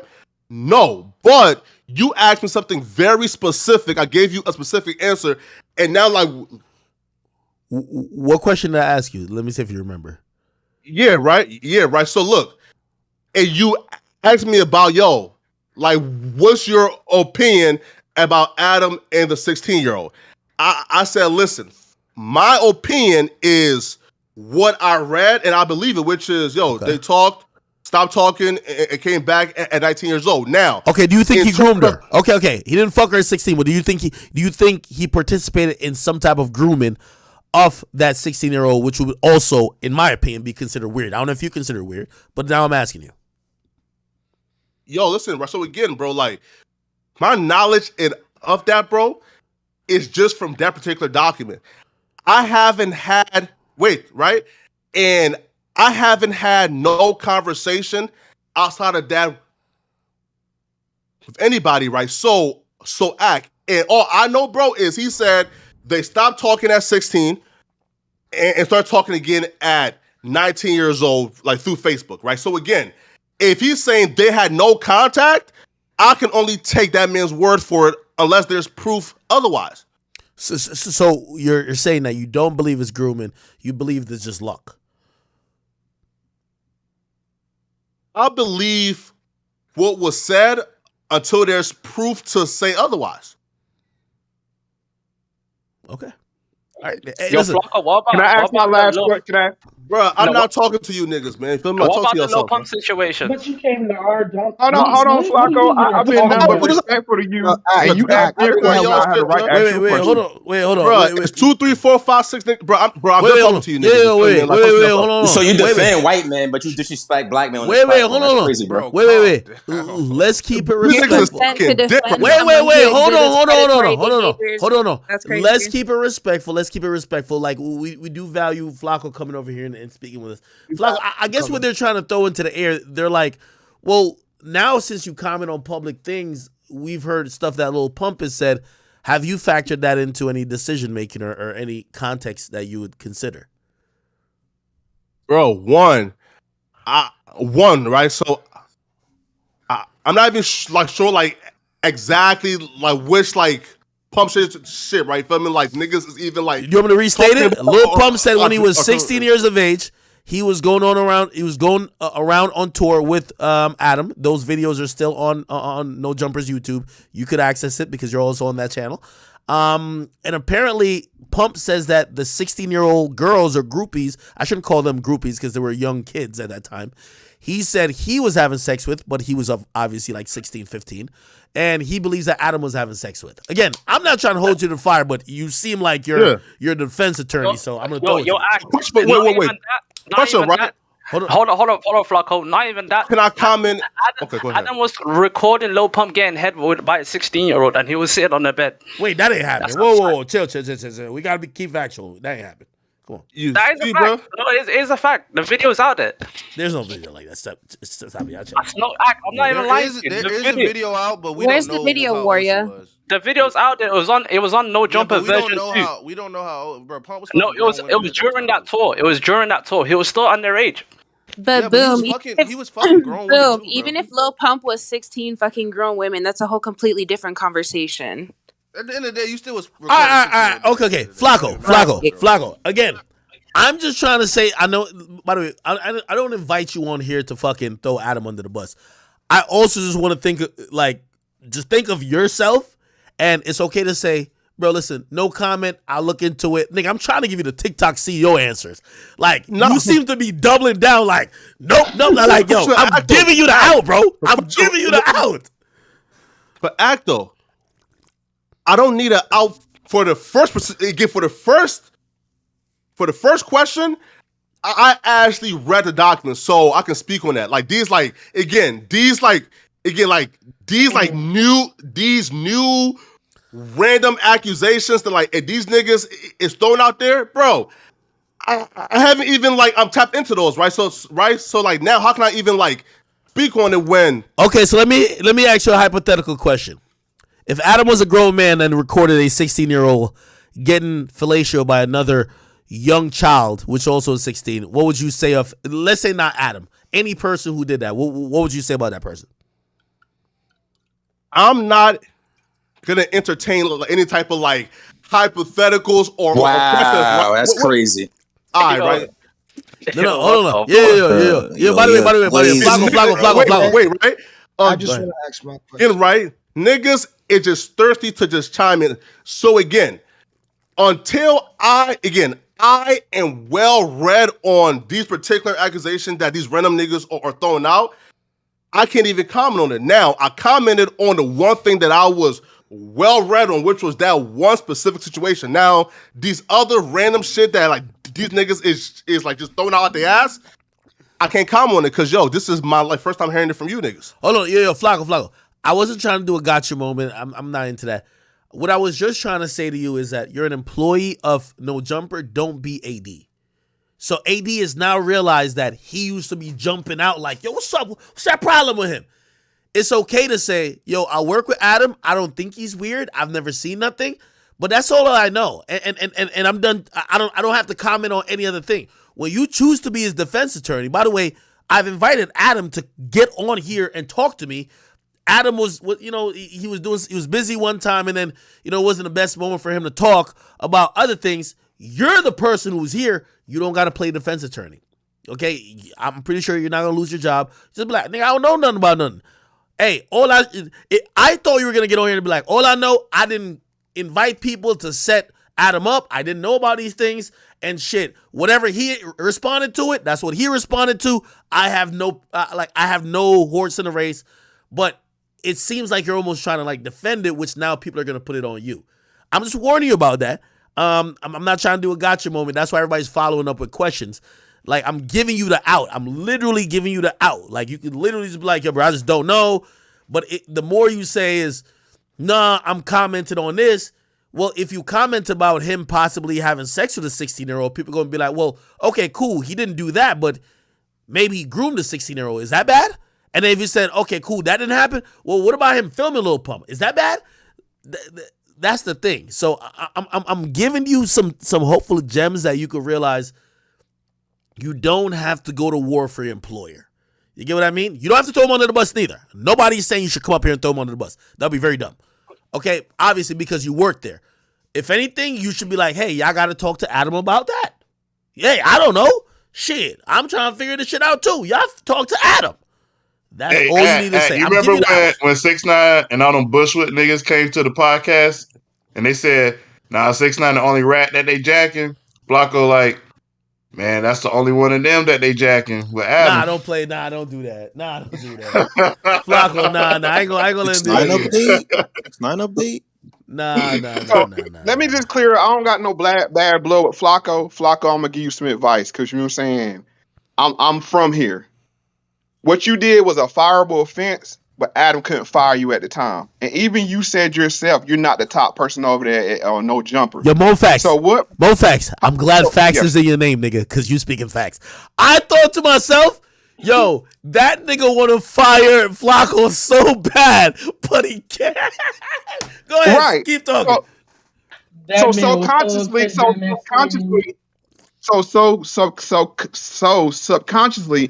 Flacco, could it be that you're being extra loyal to him now because you know you fucked up? Literally, I'm saying because you should have handled it a lot better. Saying shut it down right then. You kept entertaining it. So I just asked you one, like it's a rhetorical question, but it's to make you think. And the way Adam looks at it is like the dude said at casino. Either you're too dumb to have this job or you were in on it. You feel what I'm saying? Oh. That's how Adam looks at it. Because I'm gonna tell you like this: Adam comes from a family of Democratic operatives, and one thing about Democrats is they don't accept disloyalty from black people. You're on his list. It might not be for this, but you're on his list. As soon as he finds the next Flacco, like he replaced you, AD with you, he's gonna replace you with somebody else. And I'll land my plane there. Thank you, again, for giving the platform. And I'm gonna hop off of here. Hey, Mofax, please save this Discord. Make sure you listen. I need great debate partners with different point of views. I like people challenging me. I like people calling me out. Like it makes me. I get to mentally spar and also sharpen my iron.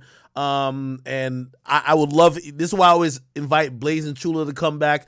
I like the opinions you've put down and how you've said it. Even if I don't agree with all of them, that makes it that we could debate and then the audience could be like, okay, I see this, and third. So appreciate you. Anybody else want to jump in? Because we're not. By the way, we're not gonna just jump on Flacco. We're also trying to advance shit too. I got a whole different subject. Yeah, I wanted to change your act. I wanted your advice on something real quick. Go ahead. All right, so I just want to know what you consider like, and I know you're a numbers guy, you know what I'm saying? Mm-hmm. So I want to know what you consider like dope or can't fuck with me numbers, okay? Mm-hmm. So let's say you got a YouTube page with 4.58 million subscribers, right? 4.58 million, and you get 15K views in 1 week. Is that A, good numbers, B, okay numbers, or C, can't fuck with me numbers? What are those? 15K views in 8 days on a sub page that has 4.58 million followers. What kind of numbers is that? What do you think? Is that can't fuck with me, novice, or dope? Okay. That's a bad ratio. No. That's bad ratio, wait. right? Okay, good. Well, hold on. I'm gonna give a different opinion. Okay. I believe a lot of pages like that. I remember being on Complex. Some people work, and I don't know if you're alluding to No Jumper, but I'll talk about them. Some people get to a point, like for example, I've said I'm going to start like a network. I really don't want to put them on my main channel. Because my main channel, I usually average in the hundreds of thousands. What happens is you put other people on your channel, you're going to get some videos with 40,000 views. Now, here's the thing. I think Adam or some people who run those type of channels, they look at it as, I'm just looking at the total. Like some people spam. So I think Adam said recently, he said, yo, I'm good off my back catalog. I'm going to get 500,000 views a day. So he's not caring about the 40,000 views in 8 days because he's just thinking about what all of those videos, which is tens of thousands, is going to gain for that day, not what a recent video is going to do. Let me ask you another question. Go ahead. What if that was me on the network, Swigger Giovanni, me, and Okay. I'm getting 15,000 views in 1 week? Could I talk shit and say nobody's fucking with me? Could I say that personally? Keep it a stat. Okay, nah, I would be like, yo, chill, bro. Like, you know what I mean? Like, Okay, good. All right, good. Let me give you another number because you say, yo, chill. What about 30,000 views in 3 months? Could I say nobody fucking with me, or could you put me in my place? I would probably be like, yo, chill. Like, you know, we building. That's what I'm saying. So what is this peon talking about? Because these are his numbers. These are Flacco's numbers. So when he talking about no new nigga can mess with me, bro. He packed them up. Yeah, like come on. Like Flacco really needs to learn to humble himself. Like I said before, I do not want to give that kid a good talking to, but he's really gonna live out his days. He's not getting the views right, and he's not getting his mind right, and he's protecting a pedophile. He needs to get off the breast milk. And I'm done. Hey, Giovanni, yo, and yo, that's they on jack. You know, that's the only one they jacking, man. That's how the Bushwood niggas say they jacking that one. Wait, hold on. We're not trying to encourage like full beef and shit like. Wait. Listen, Flacco, is there any way you and Swigger just like? I think it was just some name calling. It's not that shit. Hey, I'm gonna say this. Flacco don't realize who Giovanni is. Like Giovanni is a very powerful and he has a lot of influence in the music industry. Like, yo, he's blue check verified engineer and he's the Chat Nigga official engineer. He got Billboard plaques and everything. Well, according to AD, like yo, my man Flacco is tapped in with the you know what I mean, the Crips and shit like that. You gotta respect his gangster type shit. AD's Crip. A Crip that AD looks up to, Bear the Prince. Y'all could check out Bear the Prince. Ask AD if he know him. That's my little man. That boy, Beta Prince, is who AD look ups to, bro. Let's not get federal. We But not like, getting how do we federal. I'm respect just somebody saying. as gangster who turned down the opportunity to go to wherever Kyrie was on his own, and then comes in the Discord to talk shit when he knows Kyrie is not online, and then when like he doesn't have any like real gangster. Like just because you fuck with Crips don't make you a real gangster. Let me tell you, Smash, that boy Flacco makes a lot of noise and he's full of a lot of fluff. I don't want no real static with him. I just want him to learn to chill, bro. Chill, because that real life stuff can happen. He got spit on by some Chicago dude, bro. That could have got ugly. But AD saved his life. And once again, but that boy ain't ride with AD. So he's moving like Adam. So I don't. Yo, fuck all of that. You guys are both in LA right now. Run the fade. Nah, chill. I'm in LA right now. You can't say that. You can't say that. Nah, bro, that's dead. Nah, bro, shut up, bro. Hey, yo, Warrior, I'm with whatever, cuz you gotta understand, bro. I ain't catch one in a couple months. You can't say that on Twitch, bro. So just Yo. act like you can't say that. Not on Twitch. Yeah. Okay, Flacco. Like, I mean, you want to try to make it right with Giovanni. Like, I know you don't like. You know what I mean? I know you said ain't nobody checking you or pressing you type shit, but like, I don't want shit to go left.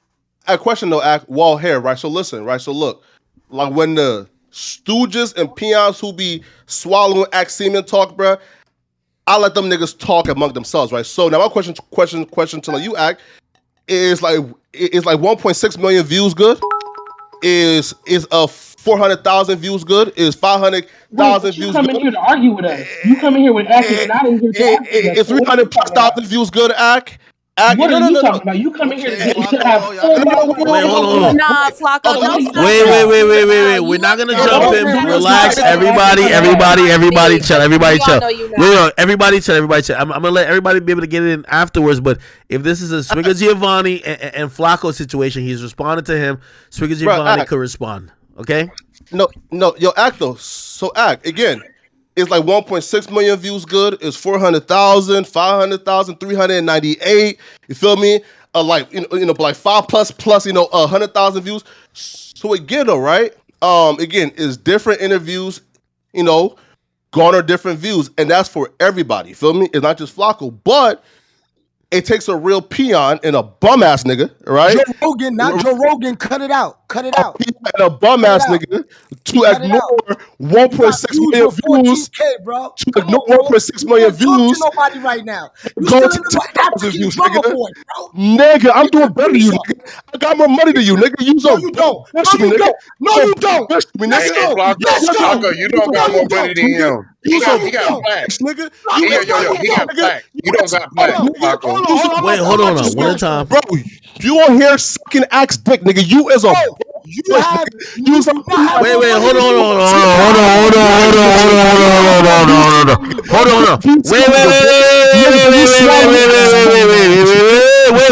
Wait. Everybody chill for a second. No. Okay. All right, hold on. Okay, hold on. I gotta serve and mute both of them. Just because, I don't want to be used as the fodder for whatever. This whole sucking Act dick shit is just not true. I'm gonna be honest with you. I didn't even know Swigger Giovanni was one of the highest, gifted subbers in here. Like he was gifting people sub. I never spoke to him ever. Honestly, I really only knew about him probably about a month ago, and I talked to him in voice chat. He got his own operation. The chat loves him. If you ever join my Discord, bro, they're not in there just like, yo, let's praise Act. Like, bro, they got their own shit in there. Niggas got their own shit. They're not talking about me. You get what I mean? So, and when I found out about him, everybody in Discord was fucking with him. Like, he got his own shit. I don't know exactly what it is, but he's definitely not in here like, I'm an Act fanboy, I'm sucking his dick. Pause. Like, you know what I mean? I don't want that to be used as the thing that makes people feel like, oh, there's like, the chat niggas is never about sucking Act's dick. Like, please, never. Like, we can't even... I can't even allow that to be said because there's so many beautiful people in here and so many great people who got their own shit going on. When I go in there, people are pitching me business ideas. People already been like, yo, trying to help other people for shit. This ain't just about, oh, Act is great. There's been great people in this organization, or not even organization, but just this whole, I'm going to say community that don't even agree with me on most things. And we've argued, you know what I mean? So please, it's not sucking Act's dick. Please. Yeah, let's not get that Okay, confused. like And gang. Let's run. yeah, Let's reel it back. me and Kyrie have argued a bunch. Shit. Boom is my nigga, and anytime y'all seen us, y'all probably think we don't like each other or we're arguing. Me and AJ, we've met up mad times in person. When y'all hear us on here, we're usually opposed to each other. They're not just like riding my dick, just to let people know, because like I'm usually creeped out by people who just agree with me on everything. Like I like to argue with people. Okay. So I'm just saying that not to shut Flacco up or nothing like that, but if y'all are having an argument, this chat nigga community is the community that binds us all, but it's binding us all based on mutual interest, not because I'm some god. I'm not no god.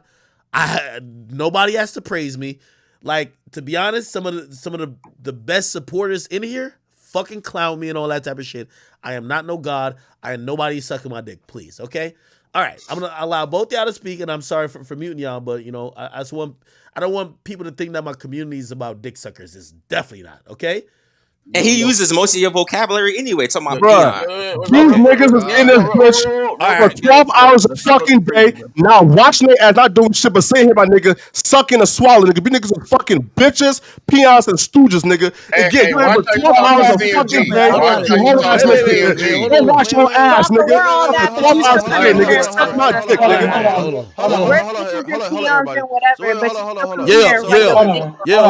Hold on. So wait, Flacco. Let's be fair though.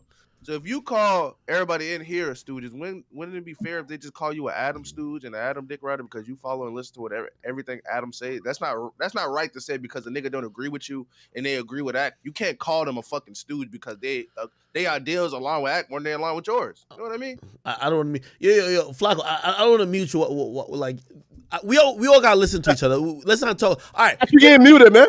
Let me say something because he keep talking over me. Your academics. You talk, bro. Wait, one at a time. One at a time. Come on, man. Wait. I keep getting muted because I'm bodying these bitch ass niggas. No, Flacco. No, Flacco.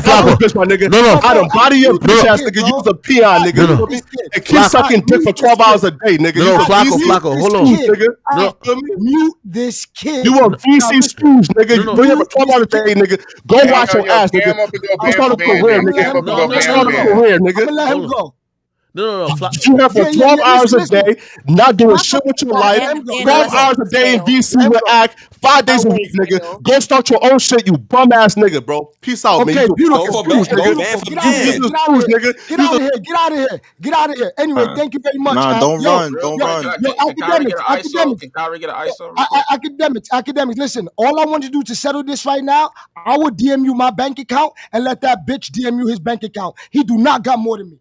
What's up? Okay, I like that. What's up? Nigga, you fucking homo, nigga. Yo, Flacco. Take ass off your tongue. Flacco. Off your tongue, nigga. Go start your own shit, you bum ass nigga. You have for 12 hours a day. Flacco. Nigga. Go eat. Go cook a meal, nigga. Go wash your ass, nigga. Get out of FBC, nigga. Hold on, I got this. I'm gonna bring Flacco. Yo, Flacco. It's just me and you. Flacco, it's just me and you here. Flacco, you hear me? You should be able to speak. Flacco. Fuck everybody go. Oh, no, I moved you in here by myself. Flacco. Yo, what's up? Okay. I don't want this back and forth. This is, and by the way, I'm throwing you the fucking little lifeguard thing. This guy is body the niggas already though. No, I done body the niggas already. Yeah, but hear what I'm saying. This guy is trying to say that he doesn't like when you try to say that he's like a dick sucker. He feels like he's in the music industry, right? He works with a bunch of people. Some of them I have no idea. I don't even know too much of what he does. But he says he's down to prove to you, and he's wondering if you'll prove to him that you could never call him a broke sucker. He's for banning, bro. He said he's down. He said he want to go band for band with you, which I don't know if that's smart because Swigger, from what I hear, my boy Flacco getting that bag. So I don't know if my boy Swigger really holding it, but hold on, bro. Act, listen, Act. Wait, Act. Wait, right? Pause, Act. If you think that I'm as stupid as these niggas and fucking ass read to where I'm even engaging in contact with these niggas, bro, use a peon. I'm just here to violate your bitch ass whenever the fuck I can, nigga. You here for 12 hours a day, nigga. In fucking act stream, nigga. 12 hours a day, nigga. Talking and sucking dick, nigga. Go start your own shit, nigga. Go do your own shit, you bitch ass nigga. So again, nigga, I'm never gonna do the ass read, right? Feel me? All right, I got y'all, chat. Don't worry. Let me go to another chat with this nigga. I got y'all. Don't worry about it. I got y'all. Okay. Flacco. For a second. Fucking you bitch ass nigga. Yeah, Flacco. Because we're trying to have civil conversation. I moved you again. And I want it to be civil conversation. I don't know if you could tell him, yo, go start your own. Because, like, I don't want this to be a rhetorical conversation. You do work with No Jumper. They can say the same to you. You get what I mean? Hey, you go start your own. I got my own shit already, though. Yeah, but essentially, you're saying that they're being aligned with me, and they should stop sucking. 5 days a week, Act. Yeah. Act right. Act right. So look, Act. Listen, I ain't gonna lie to you. Swigger Giovanni do not be in here. Not when I'm right. Look, Act. Look. If these dick suckers are here for 12 hours a day, 7 days a week on fucking stream, sucking dick and sucking and swallowing, right? Contributing to content. Wait, hold on. I gotta ask you. Wait. I gotta ask you. Why do you? Wait. Why do you think they're sucking dick though? Wait. Listen up, bro. No. Yo, let's meet in person, Flacco. Let's just meet in person. No, Swigger. Suck my dick, you hoe ass nigga. I remember you said that. So I'm gonna go to your studio. I'm gonna go to your studio. Bro, studio's in Van Nuys. Let's go. Nigga, go to your studio. You was a bum ass nigga. You got security, nigga. Fake address, nigga. Bro, please. I'm gonna wait for you, bro. I'm gonna wait for you, bro. That means nothing. Keep talking that talk, bro. That means nothing, nigga. That means nothing, nigga. That means nothing, nigga. AD's not protecting you no more, right? Wait, we're gonna get up, and when I see you, I'm gonna knock you the fuck out. Do you understand me? You fat African stink nigga. Your whole no jumper style said you smell like shit. On a tantrum, The nigga. whole no jumper style said you smell like shit. Bro, everybody know you stink. You ass, don't wear socks. You don't got no bitches. You got a fake fucking girlfriend that nobody ever saw yet. So why are you lying? You got no money. You can't go bed for me. You can't do none of that. Let me see some money, nigga. Let me see some money, nigga. Show me. I'll show you my bank account right now. And I bet you can't do that. So what's up? So what's up? So what's up? Show me $1,000 right now.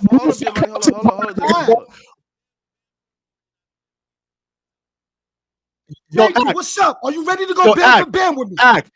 This whole ass nigga is my mule for content, nigga. Nigga, you my hoe right now, nigga. I'm abusing when you. I see you, I'm going to fuck you up. I live in LA. Do you know that? I don't give a fuck, nigga. I don't give a fuck, nigga.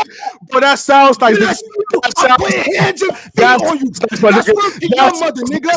That's word to your mother. You understand? When I see you, I'm putting hands and I'm putting feet on you. You sound angry, nigga. Suck my dick. I am angry. I am angry. Trust me. You sound angry. Trust me, I'm no one to play with.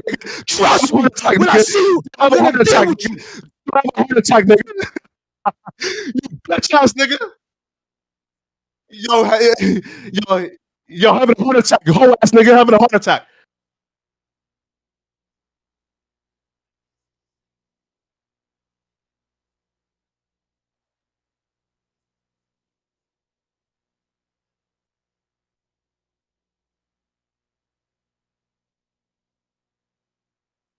Oh, Ack, you're muted. You're muted. Oh, all right. So Flacco, what I was trying to say, for all we know, that Swigger Giovanni, he hasn't made no money off no chat nigga shit, and all he's done is like donate and gift subs and shit like that. I guess he feels offended, just like, you know what I mean. Like, and I'm trying to appeal to you're reasonable. I know you're reasonable. He's just trying to say, hey, listen, I was giving an opinion. I'm not no act dick sucker who's just broke or whatever. I got my own shit. I'm just giving an honest opinion. But you're styling him as some like, oh, he's an act dick sucker who's broke. And he's trying to say, no, I'm not broke. And actually, I don't earn anything or gain anything from this. I don't like the fact that you're calling me like some type of broke, like dick sucker type of guy. Are you willing to say, obviously I'm not gonna go bam for bam. Are you willing to say, okay, maybe he's not that. Maybe he's not just a broke ass nigga. Act. If I come in here humble, right? Because again, but the first couple of times, right, I came in here and these niggas were violating. I kept it cordial and cool, right? But now, whenever these fucking stooges try to violate Flacco, I'm taking to the nth degree and super violent. Why, Because again, my nigga, these niggas are not bullies. Again, can pop his shit. These peons and stooge, nigga, they can't talk to Flacco, nigga. Period. Feel me? These niggas is hoes. Straight up. You gotta feel me? Again, bruh. If can pop his shit to Flacco, don't let these other peon and stooges think that they are acting. Wait, hold on. Wait, hold on. But Flacco, with all due respect, do you at least, like, for example, I ain't gonna lie to you. Give me her humble act. Hold on. Yeah. Wait. And by the way, I didn't shout this out, but I'm so proud. I was watching so many videos. For anybody who tried to screenshot me, I don't know if there was bitches there. I was not watching y'all shit. I was so incredibly proud. Everybody in the chat, I need to see W Boom. My man Boom just did a show yesterday or the day before, and it was a hit show. Amazing. The shit was great. Now, put it like this. Like my man Boom being here with me, rocking all the time. I host him all the time. I'm going to be honest with you. I would feel offended if anybody called Boom a dick sucker. Like, Boom been doing this thing for, like, we show each other love. Right? Boom's my nigga, though. No. I know. I'm not saying you're going that Boom. But what I'm trying to say is that, like, I think you're labeling everybody. Like, yeah, you know the story of Boom, but these other guys, like, Kyrie ain't hit me up like, give me a job or yo, let me money. No, they're all doing their thing, and everybody has their own thing. So I guess come on, bro. Kyrie is fried, You know this, bro. Real quick, and I'm not here to argue with you, but nigga, suck my dick. Wait, hold up now. You go be in flagrant. Real quick. No, hold on. That's is that? I'm gonna just mute him real quick. When I first started talking to Act, before there was a Discord, I was talking to Act on Skype. I was working at record labels. Still do management and stuff like that. The internet's perception of me don't really bother me as much as it bothers you. And my question that I really want to know is, if you really feel that way, why do you still feel the need to come here? Because if I felt that way, I wouldn't keep coming back here to a community that you claim that you want to be a part of so much. But then turn around and get mad when the people here who be here, like you say, all the time, talking to, like you say, your idol on a regular, don't really accept you. That's kind of similar to the things I was talking about when we first went back and forth. But again, I'm not here to go back and forth with you. I think it's pretty clear. Wait, Kyrie, so your thing is, why would you keep coming back to a chat where, I mean, Act fuck with him, but everybody that fuck with Act, like everybody in here don't fuck with him. That's what you're trying to say? Well, it's not just that. It's just like, even you, every time you come here, you don't make the best example of yourself. For instance, like the stuff that you were saying here today, from what I hear, is not really the best things you would want to say if you're trying to keep your job type thing. But again, it's like, he's going to do that regardless of what he's going to do. But it's like, you call us dick suckers, but we talking to your idol who appreciates us, and it's kind of weird. I mean, I don't know. If I give you, I'm not going to speak for Flacco, but if I give my opinion, they're just going to call me a dick rider. It's just like, I feel like, bro, niggas... I'm gonna unmute Flacco, Flacco. Just listen for a second before you jump in. Yeah, well, let me say. I was just saying, like, bro, I'm fucking with the chat niggas, bro, forever type shit. But it's like, Flacco always, bro. Ever since Flacco came in this bitch, niggas on his head. So I feel like he be in straight defensive mode. You know what I'm saying? But if you wanted to beat that, you would have to, like, I don't know. I feel like how suspect did you want to get on their best interest or like be on their best side instead of just trying to shit on every nigga that disagree with you all the fucking time. That's just gonna make everybody in here hate you. Type shit. Boom. I don't feel like you do that. It's not hatred at all, though. That's the thing. Now, like Boom, listen though. Okay. Now, Boom, listen. Here, Flock, you come in here on straight flagrant shit. Even when Kyrie wasn't here, you come in here just booming on me. You feel like you come in here like with a vendetta on your shoulder type shit more than just. That's how it feels when you come in. Hell no. You come in here trying to talk to us crazy. But no, and so of course people are gonna come back. Too, though. Yeah, no. But people talk about Act crazy here, and Act takes it like a duck with water. It goes right off his shoulders. And I know that maybe Flacco wasn't there yet, but you cannot come in here and boom niggas and expect niggas to be like, oh, hey, Flacco. my god! And them That's guts with not how this 25 subs. motherfucker works. Yo, look, right. So one, here. So let's say the last like 3 to 4 times, right? But the first time I came here was, I think it was like before the 16 shit, right? Which I was, cool, right? You feel me? And what happened? Ash Reed, the bum ass nigga who ain't show up to LA, inducted Faye, and he started to attack me. I kept it cool. I ain't say shit for me, right? I hopped off. The second time I came back, he tried to hype shit. That's when I violated him, right? And that's when the Faye got set up that he ducked. You feel me, right? So again, and today, and I came in contributing to the conversation of, the whole FBA shit. I came in on a humble tune. And then as soon as I speak, I guess it's some clout mongering thirsty niggas got off their mic and started to attack Flacco. So then I started to violate niggas. So again, right, when I come up here on some humble, cool shit, I expect niggas to be on some humble, cool shit. Because as soon as niggas like go from being on some humble, cool shit to trying to take some flick jabs or violate, I'm gonna violate niggas back, right? Because again, let Ack talk to Flacco like that, right? Because again, that's Ack.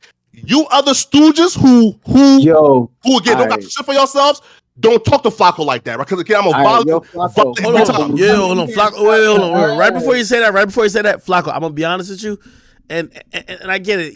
Maybe because I've helped build this community. I kid you not, whether it's Kyrie or other people, like they've talked to me about personal things. They've talked to me about relationships and people who I've associated with, and I have not agreed with them. But with me, when it comes to the chat, is like, for example, y'all don't know, like I've had conversations or topics about like Angelica or whatever the case is, and people in the chat, I've been on stream and people have been saying, "Act no," blah, and they've been completely opposed to me. I always look at it like, even if I don't look at it as, they're trying to roast me or whatever the case is, I look at it positively.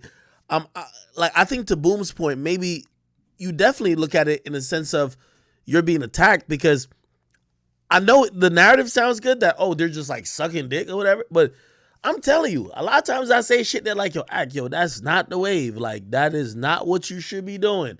We don't agree with this. We think you should be doing this. And I've been very open with like, hey, I'm going to live how I'm going to live. But, I'm not going to, like, even if it seems disrespectful, I don't think when people tell me things that I don't agree with is disrespectful, especially my audience. Like the chat niggas, like if they say some shit, they see some shit. You know what I mean? And I could see where you don't see that. But maybe we could repair that relationship by saying, I think when you come in sometimes, to Boom's point, you come in hot, like in a sense of, man, fuck y'all niggas, y'all sucking dick. Like sometimes they just want to challenge your ideals. Now, if they come off and they say something disrespectful to you, you fat piece of shit, or you're sucking, like whatever, I get that. But even this whole discussion we had, we trying to get to like some common ground. Do you see that a little bit? Yeah, right. So Act, right. So let's just like recount like exactly like go ahead. Like what took place today. So, and I came here, right, and me and some dude, right, was having a very healthy discussion. Me, some dude, and some female was having a very healthy discussion. You feel me, about the FBAs, et cetera, et cetera. Then some imbecile who couldn't really articulate his point, after I started watching him, that's when he pivoted and started saying bitch ass nigga, Adam, right? You feel me? Like this, right? So like, my whole thing is this, right? Like once niggas like take the pivot because I'm watching them in a verbal debate, I now gotta violate back. Meaning, can't none of these niggas call me no bitch ass nigga. I'm just being real. Can't none of these niggas call me no bitch ass nigga. Why? Because again, these niggas ain't fucking with me. Fuck these niggas, right? So again, if these niggas violate Flacco Act, I'm violating back, right? Again, if it's on some cool shit, I'm coming here, bro. Bro, listen, like, go against me, challenge me. You feel me? I can argue back. Do not start right, so let me ask a question, Flacco. Let me ask a question. So every time you came in here before, I wasn't making sure that you was good? Yeah, facts, yeah. Of course, facts, yeah. All right, so my only thing is, bro, like you can't be like, you can't speak so abroad like that, because by you saying that, it's saying like you saying like, all right, fuck them chat niggas, fuck them niggas, all right, whatever the case may be. But why you saying that, it's like I'm the nigga that's looking stupid by speaking to the homies and telling them like, nah, Flacco cool, Flacco cool. You understand what I'm saying? Okay. That question, right? Okay, But that wait makes though. sense. But facts, right? But facts, look. I've never said fuck the chat niggas because, yo, I've been a chat nigga longer than most of these niggas. I'm saying fuck them niggas. You feel me? Right? Like, fuck the new niggas trying to get some type of like shine or like a clip moment by commenting at Flacco. Fuck them niggas. It's never fuck the chat niggas because, bro, I've been a chat nigga probably longer than most of these niggas, right? But, bro, I had to go ahead, feel me, right, and like build my own shit first, my nigga, right? Right? But, bro, like, don't get it twisted. None of these new niggas have been here longer than Flacco. That's a fact, right? So when I say fuck these niggas, I'm talking about fuck these new weird niggas who try to come on here and try to get a moment by trying to attack Flacco and like calling Flacco outside of his name. That would never fly. I'm checking that at the door every single time. Hey, right? Flacco, Yo, I come here on some peaceful shit. Hey, Flacco, let me ask you a question because they say this to me too. And this, obviously, like I know, obviously the audience would probably be like, enamored by some shit like this, like, oh, band for band or whatever the case is. That's not happening. But, sometimes I've seen like, and I've thought I've had amazing streams, and trust me, I'm critical. I'm really critical of myself. Like I've watched back because I watched back all the clips, whether drill uploaded or I've seen it somewhere else, and I've seen it times like sometimes with me, and I'm like, damn. I ain't gonna lie, I try to shit on a nigga with just because I got more money than him, but like really, I got all the opinions and the right perspective that could shit on him, and now I look like an asshole because I'm shitting on him with money type shit. You feel me? Like I've thought that a few times, definitely. I don't know if I've ever said that before. I've definitely thought. I'm like, oh shit. All right, cool. Now, granted, if it came down to a money situation, we could just talk about money, but like I knew sometimes I just like fucking nipped it at the butt, like nigga, you broke, shut the fuck up, right? And I was just like, all right, cool. Shit, I did it with Sharp. I ain't even gonna lie to you. And I remember thinking, I was like, yo, Ack, when you first shitted on Sharp, it wasn't that you had more money than you. It would be ridiculous for Sharp to talk that he got more money than you. You know why you shitted on Sharp at first? You shitted on Sharp because Sharp was talking about being in the streets and this and third. And you were a guy who was never touted that you were in the streets, but you always did the right thing and you built a great platform. And you don't got to be ashamed of yourself. And you can respond to a nigga without all of that shit by just saying, hey, listen, the niggas who be in the streets, look what happened to them and look what happened to me. And it wasn't about money necessarily, but I realized I was like, yeah, I don't got to shit on him necessarily and be like, yo, you're broke. Because last time when me and him were talking, and obviously it's like you're just ranking on each other immediately. Like obviously he's ranking on, he's like, yo, you look like that was a funny joke I'll give you, Sharp. He's like, yo, you look like a bag of hockey pucks. That was pretty good. And I remember just one time because he was talking about 40,000 odds he wanted me to pay him. I said, nigga, you're broke. And, granted, that is true. I'm not taking it back necessarily. But, like, I could win that debate way better than just talking about money. And I think some of the people here are looking at it like, hey, listen, if them and you get in a verbal argument that may be about a point or something about ideology, you try to get out of it by just saying, oh, y'all suck act dick and y'all are broke and blah, blah, blah. And, you know what I mean? I do think that you are intellectually able to spar with people more than that. And maybe, obviously those disrespects have already been passed on both sides. But maybe like, if someone is saying, yo, well, what about this? And clearly I'm not getting at you because I do think like Swigger Giovanni. Can we unmute him, please? We'll mute him. Yeah, like yo, Swigger, like for example, if you're asking a nigga a question, but you're like, yo, you're sucking on Adam's breast milk, you're gonna make somebody feel like they're already attacked. You get what I mean? Like, but if you're asking a real question to say, yo, hey, how could you? Let me just point out a hypocrisy you have. He's more. Maybe Flacco is less likely to be like, yo, oh, you're a dick sucker, you're broke. Check main chat. I just showed 100K cash. Check main chat in the Discord. He don't got more money than me. That's all I need to tell him. And I'm gonna meet up with him. I swear to God, I got nothing to say to him. You are What's up? broke, my nigga. What's up? Yo, you didn't hear anything. What's up, Flacco? Show your money, Flacco. Show your money, Flacco. Come on. Show your money, Flacco. Show your money, Flacco. You a dusty nigga for that. Show your money, Flacco. It's dusty nigga shit, nigga. Hold on. I'm about to floss again.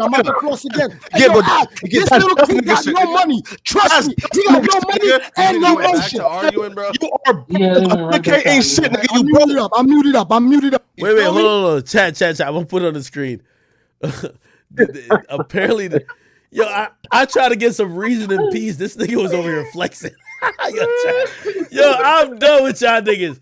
Yo, this is what Swinger Giovanni did. Nowhere. He showed his location that he's in Los Angeles. Look at this video. Let me. Oh. Wait. Hold on. Let me go back to the beginning. He shows the. Yeah, put it on the screen. I don't see it. Put it on the screen. Nah, it's on it. He says. All right. Holy. That's a cool 100 bands right there.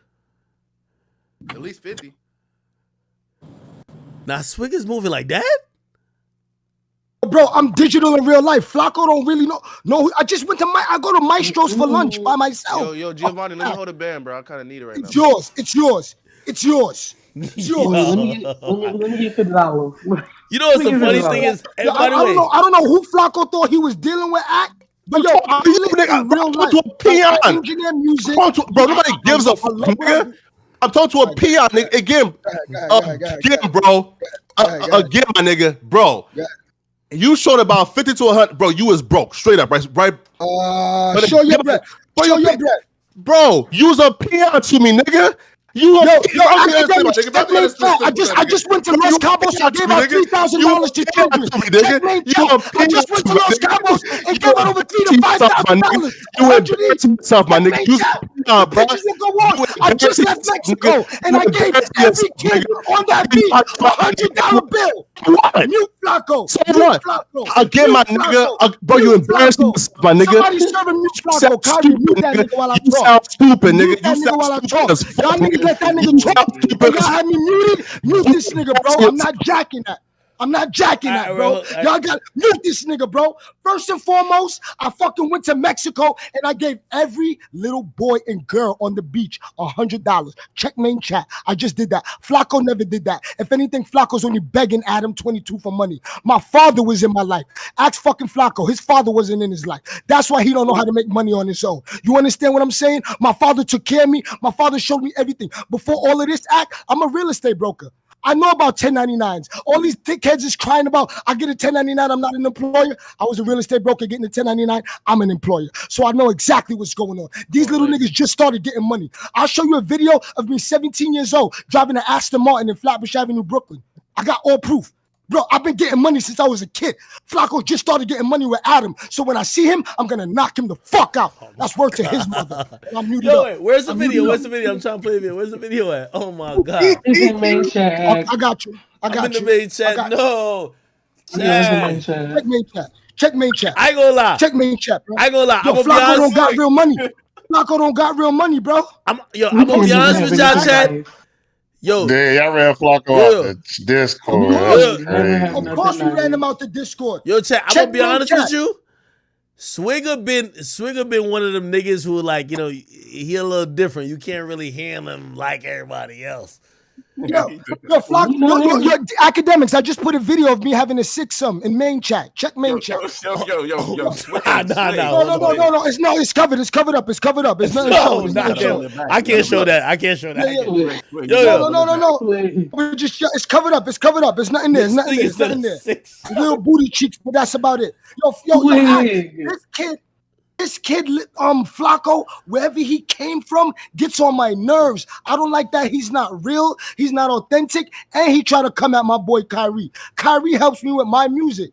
That's really my money he's messing with. So now I'm in LA, and if I see Flacco, I'm going to put hands and I'm going to put feet on him. I swear to God. I swear to his mother. Yo, Act, In the chat Minecraft. don't play about me, Act. In Minecraft. In Minecraft. Yeah. Can we get the video of you giving money to the kids? We want money. Yeah. I'll put it up again. We gotta No, clean I'll this put up. it up We gotta again. clean this up, Swig. I'll put it up again. I'll post it again. I'll post it again. Hold on. I just told my wife to come on Academics right now. I'm spazzing on somebody. She's tuning in, listening to me. I love you, Kaylin. That's a fact. He don't even got a girl to do that. Hold on, bro. That's what I'm saying. He can't do that. He don't got no woman in life. Yo, He don't chat. got no girls in life. We can't show more than this, but apparently this was the prequel to the 6ix9ine. Yeah, this is a prequel. Yo, Chad. Yo, bro. Wait, hold on. Wait. It got to be 5 girls and him. We see we got 1, 2, uno, dos, tres. Hold on, we got to find cuatro. Hold on. We got to... and then the girl right here. Oh, shit. Nah. Come on. I don't play around. And my wife is in there. My wife knows. Your wife is in the 6ix9ine? Come on, yes. Yeah, we got come something. on. It is Sunday. Y'all are teasing. Yo, come on, son. Yo, that boy Flacco's really not ready for prime time. I'm about to post the kids again. Hold on. Yeah, he left. Hold on. Let me right here. Boom. Yo, yeah. Please, like, you know what I mean? We gotta see what's going on. You know what I mean? Are you giving back to the children, please? Yeah, checkmate chat. I'm giving back to the kids. Checkmate chat. And I see it. Yeah, checkmate chat. Every kid on that beach got $100 bill. You know what I'm gonna You know what I'm gonna show you next, Academics? Me spending $45,000 cash on my wife's wedding ring. Cash. I broke Tiffany. No, bro, I broke Tiffany's money counter. Their money counter broke and they locked everybody out. They said, Max, you gotta count this by hand. I said, take your damn time. The next time get a better money counter like mine. I showed him my money counter. You know what he said? He goes, oh, that's illegal. I said, little idiot. I have an LLC. I have a bunch of jobs. I need to count my money. So I'm gonna show you that too. Hold on. Because Flacco really don't want it with me. I could put money on Flacco head top right now, but I'm not gonna do that. Swig. In Minecraft. Oh, okay. All right, hold on. Yo. Why you pull that video up? Let me show a video for the kids real quick. Hold on. We gotta show this video for the kids. Like, god damn, y'all going too crazy today, man. This is Swiggy Giovanni. You know what I mean? He with the kids. He in a different country, something exotic. You know what I mean? But of course, you know what I mean? He's a philanthropic. He not gonna let no kids. You know what I mean? Not have. You know what I mean? He got funds. He gonna let everybody have funds. Exactly. Let's see what's going on. Shout out to the baby. Hey. 100. Everybody, all right? Everybody get 100. Hey. Oh, nah. Y'all gotta stop playing with it. Oh, man. I didn't even know Swig was like that. I ain't gonna lie to you. Yo, that's the only thing I was trying to tell Flacco, though. Flacco be thinking like everybody here is just like praising me. Like, bro, I don't even know how Swig Giovanni make his money. I'm gonna be honest with you right now. But he checkmate chat. Act. I just posted me at Tiffany's when I broke Tiffany's money counter, bro. Come on. Hey, Swagger. Hey, show Big Act those plaques you got. Show them plaques. Oh yeah, billboard plaques. I Oh got my a plaque god. for Money in the Grave or one of those. Yeah, for engineering. Yeah, that's how I get my plaques for engineering artists. That's how I get my money too. I engineered Polo G. I engineered G Herbo. They all came to my studio out here. That's why I'm waiting for Flacco, because I'm gonna wring his neck. I'm gonna break his neck. Wait, you broke? Wait, hold on. We about to play right now, chat. Okay, I think so. Let's see if you really broke the money counter. Nah, this is crazy. Bro, this is real shit. Okay, hold on. You're gonna do a new tender or something? This is real shit. We'll keep counting. Alright, bet. We gotta go back. Here we go. This is real shit. Okay, I think so. Yeah. The chat is going crazy in Discord right now. Yo, join the Discord. Join Academics Discord right now, everybody. Somebody put the link in the Twitch, because I'm gonna lose my head down. In Minecraft. Yo, they're yo. They're putting all of my money on the table like that, bro. Yo, Swigger, why they panicking like it look like they don't? It's like they're like, yo, shit, how we finna count this? What's going on? What? They're like, yo, what are we gonna do, bro? We never encountered this before. I said I know. I know, but just hurry up because I gotta go. You know what I'm saying? So he called help. He called for help. He called for backup. He called for backup to count the Benjamins. That never happened to Flacco, pussy fat ass. We'll keep counting, but we'll just enter it in. Hey, easy on the fat people. Come on. I'm fat too, bro. I'm 6 feet 250 pounds. 250 pounds. Like, but he not doing nothing with his weight. All he doing is running race and knocking Gina over with his ass. Yes. Hey, you can't be doing that fat shaming, man, bro. You know that fat shaming hit me different. Hold on. Nah, yeah, you're a swigger, man. Chill, man. Chill. Like you're doing a lot right now. Yeah, I'm doing a lot right now. Yo, hold on. Yo, last one, Act. This is my jeweler, Scotch jeweler. I had to give him $100K for my kilo, bro. My chain. Come on. This is my jeweler right here. Come on, bro. What's wrong with this kid?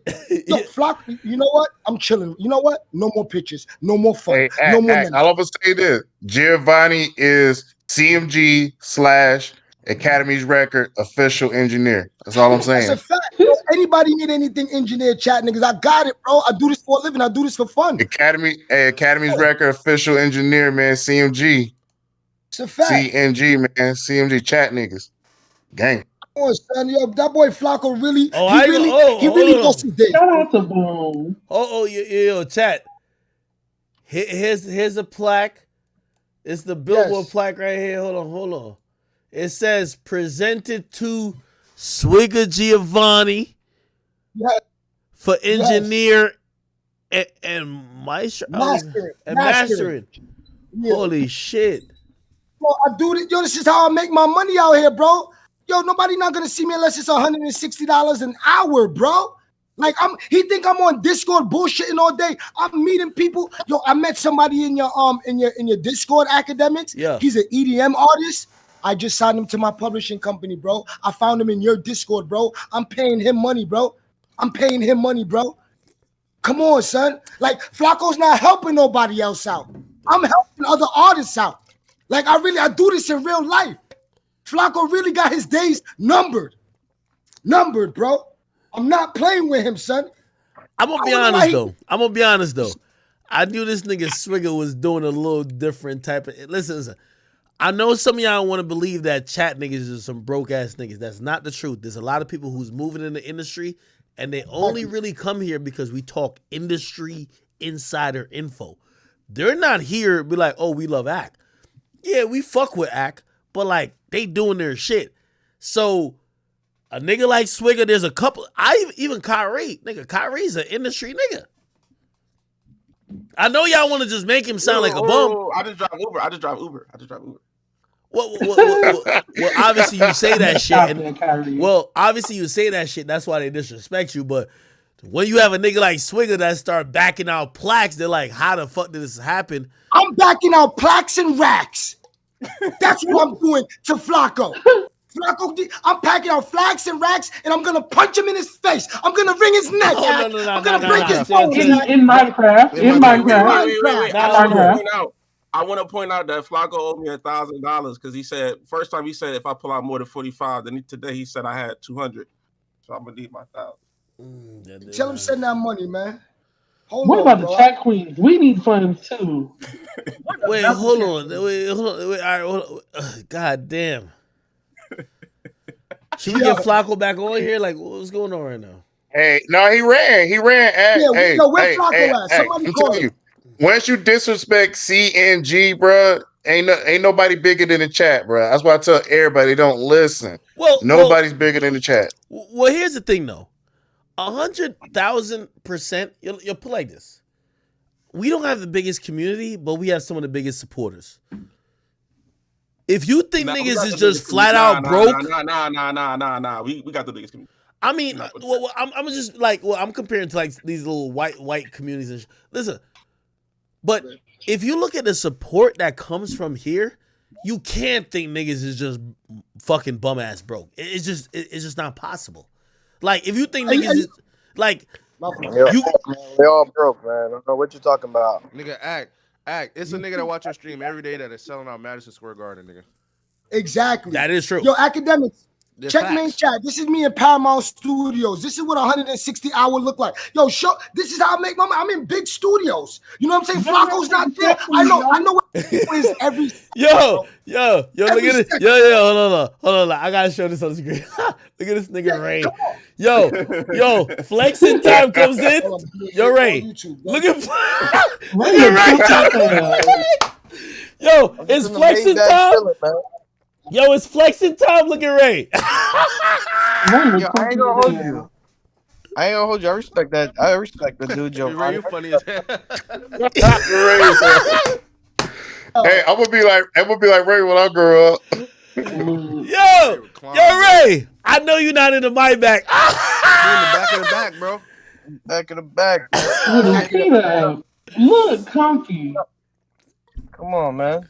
The buttons on the side. And right in the dash. There's a little iPad right here. God damn, bro. I know you playing. What I'm saying, yo, what's Flacco talking about? Everybody, all the chat niggas is lit. He's the only one that's not lit. Flacco was the only chat nigga with no motion. When you the checklist, Giovanni, you know what's crazy? I got more motion than Flacco right now. Yo, Ray, keep it 100. Yo, Ray, keep it 100. You heard niggas was flexing and you was like, yo, I gotta get on. Yo, you ain't shit. Of course, man. No, but I respect Giovanni, man. Yo, no, of course. Yo, Ray popped on with 2 Cubans in the back of the back with his feet. Yo, man, I'm just enjoying my life, man. Yo, I'm done with y'all niggas, man. The all black church socks. Yo, well, yo, I was gonna ask Ray if he's in what's he called again? I think he's in LA. He's in LA too. Exactly. I'm in Miami right now. Oh, you in Miami? Oh, I was about to say y'all better watch out for my man Flacco because he in LA moving devious. Not moving devious. He is. Wild times, bro. You wanna get it? Not worried about another dude, man. Hey, like I said, if anybody disrespects CMG, man, I'll take care of it personally. Man, this is getting out John of Wick, hand. bro. Yo, Swigger Giovanni, man. I'm gonna try to see if I can get Flacco back here, but Flacco looked like he wasn't interested in. You know what I mean? Yo, it's all right, man. Tell Flacco join the line. They all do that. You know what I'm saying? So could somebody get Flacco back here? Like, I'll call him. Damn, man. I think Flacco but Flacco say he be holding that shit though. So, to keep it a beam, bro. Like you can have it, but you don't gotta flex it. So, but some niggas flex, some niggas don't. So I can't say you got it. I don't know. We don't really know his pockets. Yeah, this is what I would say, right? You know what I mean? I don't know if he does it because, I definitely do it. But I try to do it with creators. Like, you got to realize, bro, the niggas who pop on here and talk, most of them ain't even trying to be creators. Most of them got their own motion going on. They just fuck with the movement. Shit, this might be a community that helped them connect to other people that are creators, help them connect to aspiring artists. It might be whatever they want it to be. They're not... I don't believe the majority of chat niggas are like, yo, could academics just help me and bring me out of poverty? I don't think that's what this is. Y'all tell me if I'm misunderstood. I think, obviously some people might be like, yo, shit. I got a t-shirt business. Like, shit, you selling merch. Let's collaborate. That's dope. Yo, shit, I got this company. You got this. Like, let's collaborate. That's dope. I don't think nobody's like, yo, just give me $100 that I could really like pay my rent or, I would never categorize chat niggas as being that. Never in a million years. It's only because that's what Flacco wanted, so he's projecting. I ain't behind no rent though, It's bro. the rhetoric. If y'all can give me $100, bro, that should be a lot. I mean, we all don't behind listen to him, Boom. so- We see him at the show. Boom, your show look fire, nigga. You ain't even invite me appreciate really, it. so I'm tight at you. What? You said what? You ain't invite me to the show like that. Bro, it was in fucking Tampa, bro. I would have came to Tampa. Show. It was in Tampa. Low key, I'm about to come to Florida for a show, but it's like for a dancehall show. Alkaline performing soon, so I like it. Bro, I want to pull up. Now, why you invite me to your show?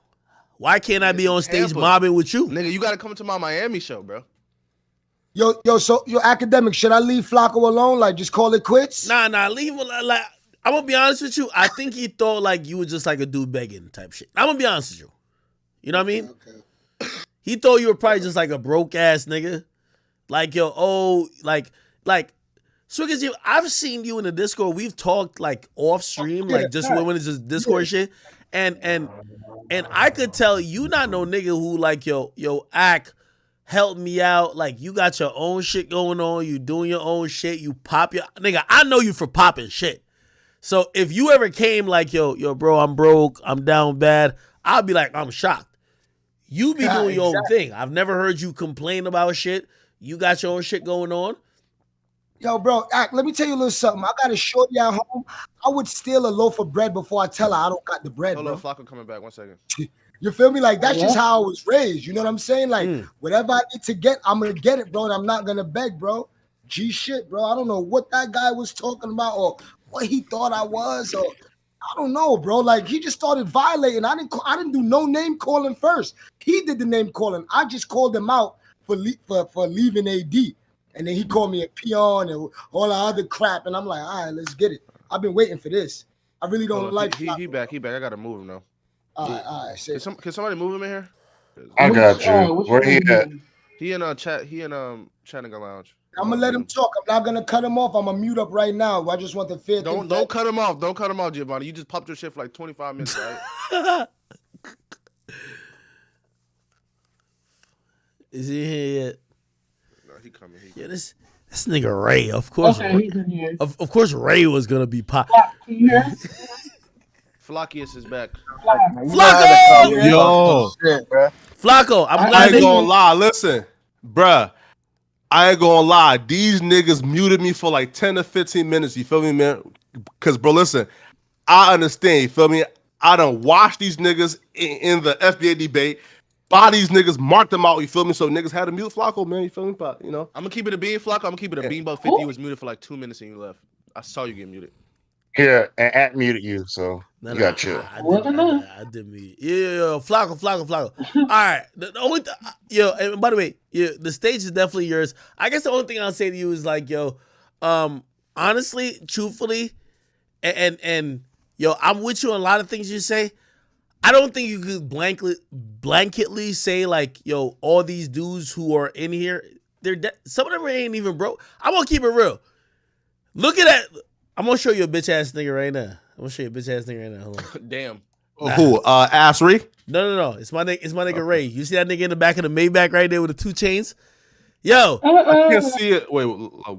Now, number one, I mean, my camera on, man. Yeah, I mean, that is Tory's man, but like, I know this nigga's a get money nigga. I don't know how he get money. That's the thing. I don't know how he get money, but when I see him, like, play this, when I go to Florida and I say, I'm there, he pulls up on me with Lambos. We in all the greatest places together. I don't know how he makes money. So I wouldn't disrespect him and be like, yo, you a broke ass nigga that need me.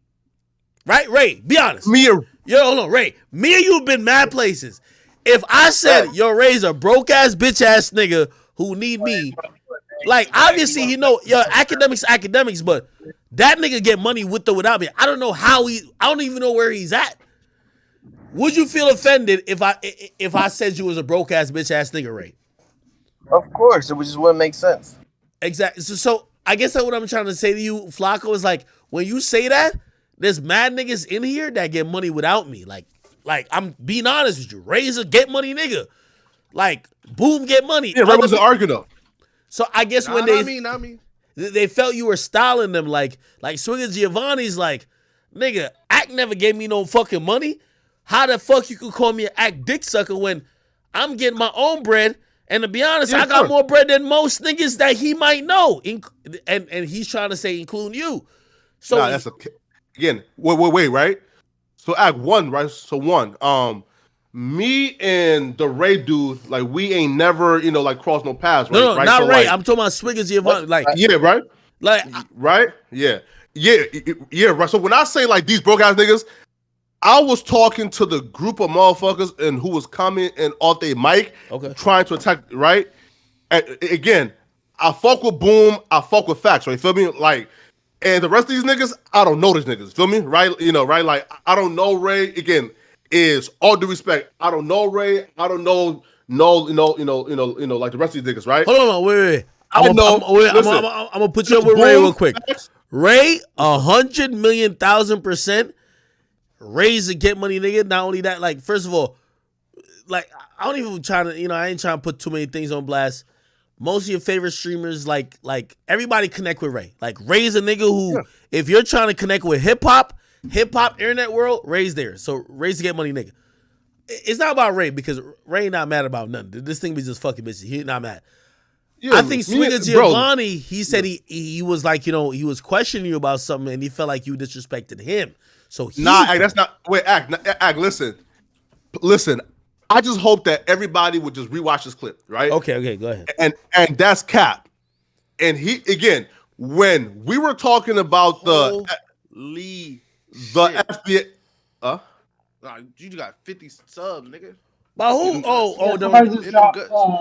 In them guts. He just dropped 75. In them guts. I gotta shout to all my subs. Nah, go ahead. Go ahead. I'm about to review it real quick. Nah, this shit crazy. Nah, right. So look, like it, and we were talking about FBA and that nigga and Vonnie, and he started off with the disrespect. That's when I turn up. Can nobody in this Discord ever say that Flacco said disrespectful? Tell me. You called me out my name, either a bitch ass nigga or a pussy or something like that, right? And that's when I went. And that's when I went off and started calling you out your name. And then you said, I don't like that. Don't do that. And then what I said was, bro, if you gonna call me out my name, I'm gonna call you out your name, right? And that's how I kept it. Because again, I didn't call you out your name. I told you, what you didn't like is how I said you stayed by Adam and you was on his breast milk. That's what got you upset. Nah, bro. Remember, bro. That's what it was. I said, yo, bro. POV guy just dropped 17. I said, you working for a racist. And then you got upset at that. And then you called me a bitch ass nigga and broke. And I had to show you that was not the case. Here, right? So one is this, right? Again, I think you are wrong. I'm 100% confident that you called me out of my name and you called me a bitch first. I responded back with the exact same. Again, can nobody in this Discord here say that I've ever came on and started calling dudes bitch ass niggas first? That's not true, right? Again, I've never done that. I'm always the motherfucker that's reacting to y'all trying to take diss and shots at Flacco. You feel me, right? Flacco, you come in here every day at Kyrie, bro. So every day. Yeah. And then you call people white nose, pink lips. You started with that. Gifted 25. I said this gifted 25 subs. No, I seen it, girl. Go ahead. Right? Now listen. Again, like the wide nose, pink lip, you feel me? Right? And that's a term and from the conscious movement, right? You feel me? Right. So when I say that, essentially I'm just saying coons. And what I said was any foreigner who is calling FBA's lazy and questioning their work ethic, they were coons. And I guess people took, took that the wrong way, you feel me? And began to attack me and call me out of my name, you feel me, right? So that's when I responded back, bro. I come in here always on peace and always humble. Any nigga can vouch for that. But as soon as I come here humble, listen. Hey, Flacco, you don't come in here in peace because I have to check. You do not come in here in peace. You know, if you know Wale has to step in, you know it's serious. No. Sometimes we do, but Flacco, we've had this discussion before. You come in here talking cash shit, and there have been screenshots of it. Just Discord chat. Again, though. How VC, so? Again, VC on stream. I come in the VC on stream, always trying to address whatever film topic, and I'm chill. Wait. Speak to us unless we paid you to come into VC. And we were having a simple conversation in main chat. I remember this because your conversation was with me. Bruh, that's the main chat where I was violating Kyrie for ducking the fade and not coming to LA. And y'all said hop in VC. I'm like, bruh, why the fuck would I hop in VC it wasn't that and give you free content to record? No, it wasn't that discussion. It was a discussion about how you felt that new people came into the chat, and you felt that you didn't have to respect people because they were new. And I mean, that's your business, but you can't come into a chat that's building itself and then disrespect everybody because you feel I like they're was talking. not worth you speaking to. I was talking about Ash Reed and his associates, right?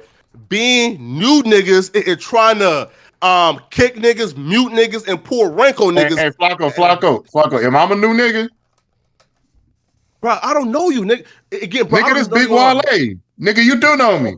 And don't act scared now. Bro, again, bro. Hold on. Yeah. Could y'all keep it cute for like 2 seconds? I gotta go take a piss. This liquor is running through me, nigga. I ain't gonna lie, my bladder. I don't know if I'm getting old, but my bladder ain't holding up like I used to, nigga. I gotta go to the bathroom. I gotta take a piss. That's you getting old, man. Hey, Flacco, this Wale intern. So don't backpedal now, bro. I'm trying to address a very specific incident. Again, bro, that's the issue, right? Is we will have a particular conversation and then somebody like one day shine and try to interject. So again, back to her particular question about the particular situation that she just said. When I said new niggas, I was talking about Ash Reed and his associates muting niggas, kicking niggas, and trying to pull rank on niggas. And I said, bruh, these new niggas done fucked up the chat like with their bullshit, right? And I was going off on the new niggas, right? Like Ash Reed and them. So then y'all say, yo, new nigga. That's how we know. Oh my God. Yeah. That's what we're trying to figure out. How we new niggas. But that's the thing. Kyrie is not a new person in the chat. Kyrie has been here since the inception of the chat with the Skype days. But you asked me why didn't I come in VC, right? So No. You told us why you didn't because you told us that you weren't going to give us quote unquote free content. It wasn't about content. It was about having a healthy conversation about what's going on between us and you. Is no conversation being recorded, bro? No, and the conversation wasn't going to be recorded. It's always recorded. Yeah, it's not. It's always recorded.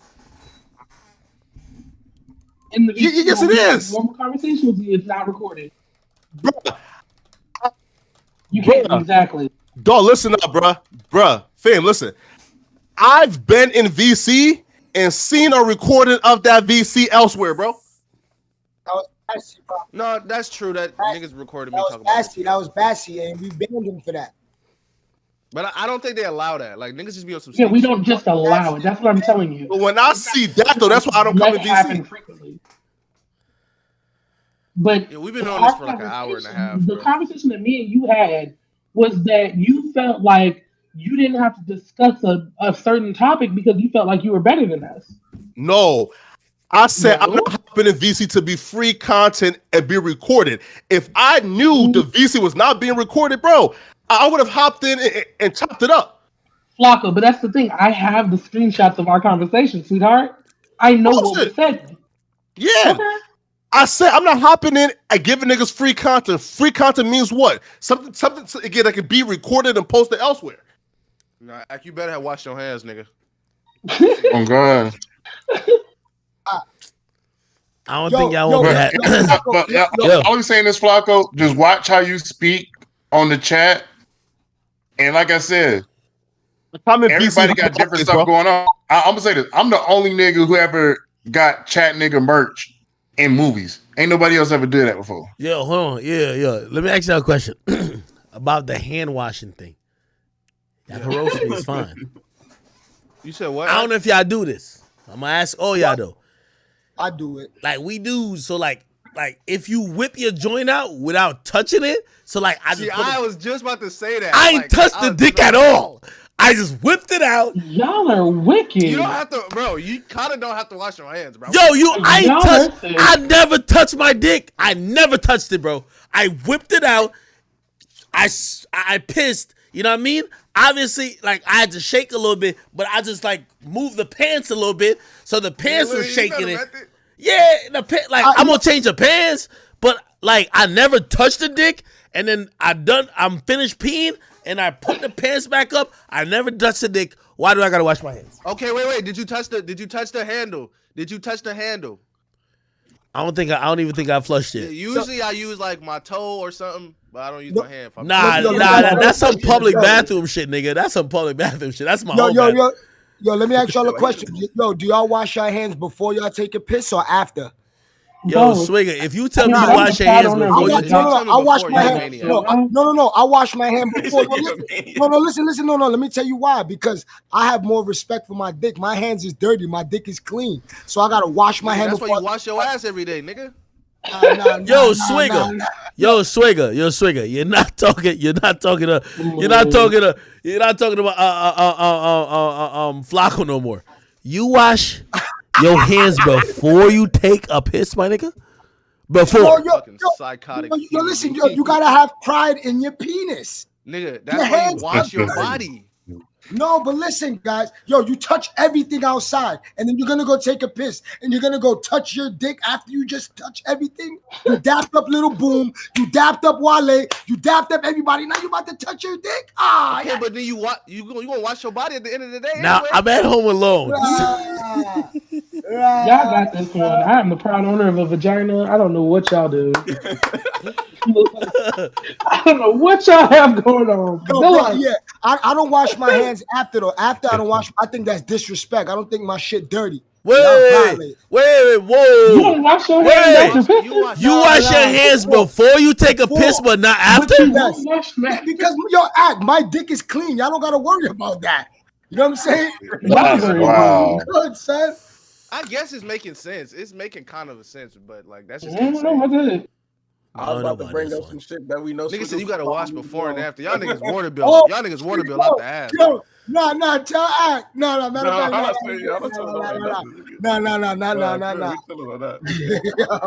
Yo. Kyrie, if you can check the VC chat, the pictures from our conversation are in there, sweetheart. Yeah, by the way. They're right there. Yo, I don't care. I don't think anybody really cares. Yo, chat. I don't care how many hundreds of thousands this nigga Swigger just showed. Just remember, after he counted that money, he was finagling his penis and he never washed his hands. That's all we need to know. Nigga. Yo, you mixing up the whole method right now. You mixing up the whole method. Yo, bro, after I count the bread, I'm washing my hands. Exactly. The money's dirty. You don't know where that money has been. That money could have been in a stripper's ass cheeks, and you out here. All right. Hey, what's the problem? Yo. Okay. No, Wale, we are not having this conversation. Yo, I think we've done this for a good amount of time. I don't know if is Flacco still here? I'm gonna give everybody the last word. Then I'm gonna mute up for about like 30 minutes and finish all the other topics, and then we're good for the stream. All right. But you know, and I know some people don't like I love being on the Discord. Like I love other people's opinions because like. Bro, y'all hear me enough. Like, you know what I mean? Like, dog, I talk to y'all for like 20 hours a week, my nigga. Like, come on. Like, y'all know you're going to get me. The beautiful thing is that we have a beautiful Discord. You guys got to get in the Discord. Discord.gg/academics. Get up in there. If you don't like Swigger Giovanni, I'm pretty sure he'll cuss your ass out too. So you could get in there. You could argue with him. Yeah, we're going to do an introduction room when y'all after the stream. Well, to give you a perspective of the chat, obviously I love the Discord as well, but I feel like when we get in the Discord, we kind of slow down on the topics more than like, I'm gonna get to argue for like 2 hours. No, that's what I'm saying. It's still content. It's still content. No, it's still content. It's still content. It's just like sometimes they just want straight topics, bro. At the end of the day, I'm not just building like y'all all know me for doing topics and doing news and shit like this. This is a community. So when you come to academic stream, you got to accept the fact that there's part of the community involved. I don't want to just be here dolo. Y'all could just watch a podcast. Y'all could watch just my videos for that. This is a community, right? Y'all going to get the content. As I said, I'm going to give everybody the last word. It's not complaining. If you just join, you'll be a part of it. Yeah. It's so stupid to complain. And then you could be a part. Like, play this. Do you just want to be in the chat just because I read y'all comments in the chat, but you don't want to be somebody who could be like, accurate full of shit, let me debate you? Or you be like, yo, Swigger Giovanni, like, nigga, I think you broke, I'll go ban. Like, whatever it is. You could be a part of this, and I like that about it. Okay, I'm going to give everybody the last word, then I got about 30 minutes of straight topics. But, yo, Flacco, you here? Do you want to go first or you want to go last? I'll give you the option if you are here. Listen, yo, Act, man, yo, bro, listen, you feel me? I definitely appreciate you, feel, bro. Like, even for like, the advice, like really early on, bro, you feel me? Like, I feel like right now, like more so than ever, bro. I'm definitely like, I'm definitely implementing it. You feel me? And sort of like finding my personal lane. You feel me? And bro, like this shit, like, bro, like this shit feels good now, right? Feel me? Hearing like, oh shit, yo, like. Damn, bro, like 5 months ago, you feel me, bro? Like, I thought you was an ad clone. Like, now, dog, you feel me, bro? Like, I fucked your content, or right? So, like, you definitely was very crucial in terms of me finding my own success and own lane, bro. So, that, I appreciate you, you feel me? And again, like, chat niggas, like, boom, facts, you feel me, man? Again, like, niggas like me, we are day ones, right? So, whenever I come in here, I'm always going to play it cool. I'm always going to be humble and cordial to everybody, Act, but when I feel like a fuck nigga is trying to play with me, that's when I'm volley. But again, it's always love with everybody for me, bro. Like, I can never say fuck the chat nigga because I was a chat nigga, right? Thank you. I'm glad you said that. Right? Yo, but chat niggas will take over the world. Go ahead. Yeah, right. But I just don't want niggas to like think like it's sweet to where like when I come in here, they can attack me, right? Again, Kyrie tried that bullshit my first 2 times here, and then after I violated his whole ass, now guess what? And he don't fuck with me no more, right? So, right? So, whenever I feel like somebody is trying to disrespect me or call me out my name, bruh, you feel me, man? Like, it's our disrespect. Now, again, if like Giovanni is saying like, and he didn't say it first, I'm gonna rewatch the stream, and if I'm wrong, if I was the one who called him a bitch ass nigga first, I will come on my platform and publicly apologize to that man. But okay. right, but I'm 100% sure, bro, that he was the one who called me a bitch first. Never. Rewind it. Okay. All right, man. Okay. All If right. it's final remarks, Yo, we're not going to go but by the way, I think that's dope. And by the way, yo, listen.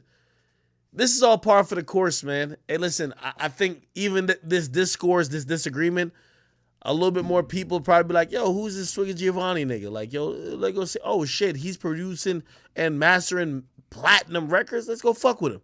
And shit, there might be more people be like, damn, we ain't know that Flacco really had like a bass like that. So that's good. You know what I mean? I'm glad this has turned into some good things. Anybody else to add anything else? Let me just, man. Go ahead. I'm gonna go after you. Squirting contest. Oh my god. With who? You know what? Never mind. Exactly. All right, go ahead, Wale, intern. If I did say it too, bro, I'm a man because I know making money and beefing don't work. You feel what I'm saying? So at the end of the day, if you know what I'm saying, we do link up and we let bygones be bygones. Link up with Flock, we do whatever.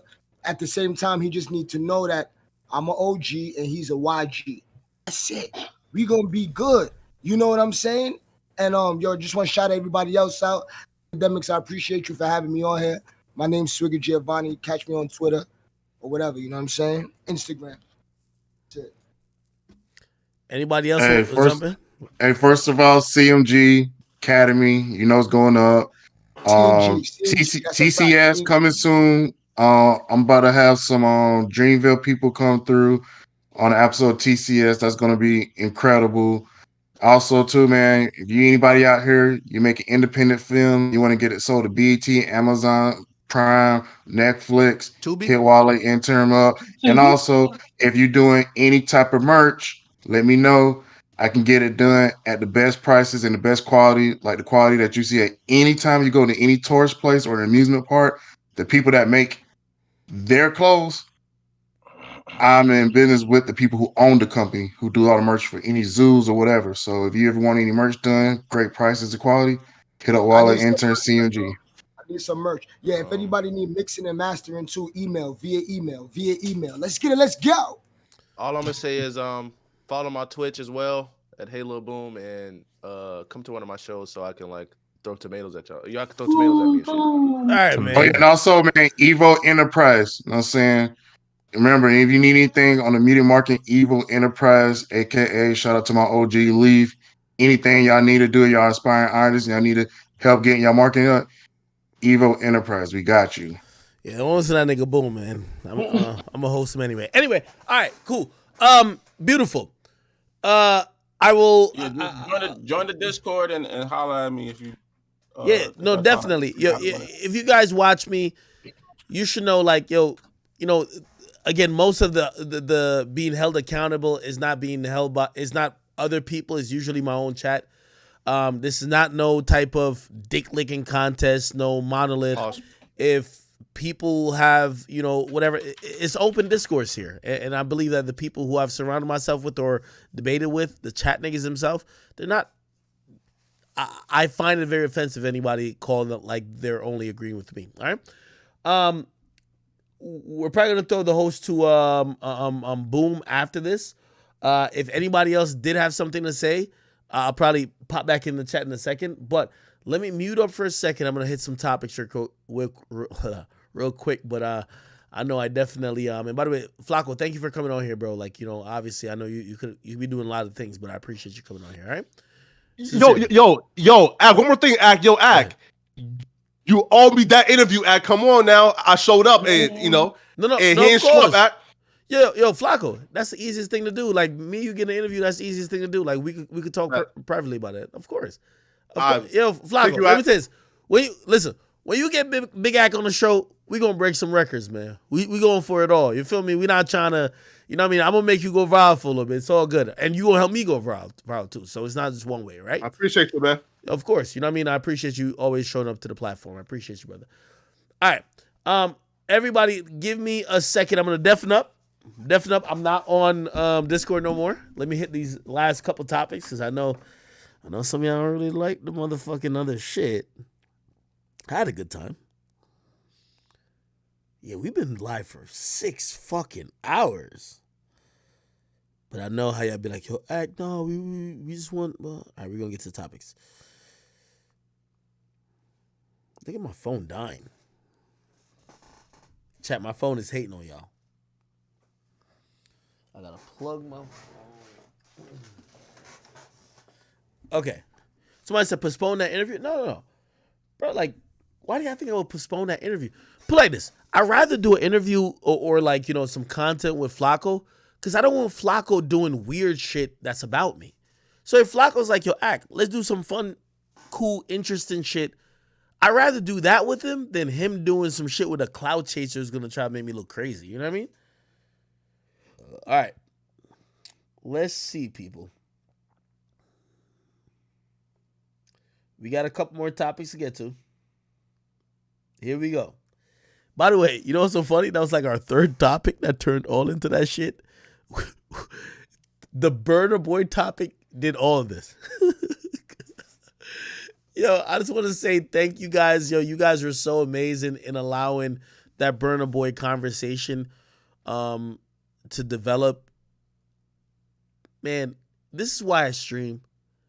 I have such an amazing time. Like, I don't feel like you guys tell me that, oh no, we only want this, and if you don't do this, we don't fuck with you. Bro, we've held a good amount of viewers no matter what we've talked about today, and that really just like warms my heart because it don't feel like I'm a slave to what y'all want me to talk about. It feels like y'all will be like, hey, let me give an hour to whatever the fuck Ak wanna deal with at this moment, but I know he's gonna come back and talk about the shit we want to. Appreciate you so much for that, honestly. Appreciate you. All right, cool. All right, we kind of talked about the Kanye silence thing already. I see people sending me the Bad Bunny lawsuit. We should talk about that. All right, cool. Matter of fact, let's talk about this. Let me see what's the best topic to get into. I kind of want to do this trap geek video on Bronx Drill. But no, I kind of want to talk about something first. Let's talk about Beyonce. As crazy as this sounds, people, Beyonce did a deal with give me 1 second. Let's look at here right now. So Beyonce did a deal. I think it's called Ivy Park. Ivy Park.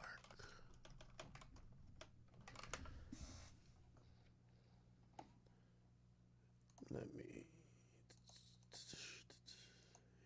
Sorry, people. So Beyonce did a deal. It was called Ivy Park or whatever, right? So essentially, Adidas agreed to like split ways with Beyonce because they realized the situation that they were doing with Beyonce wasn't making them money, right? If you don't know, they engaged in a deal in 2018, which was a creative partnership where she was supposed to relaunch her Ivy Park activewear, and she was supposed to develop new footwear and apparel for the brand. Okay? Now, they're claiming there's been apparent major creative differences between Ivy Park and Adidas, and I know this is a PR statement. Essentially, Adidas has realized that Beyonce ain't making them money. Kanye makes the money with Yeezy and all this other shit that he puts out on an apparel level, but Beyonce does not. Now, that's kind of obvious in the sense of,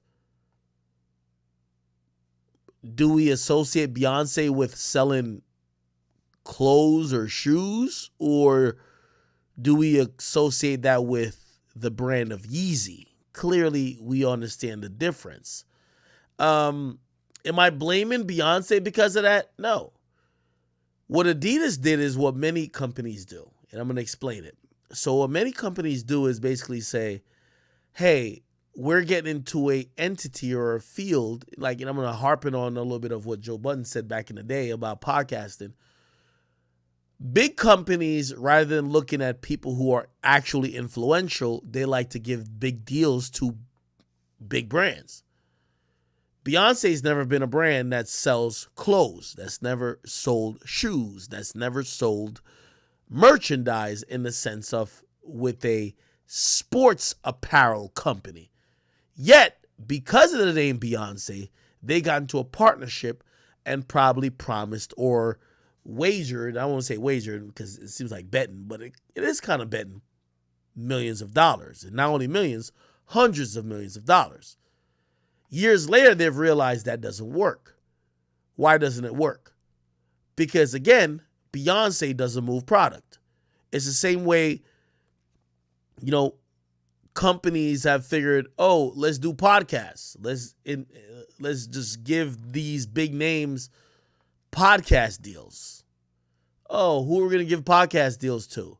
The movie stars, the former politicians, Barack Obama, Michelle Obama. But they're not podcasters. They're not that motivated, but also they're not going to generate the interest in the podcast lane other than what they would generate in the entertainment lane. So what ends up happening is that these big brands who bet on big celebrities realize it's not about big celebrities. It's all about the people who are interested or who are tastemakers. Unfortunately, this might not sound good for certain people, but it's better to give an Adidas deal to somebody who's a fashion and Adidas trendsetter or a Sportlight trendsetter than Beyonce. Yes, Beyonce is a bigger name, but is Beyonce going to be focused on trying to move Adidas brand? No, she just took a check. So yeah, y'all probably canceled it after she got her guaranteed money. You think Beyonce give a fuck? No. Her goal was never to sell or move Adidas product. So she's fine. She's not upset. But what probably does affect her is that now everyone's looking at Beyonce and Adidas as a failure. But Beyonce already knew that Adidas coming to her was a bad idea. You're coming to Beyonce for a certain type of promotion when you knew that's not what she's into. She's this big name, but she's not selling Adidas product. So salute to her, and obviously salute to the people who's with her. They're definitely making off like a fat pig, but Adidas is gonna take that loss. If you're wondering if Adidas is gonna get back with Kanye, this is additional incentive to get back with Kanye. Kanye isn't as replaceable as you might think. You know what many groups and shoe companies, let's just say shoe companies, used to think? Well, rappers are replaceable. Rockaware, you replace it with G-Unit. If it ain't G Unit, you can replace it later on with Young Money or who knows, like, you know, Murder Inc. or some shit like that. Or what Diddy got going on, like some Bad Boy or something like that. No, we've realized that it's different. I've always said, while Drake is wildly more popular than someone like A$AP Rocky, A$AP Rocky could sell more sneakers than Drake. People don't look at Drake as a mover of fashion. People look at A$AP Rocky and people who are in the fashion world as mover of fashions. So I think these companies are learning, not because you're partner with Beyonce means people buy everything. You partner with Beyonce if it's a lip kit, if it's this is where it makes sense to partner with Beyonce. It's a lip kit. It would make sense to partner with Beyonce because, you know, Beyonce is promoting some shit that has to do with like female hygiene, female, you know, sweatpants. Cool. You're just trying to promote a brand and you use Beyonce's name. No. And I think that's what's going on. You get what I mean? So yeah. I think that's what's going on, and Beyonce and Adidas breaking up is basically showing why Adidas probably needs Kanye more than Kanye needs Adidas. And also, do I feel bad for Beyonce? No, Beyonce's made her money off Adidas.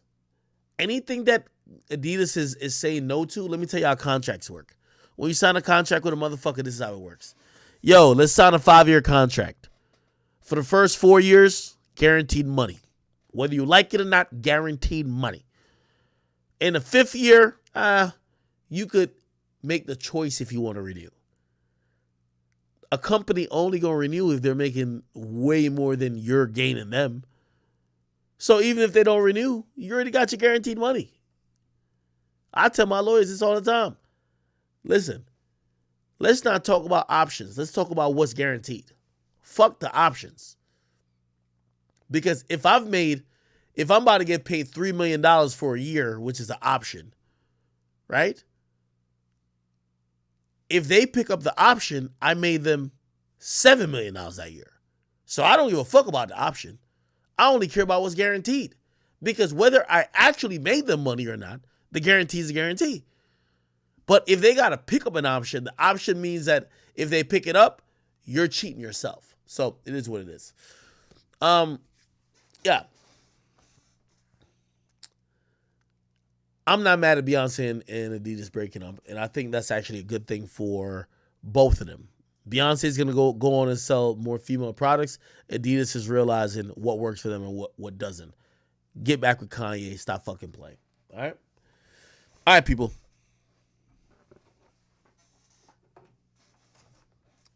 I'm going to get through these topics. Don't you worry. So, we got to get to this DJ Drama Quentin Millen thing.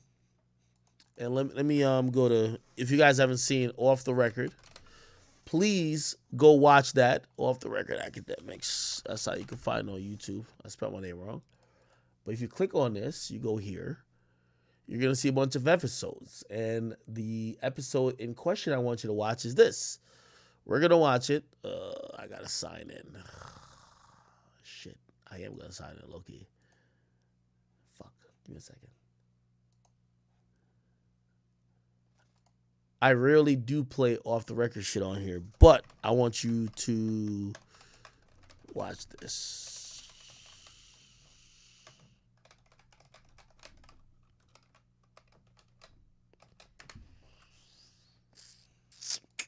Give me 1 second. Got it. There we go. So I got it. All right, cool. Yeah, I definitely thought you was ducking me because I seen you on wait, why is it black? A failed podcast show. Why is it black? Oh, I think you have to be on the thing to see it. Why can't I see it here? Hold on.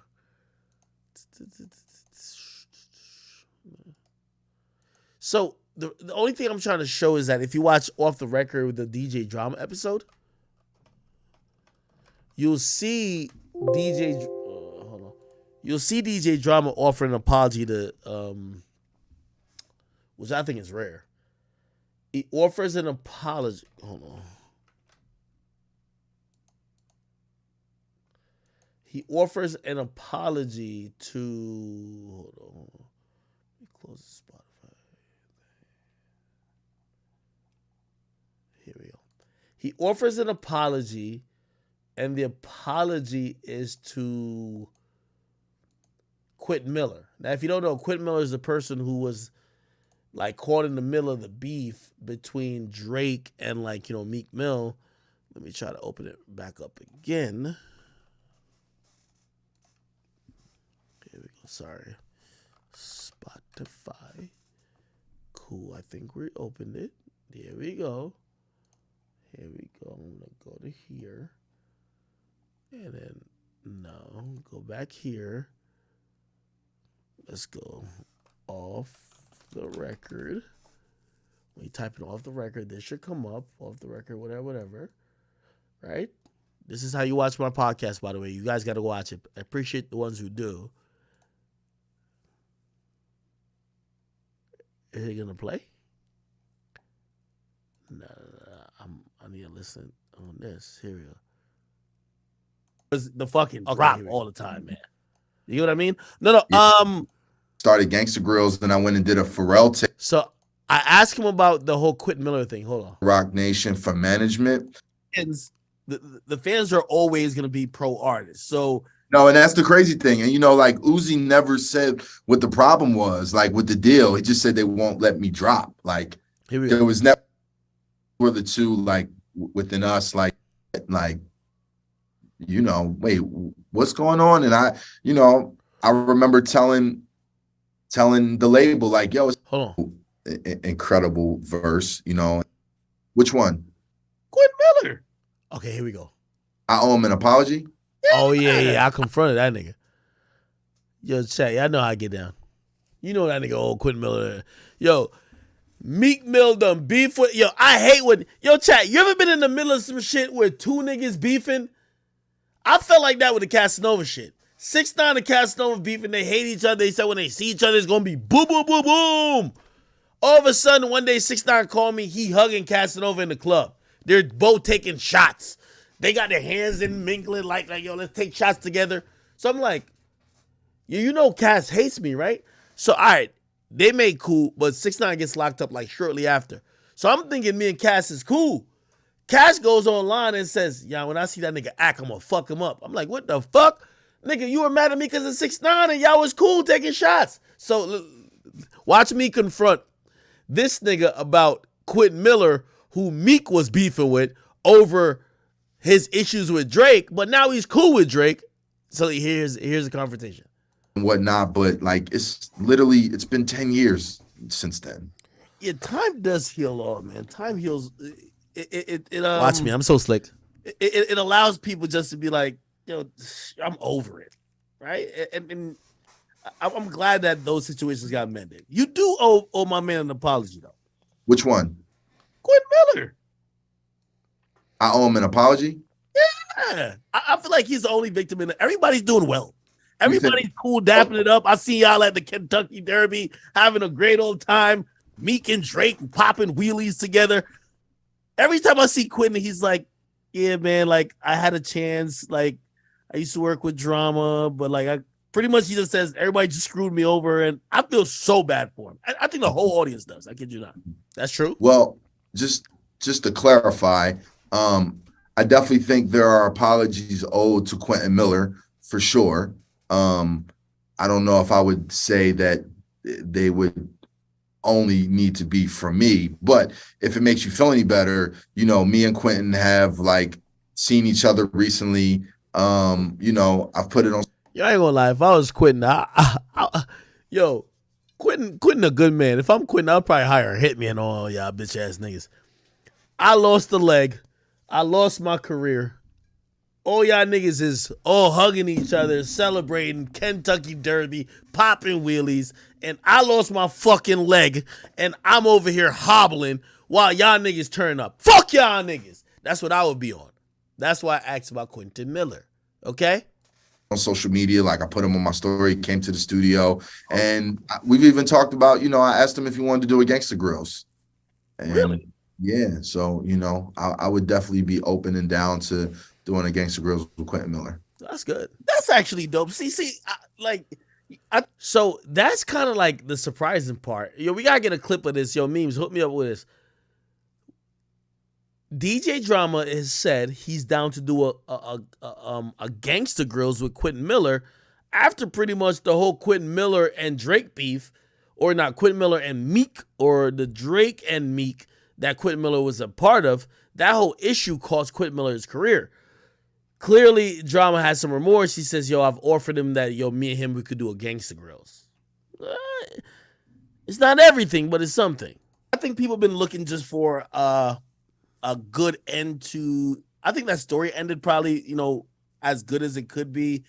No, I mean, you're not wrong. You're not wrong in your assessment. Like when you say, like, you see us at the Kentucky Derby, or these guys have patched it up, and then Quentin, out of the four of us or what have you, unfortunately it looks like he got the short end of the stick. So I don't disagree with you on that. And like, honestly, like, even me extending that hand and telling him, like, yo, let's do a tape, is a gesture, in the right direction for me. You know what I'm saying? For if I can, do something to, uplift, or, be there for Quentin, like, I'm all for that. Like, I'm at the end of the day, like, I'm a solid guy.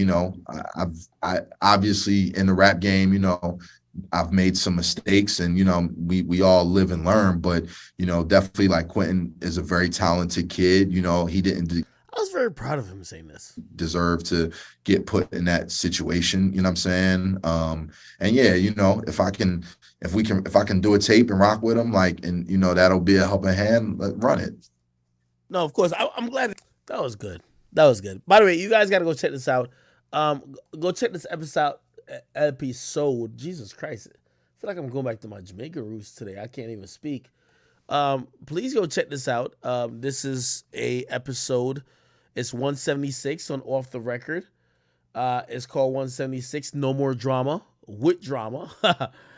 You guys go check this out. But I thought this was a really dope thing, man.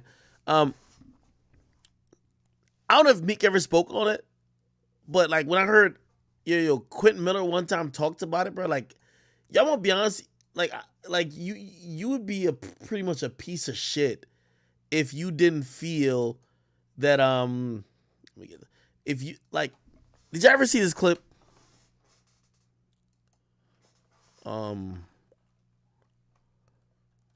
Quentin, wait, oh. Quentin Miller, Meek Mill. He made a video one time. It's not a Vlad interview. It was this video. A lot of people have been congratulating me and sending me messages and shit about the 5-year anniversary of If You're Reading This and shit. And, I look on socials and I see, like, producers and, other people that were involved with the artists, and they get to talk about how proud they are of the shit, and it's different for me.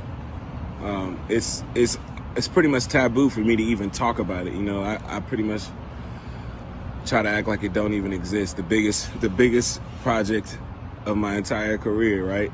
And that's pretty strange, but unfortunately, I don't have the good memories about it that everybody has. My good memories were all murdered. You know what I'm saying? Like the day Meek Mandela, y'all buying that bullshit since he came out of jail, like he's whatever. The day he, put my name out there, and let me see if I can get the longer video. And I'm gonna be honest, every time I saw that video, it felt like it hurt, bro. It felt like it hurt with him saying it. And I'm gonna just be honest with you, dog. I'm always a champion of the good guy, and I've always said this: nothing good will come of Meek's career. And I think Drake will never be whole until they make good of this guy. You don't use people like that. I don't care what nobody thinks. I've always been the little guy, the underdog. You don't use people, you don't shit on people, and you don't just think that your life and your career will be great when you shit on somebody else and you've taken advantage of them. Until this is why I brought it up in that drama interview. Until Meek acknowledges it, and even Drake, granted, Drake is only thinking about his legacy. Like, oh no, y'all keep saying that the nigga wrote for me. Not ain't about that, nigga. There's a whole nigga's livelihood that got stopped. You're a whole billionaire. A whole nigga's livelihood got stopped, bro. Like, the nigga's in the weakest point of his life, lost a leg, all that type of shit, and nobody has ever felt the sympathy to say it's bigger than music. Like, yo, let me just give you your credit where it's due. Everybody just always shitted on the guy, bro. Like, I'm gonna be honest with you, that don't feel good. That feels like how somebody would handle you or me, just because we're not of a certain ilk. So, you know, I've always just thought like this, and I'm glad I got that from Drama. And I do think Meek owes him this, and I think Drake owes him this still to this day. It's just not right. I hate when the little guy get fucked up, the little guy get taken advantage of.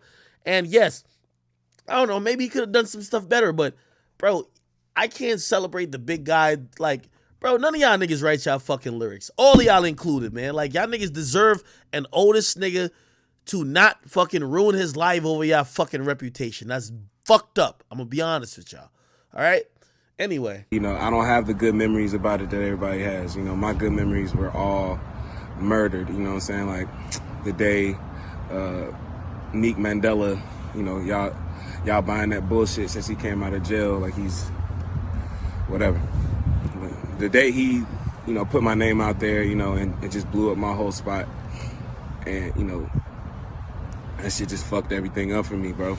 And it's so crazy because, man, it not only did it mess that up, but in the confusion of that shit, you know, me and DJ Drama and Cannon, like that whole side, our ties were severed because of that shit, because it was just so much confusion and everybody was trying to find out whose fault was it and this and that. Like, y'all just don't know what them phone calls was like. Y'all just don't know what them text messages was like. Like, y'all don't know what. Yeah, bro, this was lame shit, bro. I always stand on that, man. You know, just because, like, I'm Quentin Miller. I'm the guy who no industry people whoever try to help, bro. You know who Quentin Miller is to me? The person who's a sacrificial lamb. And I would have been a sacrificial lamb if I never earned my way to become important. That's how people looked at shit. I hate, like, and I hate that because this is what the industry is deemed as, oh, we could sacrifice this guy. That's not cool. You get what I mean? Essentially, this dude had nothing to do with it. The nigga worked with Drake. He never said nothing about nothing. Drake fucked Drama's bitch. Right? Meek was upset that he thought Drake was trying to fuck his bitch. Like, let's keep it 100. Like, all these niggas were scared Drake was trying to fuck their bitch. Not Quentin Miller. Drake fucked Drama's bitch. Meek think he trying to fuck his bitch is Nicki. All of them are like mad, like panicky. They go out with a fucking story. Oh, Drake is whatever. Drake ain't writing his rhymes. He gets thrusted in it. What the fuck I got to do with this, bro? I'm not even getting paid like that to even talk about this. Meek sees this nigga in a fucking Nike store, confronts him. Then the fucking fake ass goons run back to the car, and Nicki with her fucking instigating ass say, yo, y'all just gonna let the nigga who's writing for Drake get away scotch-free? They run back in the store, try to film an apology or an admittance like thing on camera that he has to admit he's writing for Drake. The nigga try to stand on some type of integrity. He's not even a street nigga. He says, I'm not gonna say that on camera. They said, word, they punch him in his face, beat him up, bloody his nose. They run back to the car. Now Meek got some footage. The nigga goes back and tell Drake, like, yo, they beat me up for you just because I wouldn't snitch on you. And Drake tells the nigga, be safe. Drake don't even say, I'm sending 10 goons to handle the problem. Yo, nigga, be safe in the streets. What? Bro, it's the worst thing ever. I kid you not. Listen, I told Drama in that situation, I felt like I got the biggest boost of my career. Still feels fucked up. Drake should have sent some. Drake, that nigga held down your secrets. You should send some goons to handle that shit. Facts. Not only that, Meek, you was corny for punching that nigga in the face. Facts. Nicki, you been corny. But of course, you gonna gas niggas up because that's what women do. This nigga is the most innocent person I've never heard. And even when I was talking to Drama, and Drama was like, I owe apologies. I was like, I'm still trying to find out what Quentin Miller did wrong that he could apologize for. Because all it feels like is a bunch of rich niggas who took advantage of a broke nigga. Drake got all this money in rapping about. He got money in the grave and SMS, triple X. How about you send some goons to handle your ghostwriter, my nigga? Well, not ghostwriter. I know it ain't ghostwriter, but like send some goons to go handle, make sure this nigga stop getting punched in the face by your op. Because they can't find you. Nigga, that's what I would have told 6ix9ine. Yo, 6ix9ine, they can't find you to beat you up. They keep beating me up. Send me some goons. Send me some goons, my nigga. They keep beating my ass. They can't find you. They want to beat you up. Send me some goons or some money to get some goons. You know what Drake told this nigga? Man, stay safe, nigga. Fuck out of here. Wrong. I don't agree with that shit. I don't give a fuck what it is, man. Because I see myself like that. Word? So I've been jacking you this whole time, backing you up, not snitching on you, holding down your secrets. Now you gonna tell me just be safe? Oh, that's fucked up. Okay. My lip bloody. They beat me up, embarrassing me. I'm on tape doing weird shit. Come on now, dog. Be safe. Okay, I got you. Then this other nigga, like, bro, you not mad at me? Like, what you want me? Like, yeah, I had to write a letter, bro. Like, I'm working in the studio with Drama. You know Drama? Like, bro, I gotta back Drake up. What you mean? Oh, no, you got to record this video right now saying that Drake is a fraud. Bro, like, that's the only way I'm getting money. What you mean you want me to record a video? No, record a video because it's my fucking career. That's why I'm glad everybody's shit turned out like that. Drake deserved to be exposed. Facts. Meek career deserved to be seen as snaky. Facts. Y'all niggas did this nigga dirty. That's a fact. Keep it real. Nobody cares about the whole writing shit, but y'all did a nigga dirty off of this shit, trying to keep y'all own, like, fucking pristine, like, whatever. Like, that shit was corny. You was getting help with some bars. Ain't nothing wrong with it. Everybody do it. Only fans ain't know it that back then. Now we realize everybody get help. You know, if Meek exposed Drake right now, we would all look at Meek like, okay, nigga, and what? But back then it was so like taboo, like, we didn't even know what help was. Drake not getting his rhymes written by nobody. You know what Drake is fucking doing? Yeah, nigga, give him a hook. He refined it. What? That's what we was beefing about?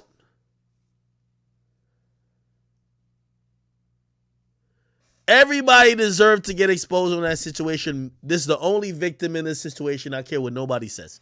The only victim in this, Meek was, first of all, Meek never admitted that he asked this nigga to ghostwrite for him. How you gonna beat up the nigga you wanted to ghostwrite for you? Shraggy? Hey, could you write me a bar to diss the guy who I think you're writing for? Nah, I can't do that. I'm rocking with him. Bam, bam, bam, bam. Okay, I got a video of you getting beat up. Like, nigga, what? Corny shit, man. Corny shit, man. We never heard much about that shit. We never heard much about that shit, but that shit was never cool. I'm going to be honest with you. Meek wanted him to ghostwrite for him. Then he beat him up. Corny. He was helping Drake with music just because Drake was confronted. Or just because he was confronted, Drake didn't want to be associated with no L. Drake let him get an ass whooping. Corny. The fuck? This is why you can't really rock with rappers. You can't rock with no rapper. They allow you to get punched up. Drake look like he'll slide for Yachty. Why you ain't slide for the nigga helping you making the hottest songs of your life? This is who you should be sliding for. If there's ever a time to slide. What, you beat up the nigga who helped me make 10 bands, 50 bands, 100 bands, fuck it, man. What? Oh, all right, we about to fuck you up off of that. No. Because he's a nobody. That's corny. Corny. Nigga made the hottest songs. We still talking about that album.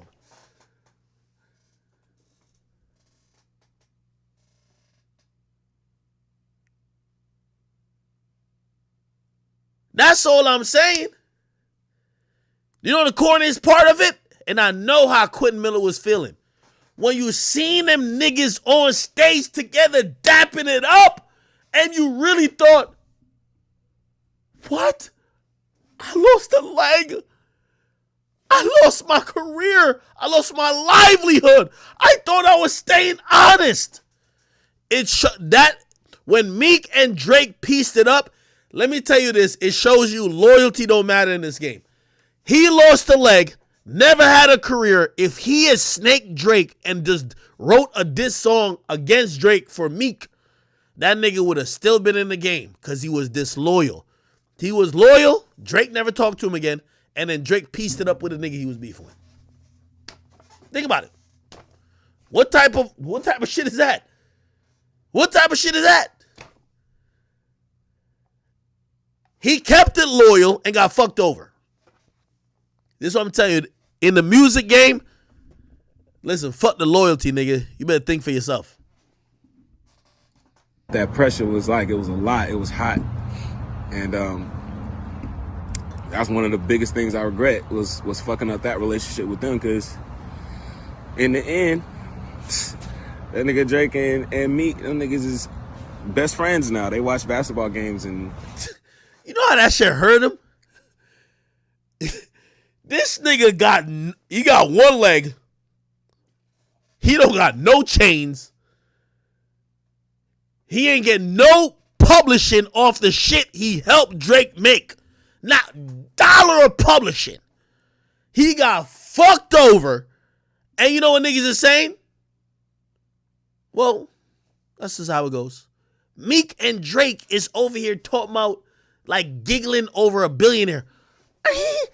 Who do you think Michael Rubin like more? Goofy shit. While the broke nigga is just here in the public park with an iPhone 2 making this video.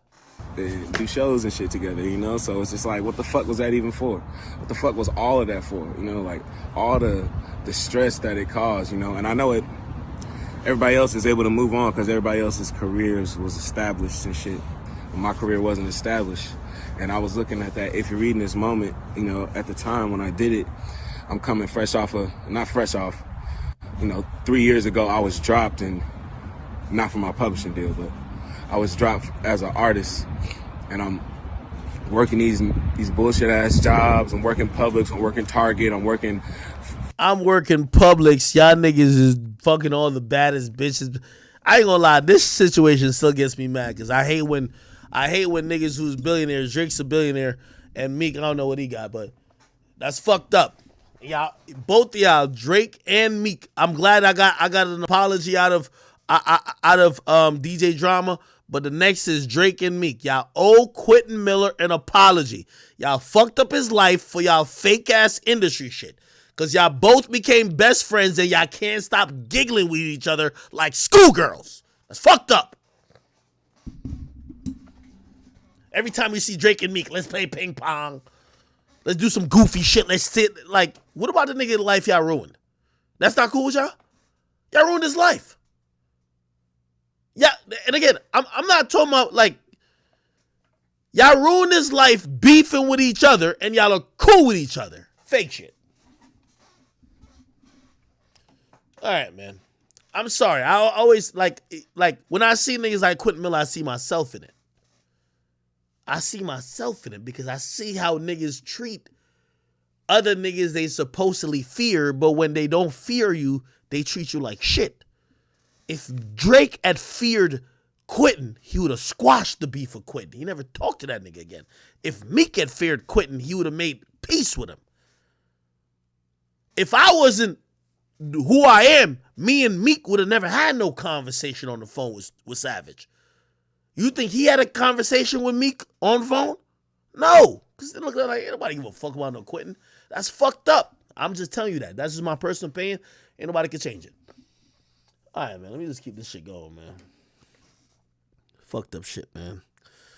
Salute to my boy Bad Bunny. Bad Bunny, he's being sued currently. Apparently, his ex-girlfriend, he did a, come on, CNBC, stop fucking with me. Apparently, oh my God, the same thing again. It's NBC and CNBC. Okay, let's go to BBC. Pause. So Bad Bunny is sued by for $40 million by his ex-girlfriend over a recording called "It's Bad Bunny Baby." Let me see if I could hear the recording.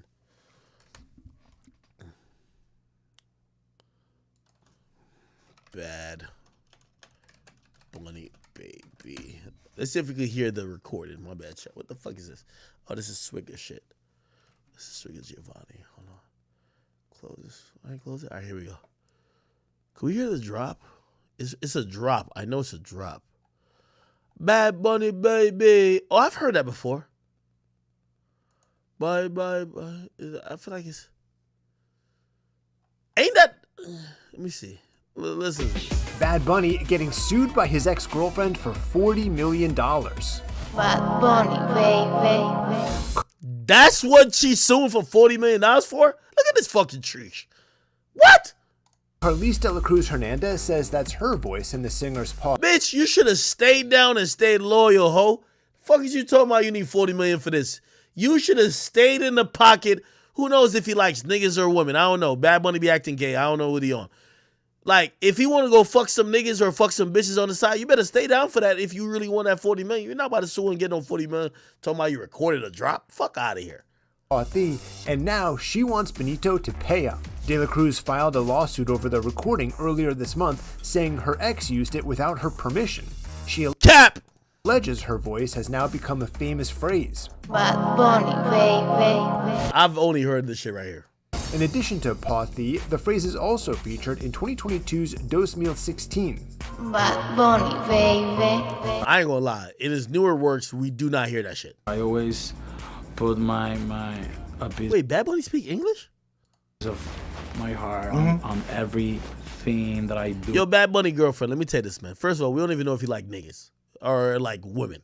We don't know what he like right now. So to keep it real, if I'm him, the first motion I'm filing is I was never like Bad Bunny be kind of like bisexual type shit. You feel me? He's kissing niggas at award shows. If I'm him, I say that's not my girlfriend. I always like niggas.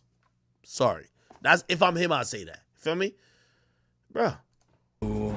Carlise, who dated Bad Bunny on and off from 2011 to 20... Find her Instagram. I guarantee she down bad. She watching that nigga make $50 million a show. She's salty.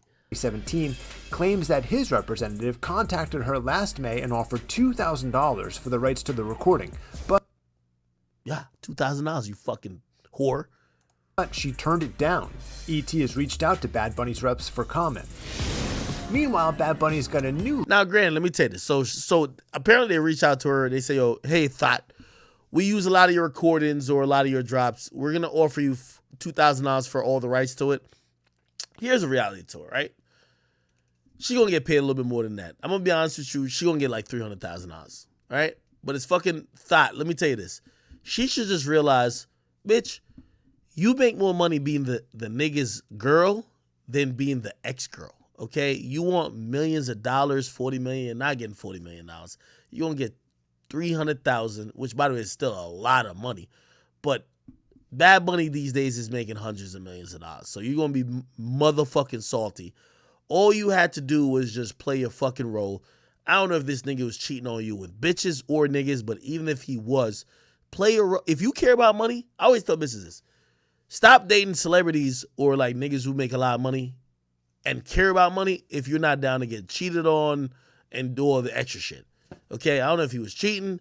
I don't know if he was lying. It's just par for the course. You feel me? Are you dating him for the money? If you're dating for the money or you're going to sue for the money, just stay with the nigga. I guarantee Bad Bunny would have broke up with you. Let me look up what happened with that fucking Thought. What's her name? Bad Bunny ex-girlfriend. What's her name? Carlise De La Cruz. Let me find her Instagram. I guarantee she broke as shit right now. Bitch trying to get some money afterwards. Fuck out of here. Carlise De La Cruz. Let me look at her Instagram. Bitch is probably broke as a motherfucking joke. Is this her? Yeah, look at this fucking whore. Look at this bitch. 172,000 followers. Ain't nothing wrong with it, by the way. But look at this fucking bitch right here.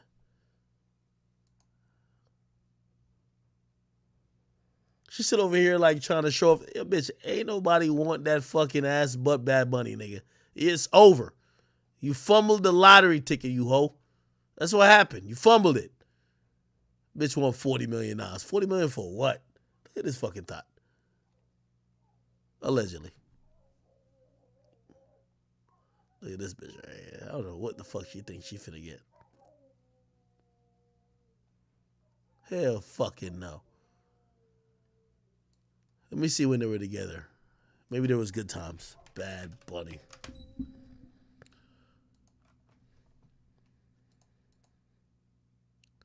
I'm trying to find some like footage of them being together type shit. Let me go to images.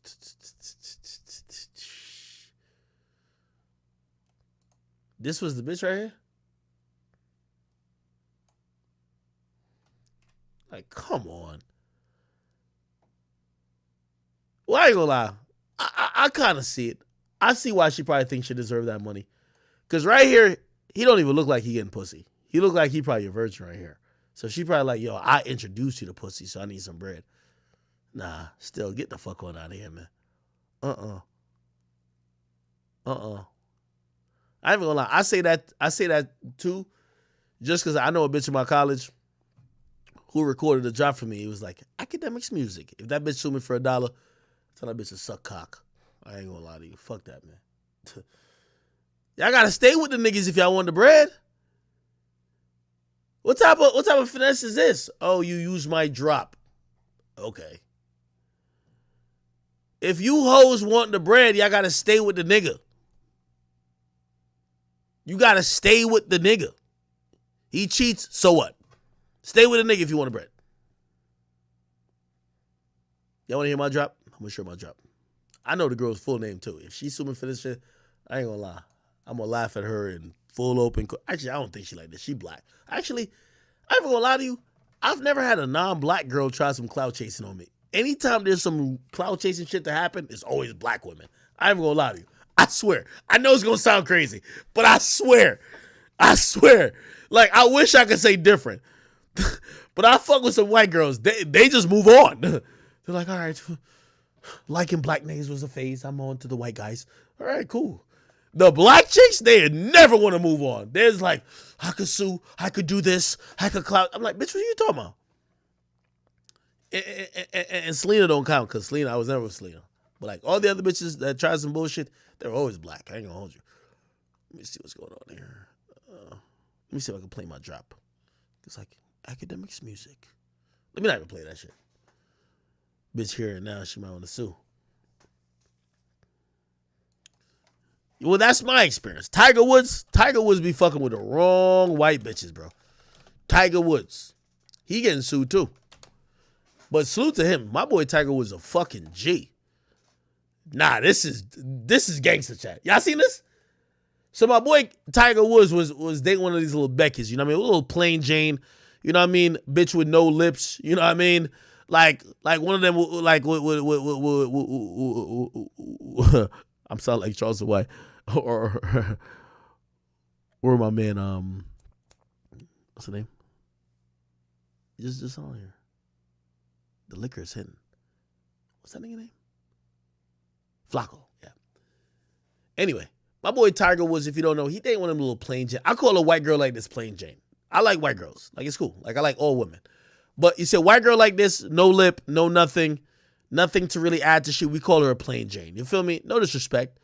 But we call you a plain Jane because, like, you know, we know you ain't got nothing different than the rest. The only thing we know is that you gonna shut the fuck up. That's what we call her. Plain Jane. Okay? Yeah. So he dated this chick right here, and apparently he was trying to get rid of her. Now, a lot of these chicks these days, they're dating your bank account, they're dating your wallet. They ain't trying to date you. Like, I ain't gonna lie to you. I be telling people this. People be thinking, oh, no, Ack is low. Like, I remember I was telling Fresh, that nigga Fresh from Fresh and Fitness. Nigga was telling me some delusional shit. No, bitches love me for me. Nigga, you not driving a Lambo and a Rolls Royce to pick bitches up. And they're like, no, I just like you because of you. Only a delusional nigga thinks that. I think he changed his mind on that, but it's all good. Anyway, it's a little plain Jane right here. Tiger Woods worth billions. She broke his fucking shit. I don't like, you know, a whore like this, she probably like, oh, she's a model, some dumb shit. She ain't modeling for nothing. Okay, bitch ain't in Vogue or nothing like that, right? Cool. He's done with her. He's trying to kick her out. This hoe don't want to leave. He did the slickest shit. I ain't even gonna lie to you. I ain't even think that mouth, because we all know that Tiger, he black, but he ain't really black. Like, he ain't like Oreo cookie black. Like, he not even like Twix caramel black. Like, low key, I ain't even gonna hold you. Tiger Woods is black as China Mac. Let's keep it up, Bean. Can we say that? Tiger Woods is as black as China Mac. He one of them niggas that don't really think he a nigga. Like, let's keep it up, Bean. Could I say that? Could I say that? Tiger Woods don't think he a nigga. He is black as China Mac more black than Tiger Woods. Let's keep it a bean. Keep it a bean.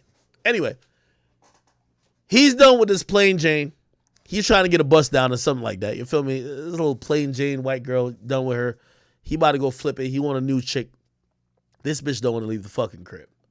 He trying to probably tell her, yo, just leave. Yo, like, I ain't gonna lie. Y'all don't think this tricking, but I do this these days. A bitch about to leave me after I've been fucking with you for a while. I'm rich. I get it. You just come here. You see the Lambos, all type of shit. It's been so much fucking exuberance of wealth. You don't want to go back to wherever the fuck shack you were at. You know, I tell these bitches, yo, listen, man. Yo, I pay your rent for like 6 months, man. But get the fuck on out of here, man. Now, I know regular niggas ain't doing that. I'll do that just to get a bitch the fuck out of my face.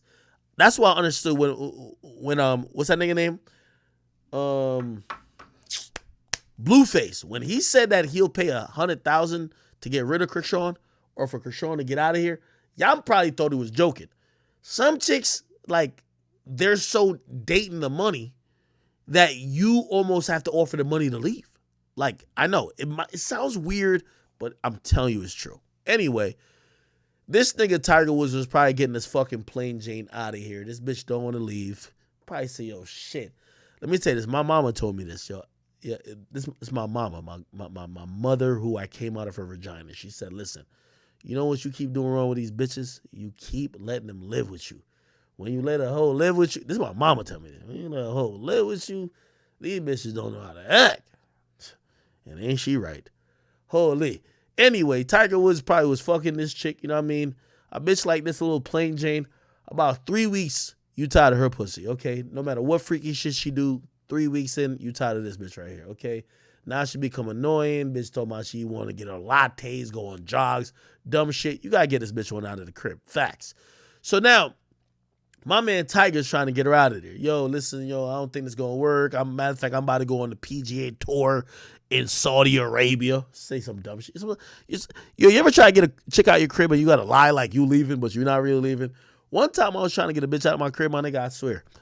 I told her I had to go somewhere, nigga. I followed her to where she could get an Uber and went straight back home. She thought I went. It's like, nah, I got to go to the airport. I brought her to where she get picked up. She think I'm heading to the airport. I'm back home, bitch. I just had to get you the fuck out of here. You know what I mean? These hoes never want to leave, okay? Anyway, Tiger was trying to tell this bitch, it's done. It's over. You feel me? Like, you know what I mean? We all know Tiger not slanging, though. Like, he not slanging that. You know what I mean? It's Tiger. You feel me? But he trying to get her out of there. She ain't trying to leave type shit. And he realized he got to pull a trick on her. And I ain't going to lie. I got to give my boy credit for this trick right here. I got to be honest. Because to be honest, I wouldn't even thought of this trick. And I'm going to keep it real. This trick only work on a white girl. Because you try this bullshit on a black girl, she burn your house down. That's the fucking thing. You know, my problem is I be dealing with these black chicks and these urban bitches. You try shit like this, she set your house on fire because she got the address. A white girl, she don't know what to do. Oh my God, the door is locked. A black bitch, you lock the door and change the keys on her. She punched straight through the window and unlocked that bitch and she's back in that bitch. Trust me, I know. A white girl, oh my God, let me call the police. Like, no, that's a white bitch doing that. A black chick kicked the fucking window out. She's in that bitch. You ain't getting rid of her till she ready to leave. But this is a white girl. It's a plain Jane. You could get rid of her on some shit like that. So my boy told her, yo, we finna go on a trip. And I ain't gonna lie to you. My boy Tiger is nice for this. Yo, we finna go on a trip. You gotta gas her up a little bit. Bitch like this, look like she need a tan. Look at her. Bitch look like she needs some melanin, right? Tell this bitch you go to Turks. Probably tell her you going to maybe some other places you could get a nice tan at. Feel me? Cabo, Cabo San Lucas or some dumb shit. Tell this fucking bitch you going to like Grenada. Yo, we going to Trinidad. Tell this bitch you going to Carnival or some dumb shit like that, man. This bitch done packed all type of sunscreen, all type of shit to rub on her skin, that when the fucking SPF 90 is kicking in, she don't start turning to red blotches and white blotches. You know how these white chicks get. You know what I mean? She's trying to soak this shit in. She's trying to make sure she ready for the fucking sun. You know, because no disrespect to white people. We love white people, but you know, we know the sun be there. The sunlight, the kryptonite. I mean, these bitches start turning to blotches when they out in the real sun. Anyway, he done told her that they about to go to the beach, like in another fucking country. Real talk. That's just how it go. We go to Bali, shorty, get that SPF 30. Fucking bitch done planned for the whole shit. Here's the illest part of it all. Y'all gotta hear this shit. Tiger Woods is a G for this. Only Future. I ain't gonna lie. He must have called Future when he asked for this shit. Here's this shit. A lawsuit that she filed in October against the Homestead Trust held by Tiger Woods has now emerged. She alleges she was locked out of the shared home, specifically by trickery. Holy shit, this is great. Agents of the defendants convinced the plaintiff to pack a suitcase for a short vacation. When she arrived at the airport, they told her she'd been locked out the residence. Oh my sweet Jesus, that's good. I ain't even gonna lie, man. This shit more gangster than me. One time I had a bitch in my house that was uncooperative. Actually, to keep it real, I can't get too much details, but I'll give a little bit of details. It was something, shit went left, okay? I woke up, I realized shit was in disarray. This ain't going too good. Big Ack is not gonna tolerate this type of fuckery. And I said, yo. So I said to my mans, because, you know, I had my people around. I said, man, you need to send this. Like, I can't really exactly say it, so I'm going to twist the words around. I told my mans, so there's a popular hotel around me. Let's say that the hotel is called the say the hotel is called say the hotel is called Spirit. I said, yo, send her to the Spirit Hotel. So I tell my mans, it's early in the morning, bitch is trying to sleep. They were doing some fuckery the day before, night before. Tell me how my man gonna send her. I say send her to the Spirit Hotel. This nigga gonna send her to the airport. The bitch shows up to the airport and she's confused, like, why the fuck am I here? Then because of her confusion, the police is dealing with her. And then they're calling me like, yo, the person that was at your crib is at the airport. And I'm like, oh, fuck. Anyway, I actually took the L on that because I had to like book them a regular hotel to send her. I didn't tell my man to send him to the airport, though. I was trying to put him in a hotel because they were staying in my house and shit went left. And I was like, yo, bro, y'all got to get out of here. And by getting out of here, I'm not an asshole. I'm never an asshole to women because women could lie on you, make up some shit. I'm always nice to women because if you're mean to women, they make up some lie on you and you're dead. So I was trying to send her to a hotel. My man sent her to the airport. But I'm even saying that I'm not brave enough to do what Tiger did. Tiger had her pack a bag, go to the airport, and then they tell her, yo, you've been locked out the residence. Damn, this nigga Tiger's on some shit, bro. The legal action says that her personal possessions were removed from the property. They say 40,000 of her dollars were misappropriated, saying that they made scurrilous and defamatory allegations about how she obtained the money. So basically, she had $40,000 that Tiger gave to her, and now she was claiming that it was hers. But when the cops asked, like, whose money is that? Tiger's people were like, that's Tiger's money. She don't got no job. How the fuck she get $40,000? That's gangster. Separate legal documents says that They were living, and it challenged her NDA with Mr. Woods. That's good.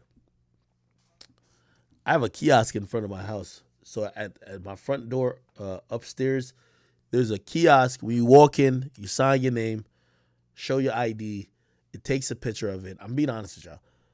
It's a non-disclosure agreement, and it says when you walk into Big Axe crib, whatever you see in here, let it stay here. So if you see 5 dead bodies, which will never be here, by the way, it'll never be here. But if whatever you see, if you see 5,000 thoughts smoking fentanyl or sniffing, like, don't leave here and start telling stories now. And it's not because of, like, you know, I don't do illicit drug use, but these days you got to have people sign these documents just to say, yo, when,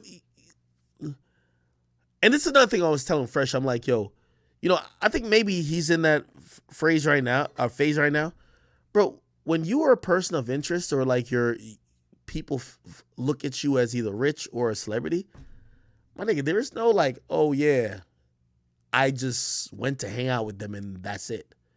Every bitch now got a story. Every bitch now got some other shit going on. And unfortunately, an NDA is probably sometimes the only way you could enforce people shutting the fuck up. And it's not because you have nothing to hide. It's just that, who knows? Like, you don't want people telling stories about what the fuck you did, even if it's nothing embarrassing. You know what I mean? Like, your public life and your personal and private life shouldn't be the same. So, yeah, it is what it is. Anyway, they said a civil lawsuit reviewed by the BBC. They said, I guess the NDA was invalid and unenforceable because of the Speak Out Act. So essentially, there's a 2022 Speak Out Act that basically says any NDA is void and nil if you have experienced sexual assault. So if you have been sexually harassed, sexually assaulted, or sexually intimidated, even if you sign an NDA, you don't have to abide by it no more because of said act. So you know what most women usually do? They usually just say, if they hang out with Chris Brown, they'd be like, somebody intimidated me or somebody tried to sexual assault me. So now they could break all NDAs. That's like a loophole, but you know, it is what it is, right?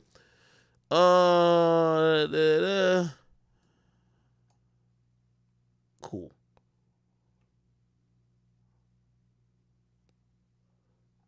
This can't be, is this a girl or is this a nigga? Nah, it's a nigga, right? My thing with Tiger Woods is he be fucking the most average bitches on earth. This is a chick, right? Lawyers for Erica Herman. Let me Google this hoe, bro. Erica Herman, Tiger Woods. Let me see if I can find this bitch Instagram, bro. This bitch look mad mint. That's the only thing with Tiger Woods, man. He be dating the mids.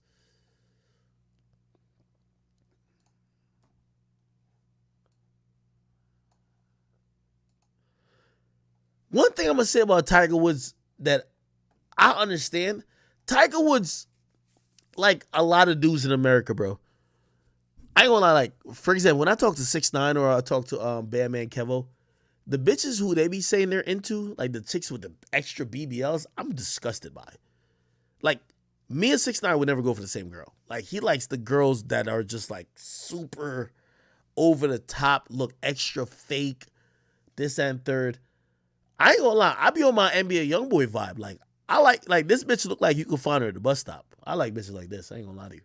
Big forehead, all that. Big forehead, and she barely got titties.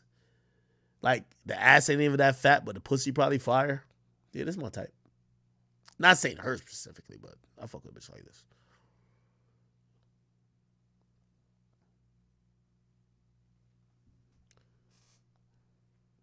Yeah, I don't like no bitch with no super big titties and big ass. I was looking on Joe Budden's story today. Let me see if I can point you out to it. Go to Joe Budden's story. Joe Budden was showing inside of the strip. I don't know if it was on the Close Friends, though, because I was watching it. Joe Budden.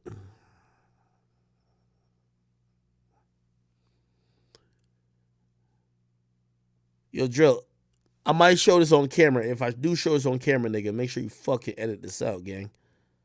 Oh, no. Oh yeah. Here we go. I'm going to show this on camera, but you got to edit this out, fam. Because I want my channel to get taken down and like that. So Joe Budden showed some chick. I don't even know who this bitch is. But, you know, Joe Budden's a strip club connoisseur. I was disgusted. Look at this right here. Let me just pause right here. Look at this bitch right here. This bitch got the back of like a linebacker, nigga. I don't want no hoe like this. That's a fact. This is what Joe's over here throwing his money in it on the strip club. Fuck out of here. Nigga, I seen this bitch right here. I said, what the fuck? This bitch look like this is all surgery and shit like that. This big fuck out of here. I want a hoe like this. This ain't no chick that nobody knows, right? I want to be dissing nobody that nobody knows. Fuck out of here. This brolic back looking bitch right here. Fuck out of here. I want a hoe like this. Hell to the fucking no. Bro, I don't want a bitch like this, bro.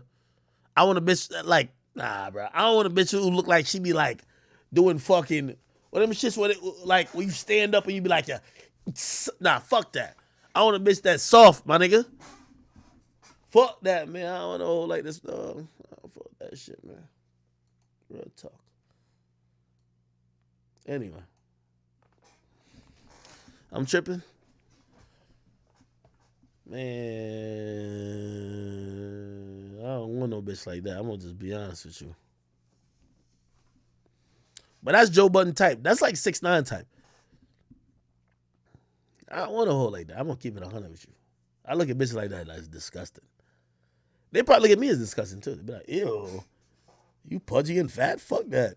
I'm gonna look at you like, yo, bitch, you got more testosterone than me? Like, fuck that. Like, the hell? I ain't with that, man. Anyway, so to my boy Tiger, man. Tiger was tired of this hoe. This hoe ain't want to leave. Sent her ass to the airport, told her she was going on a trip. That's actually, yo, I ain't going to get back in Discord, but what's the slickest shit you ever did to get rid of a chick? That's slick. Yo, baby, we going on a trip real quick. Nah, of course, I'm going on a trip. Nah, it's all good. Come on, girl, you know I love you. Like, we about to go on this crazy trip, exotic shit. Oh, word? You want to go swim with the dolphins? No, of course. Nah. Oh, nah, we not taking a PJ this time. No. Yo, girl, you first class. You the only one in first class, though. Just meet me at LAX. Meet me at JFK. Bitch, show up there. All right, man. Glad you packed your shit. Go the fuck home, because you're not coming back to the spot no more. That's fire. Here's the crazy part about this whole shit, though. She said she want $30 million for that. These bitches won't leave. You evict a bitch, she want $30 million to leave. I'm telling you, these hoes won't leave. Lawyers for her said she said she been dating him since 2017. Bitch, she was getting dick since 2017. Oh, I need $30 million to leave due to the way I was suddenly evicted. Look at this fucking plain Jane right here. Bitch, you don't even got a fat ass. You barely got lips. You look like, yo, this bitch look like she been like fucking, yo, she look like one of them little rotisserie chickens at Boston Market. The fuck is this bitch thinking she was old? Look at this hoe. You should be lucky Tiger got no fucking taste. Bitch look disgusting. Nigga, I'm a billionaire, bitch. You better, like, I ain't gonna lie to you. You gonna be sharing this cock. Look at this hoe right here. Bitch, you barely got a full head of hair. You look like a wet dog. No lips. Your nose look weird. Cheekbones all insulated. Your titties not popping. You don't got a fat ass nor a BBL. And you telling me, oh, hell to the fucking no. Get this bitch one out of here. This bitch look like spoiled milk. Oh, hell to the no. Bitch, you better be happy with what you get. Call Dago. Even Sharp wouldn't fuck this. Call Dago. Nah. Sharp would pimp a girl like this. Sharp would pimp a girl like this. Yeah, Sharp would pimp a girl like this. I ain't gonna hold you. Nah, Sharp would. Nah, I think Sharp would.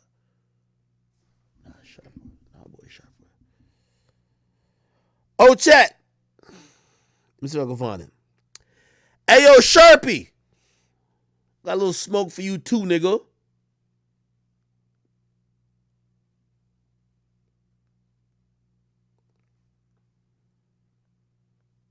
Sharp! I found one of your victims, nigga. I'm going to donate the money to her. Well, actually, after I verify that she not fucking with you no more.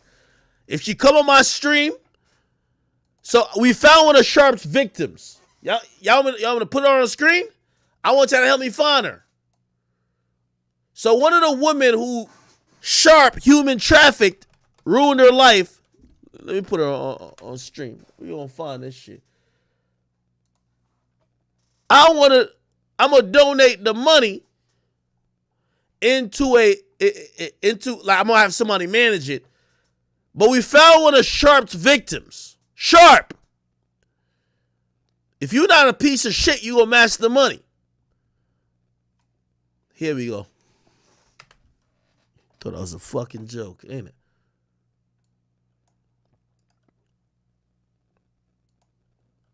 We found Sharp's victim. This is where we finna donate the money to, gang.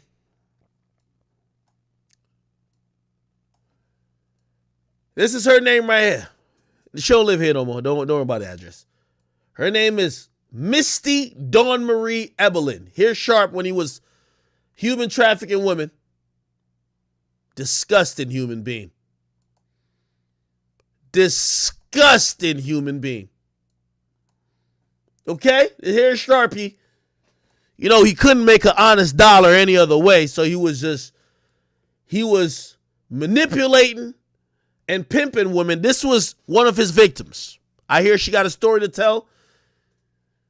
This is a seasoned bitch, too. She was born in 1980. Okay? She's 40 years of age right now. Apparently, he had her on a needle. She was taking all type of illicit drugs because Sharp kept her high and ready to work. I want to donate the money from the Caldego t-shirts to her. Sharp, you ruined this young woman's life. You got her hooked on drugs, and you sold her vagina to many niggas in Las Vegas.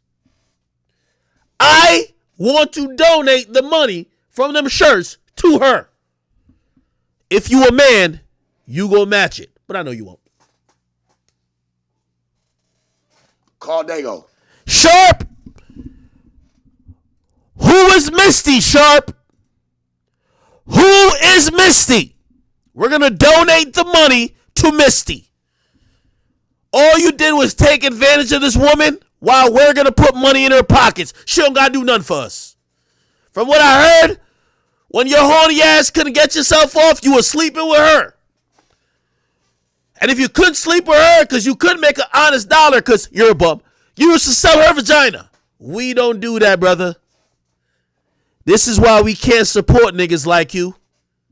All that slick talking, pimp name, slick back shit. We need some accountability, Sharp. Who is Misty?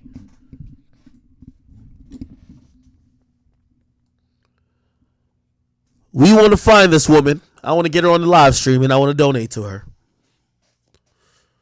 She deserves to be looked after. She deserves not to be trafficked by someone like a predator like Sharpie. Sharpie can't get nothing off with no niggas, but of course, he can get it off with some females. We don't tolerate that. Sharpie, I checked the last math. We $3,000 and counting.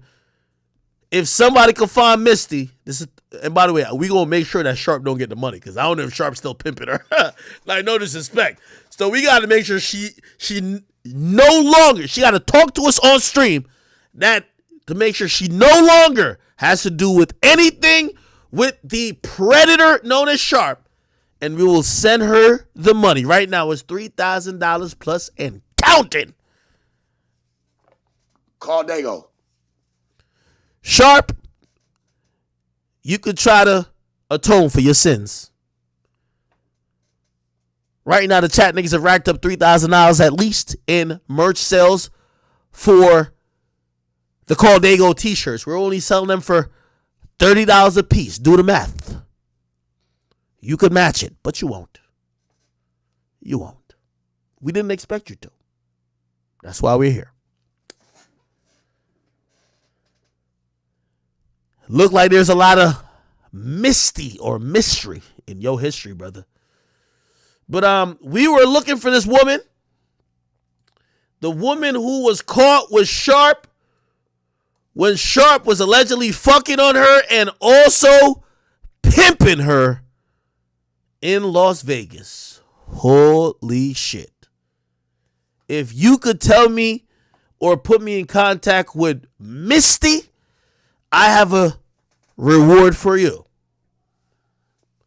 Sharp, I know you're a baseless, desperate pimp who's so desperate for money. I see now you're like, yo, give me 100,000, give me 100,000. Kick rocks, nigga. I know you hope to go get some money out of this, but this is for the ladies that you victimize. By the way, if y'all haven't noticed, keep in mind, we have 3,000 right now, and we want to get it to 5,000. 5,000 look like a right number. Go to djacademicstv.com. It's only going to be available for a couple of days more. The Call Dago t-shirt right here. Pimp down is the goddamn discount code. We're showing a nigga like Sharp the reason why he'll never mention me again. You heard me? We're going to be donating to his victims.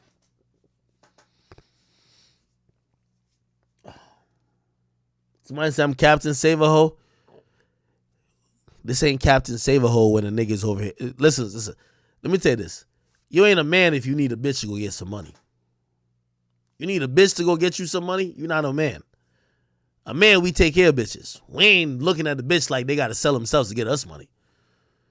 If that's what you think is Captain Save-A-Ho by trying to say a nigga who can't earn $1 by is lonely, nigga, he's at no jumper right now struggling to earn $1, nigga. The nigga can't get no views if he not screaming at bitches. The fuck is you talking about? We don't need no fucking bitches to get us cash. If you think that's some Save-A-Ho shit, nigga, you got a problem. I'm just trying to say, like, I feel bad for them chicks. Call Dago. Pimp down. I ain't gonna lie. All right.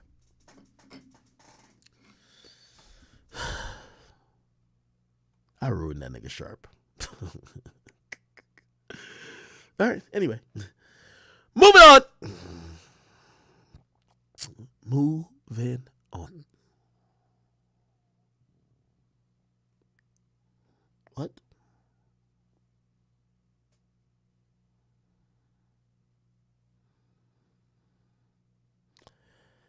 Okay.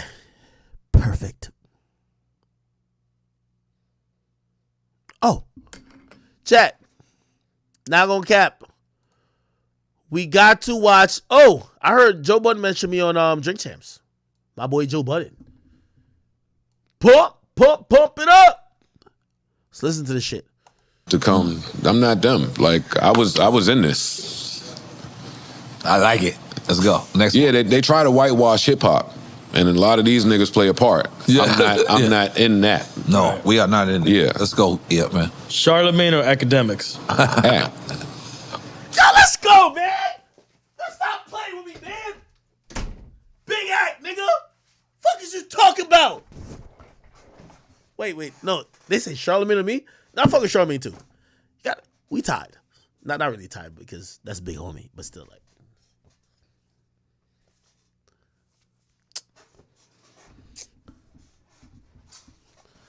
I'm about to make a one. Y'all keep fucking with me. I'm about to make a call, man. Me, Joe, and Milagros, we finna just get this everyday sugar shit back popping. Yo, Joe, stop playing, Joe. Stop playing, Joe. Yo, Joe. Joe, you know you got a lot of shit on your table. I see you. You rocking out here. I don't know if you can rock with everything you doing and do some other shit. I got a lot on my table too. Joe. Yo, Joe. Anyway, let's keep it rocking. Podcast or radio? Podcast. Loyalty or respect? Yo, if I was Old Spicy Joe, I would give y'all some Joe. Y'all are going for growth and maturity. If I was Old Spicy Joe, I hear the questions because I can hear the voice in my head saying, get that nigga. Listen, by the way. Yo, I haven't watched this yet, so y'all don't fucking me up. By the way, I ain't shot my gifted subs yet, so like I'm gonna get to it. Fuck, okay, no, that's good. Thank you for that timestamp, by the way. I appreciate you guys on that. Wait. Oh shit.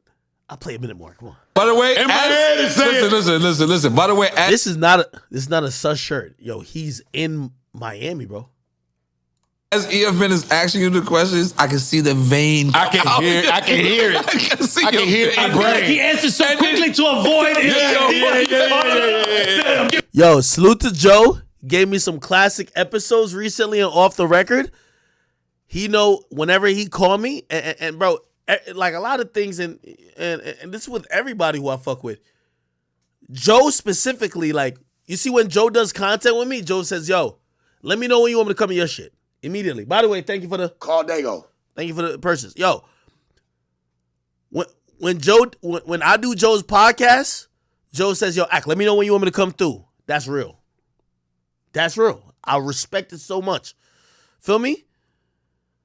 Like, I'm not going to say nothing else but this. There's a lot of niggas I've been asking, and we're doing the futsal shuffle with dates that I still ain't get it in with yet on my podcast. Have I done things for them? Of course. One thing I can say about Joe Budden, when I do Joe shit, Joe says, thank you for doing this. I know you give it up. I appreciate you. When you want me to come do your shit? We lock in a date right then. He's always on it. Right then. Joe's my mans though. So I'm going to keep it 100 with you. I feel that's part of being real. I've done a lot of things for people. Like, the thing is, I'm not a nigga who be on niggas' necks like, yo, bro, you ain't gonna do my shit. When niggas call me and ask me, Vlad's like that too. When Vlad asked me to come up, Vlad said, yo, when you want me to come do your podcast? I don't do that with a lot of people because like I hate when people feel like it's favor. But Joe is a nigga who be like, yo, nigga, I appreciate how you give it up on my shit when you want me to do yours. That's a nigga right there. I'm like, yo, I respect it. Salute. Feel me? I've been trying to coordinate with other people for a minute. I ain't get them yet. I'm like, yo, when could we? Ain't happening. Nigga, the last time with Joe came up twice to my shit. He's like, yo, he came up one time, then he had to rush to his AMP show. Hour and a half into it, he had to rush to it. Now niggas would be like, yo, we gave you an hour and a half. Joe said, nah, I want to come back when I ain't got nothing to do to give you more time. That's respect. So when, I ain't gonna lie, when Joe asked me to come back up on Joe Budden podcast, nigga, I'm going crazy for him. Because you got to respect who respect you. I ain't gonna lie, the next time y'all see me on Joe Budden podcast, I'm giving it up, spazzing. All right, what we doing? Talk about it. But Joe always does it for me too. And it's not no slight or shade of no one. I'm just trying to tell you, that's me and Joe's relationship. Like, bro, Joe came on my shit. If y'all watch, I dropped 3 parts of me and Joe Budden. How did I do that? He came one time, he said, bro, I'm so sorry I had to go. He said, I never want to rush you. And you know, and by the way, everybody's perceptive. When I went to do Joe shit, he knows, nigga, I had a Spotify meeting in the middle of it. He said, yo, you can step outside, go do your meeting or whatever. We gonna continue to hop back in. I stayed 6 hours at his shit. He knows I'm not going there like watching time. I'm there kicking it with y'all. Like, I ain't gonna lie, Joe Budden had a chef, everybody there. By the way, call Dago. Shit. So I'm like, all right, cool. But when a nigga when a nigga not only respect what you did for them and they reciprocate it, bro, now you know what I mean? And that's why when y'all be talking about Vlad do it too. So that's when y'all see me on Vlad TV, nigga, I'm giving my 100. I'm giving my 100 on that. It's not like I'm looking like bitch ass nigga trying to use me for like what type of worth I got. No, that nigga is trying to like, he try to give me anything he got. If he got exclusives, he'd be like, all right, I could talk about this on your podcast in terms of Vlad. Fuck with it. Same with Joe. So like I ain't gonna lie. The next time Joe invite me back on the Joe Budden podcast, shit, it might be me, him, Flip. And I know you have a nice, beautiful queen on there. What's her name? Melissa Ford. We all give it up. That's off of respect. So, all right. Anyway. By the way, Joe is on my ass. He want to shoot a pilot. Yeah, I'm going to have to do it with him. Me, Joe, Milagros. He want to do the pilot. We got to get the pilot done. I know it's going to be crazy. Because Joe low-key is retarded. And I'm low-key retarded a little bit. But I definitely know that. I definitely know Milagros is like a different type of energy. It's beautiful though. But it's like, let me hold people accountable and get people straight. I like that too. All right, that's going to be crazy. Wow. All right, people. All right. We're keeping it moving. Yo, I'm going to watch this off stream. But yeah, I ain't even watch this yet. Ultimately, also, I definitely want to get Joe back with Charlemagne. Like, Charlemagne is a mentor of mine. I love Charlemagne. And I love Joe Budden. And I want them to, eventually, whatever. But, I have my own relationship with both of them, and that's just what it is. Okay, cool. Here we go. Oh, shit. We got to play his Trap Geek video. Okay. Okay, perfect. So, chat. We got this Trap Geek video, and it's apparently for, like, the Bronx drill. It's 17 minutes, though. Let me see if I can get to a quicker topic. So, do you want to watch some shit? By the way, I seen what Dirk posted. I thank you so much, guys.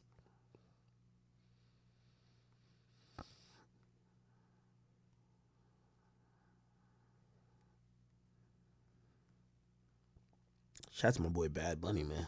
Holy shit. Okay, perfect. I think we got it. Oh, shit.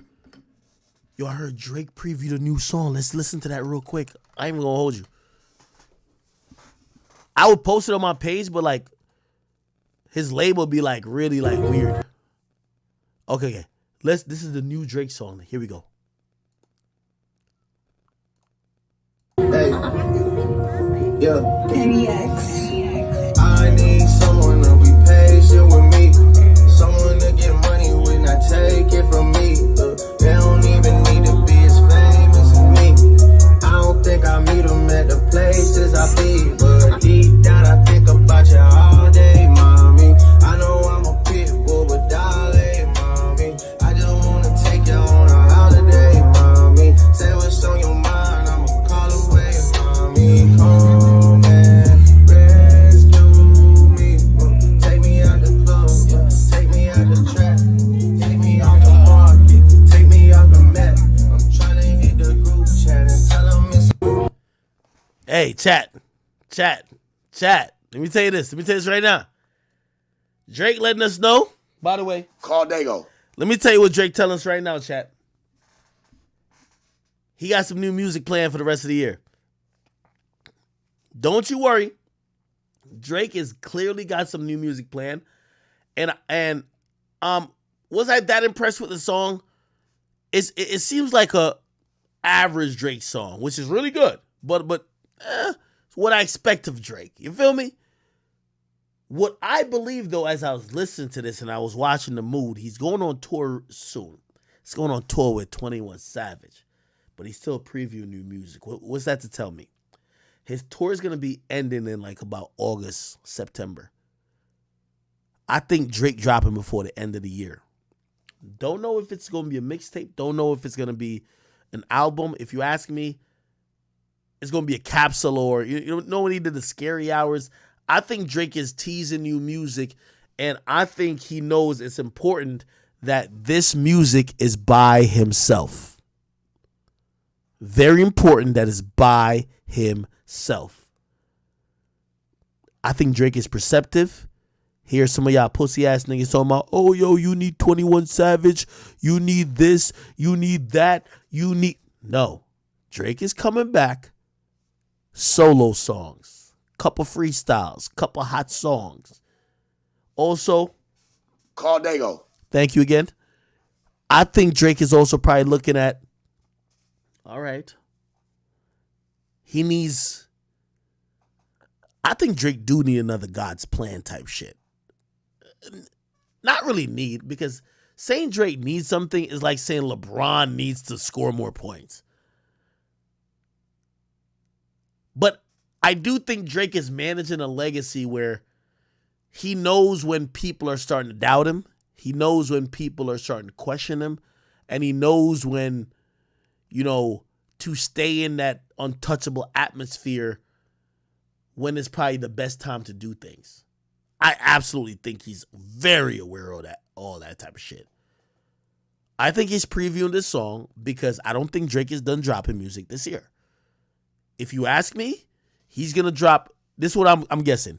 Drake gonna drop either crazy. I think he's gonna drop mad remixes. He's gonna hop on mad people's remixes during tour. So whatever the hot song is during tour, he's gonna be jacking for beats in the sense of hop on random remixes, make them poppin'. But I think he's gonna drop maybe not an album. Maybe not a whole mixtape, but I feel like Drake is going to drop 3, 4, maybe 5 songs by the end of the year. Just him. Just to let niggas know he's that nigga still. Does he need to do it? No. Do I think it's a competitive spirit in him that's going to do it? Yes. Do I think he's going to start killing remixes again? Yes. Why? I do think that Drake cares about being number one. Drake cares about being the guy. That's a passion still of his. Even though he said in the Yachty thing, like he planning for whatever, I don't think he's lost motivation of that at all. So I don't think he's just playing this song for no reason. By the way, I believe that that's how Drake kind of gets the gauge on shit. Now, do I think this song ain't it? This ain't, and by the way, yeah, this song ain't it. I still think Drake is waiting for remember when even though it was a leak, remember when God's Plan leak came out? Yo, the God's Plan leak was so crazy. It's like everybody was just like, oh my God, it's the best song ever. It's kind of like the other leak that he had that everybody loved was what's that shit called? He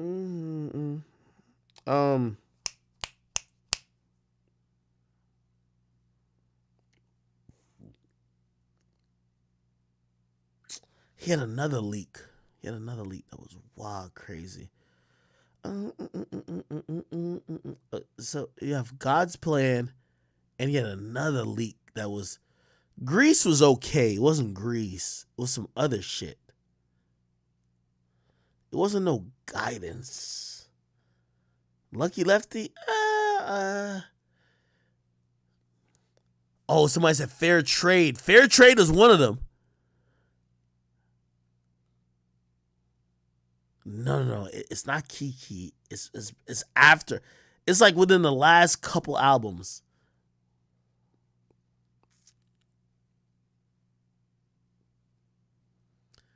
I hear you with TSU. It'll come to me. No, he never leaked back to back. He just dropped it. Nah, it's not Once in These. Fuck. Mob Ties was not a leak. Mob Ties just came.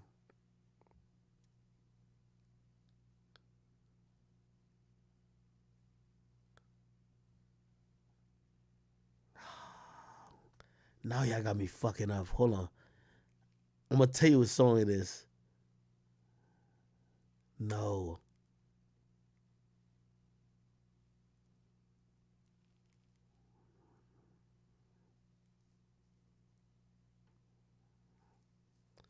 Y'all know what I mean? Like maybe it was Grease, but yeah, I think maybe it was Grease. Like he knew he had one with Grease.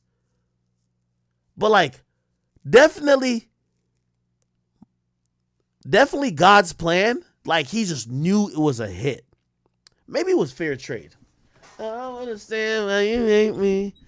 Take me as I am. All right, it's all good.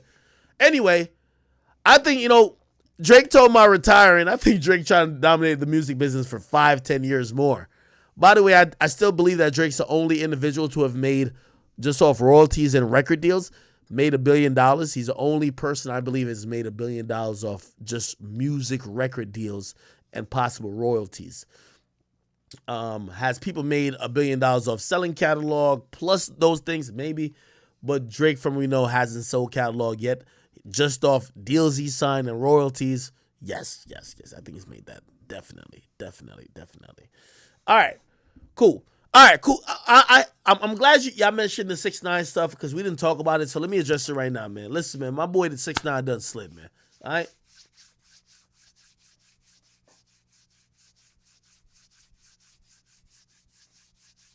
Listen, man. My boy 6ix9ine ain't go out like no sucker. That's all I'm gonna tell y'all, man. Listen, the real cannot be spoken on. You know what I mean? We can't get too federal. You feel me? Just like how Dirk slid for Vaughn, but he kept it low. From what I'm hearing, all right. From what I'm hearing. Now I'm being honest. Listen. That's the funny thing, and I gotta tell 6ix9ine this. I'm like, yo, the only way to confirm today is that you slid is to go to jail, right? That's the only thing I'm gonna say. Only thing I gotta say is 6ix9ine. The only way to confirm that you slid is to go to jail. But from what I'm hearing, 6ix9ine sliding, bro. That's all I'm hearing. You feel me? But if he confirm it, he go to jail. That's why I tell him, I'm like, yo, I'll confirm it in a roundabout way. You feel me? But if you want to go to jail, you can just confirm it. Anyway, yo, we got to watch this Trap Geek video. I definitely got food upstairs. I'm about to go get, what the fuck? What's that broad back bitch? Call Dago. We got to call Dago. Shit going on. Oh, shit, here we go. Holy. Yo, I'm about to play this Trap Geek joint real quick, and I'm about to get some food. I'm about to bring it downstairs type shit. And I had no idea. Oh, nah, I want to watch this shit, though. Fuck. I got ordered Chipotle. I ordered Chipotle type shit. Here we go. What drill rapping was, but I called my son. He sent me some videos, and it is alarming. At one time, the Bronx was a thriving community. That started to change. Where y'all niggas at, bro? Where y'all Lori Law niggas at? Y'all niggas pissing on my son, Goon War, nigga. Y'all niggas is fucking. You did somebody who died. His name was Rara. Yeah. Before he died, 2 days before he died, he said, I'm gonna kill you when I see you. Look how that worked. These individuals want to get credit for the harm that they're doing. The gangs are accused of operating out of public housing and often stalk their enemies in broad daylight. Why y'all running out dirty? Why you running? Why y'all running? We are allowing music, displaying of guns, violence. We're allowing it to stay on these sites.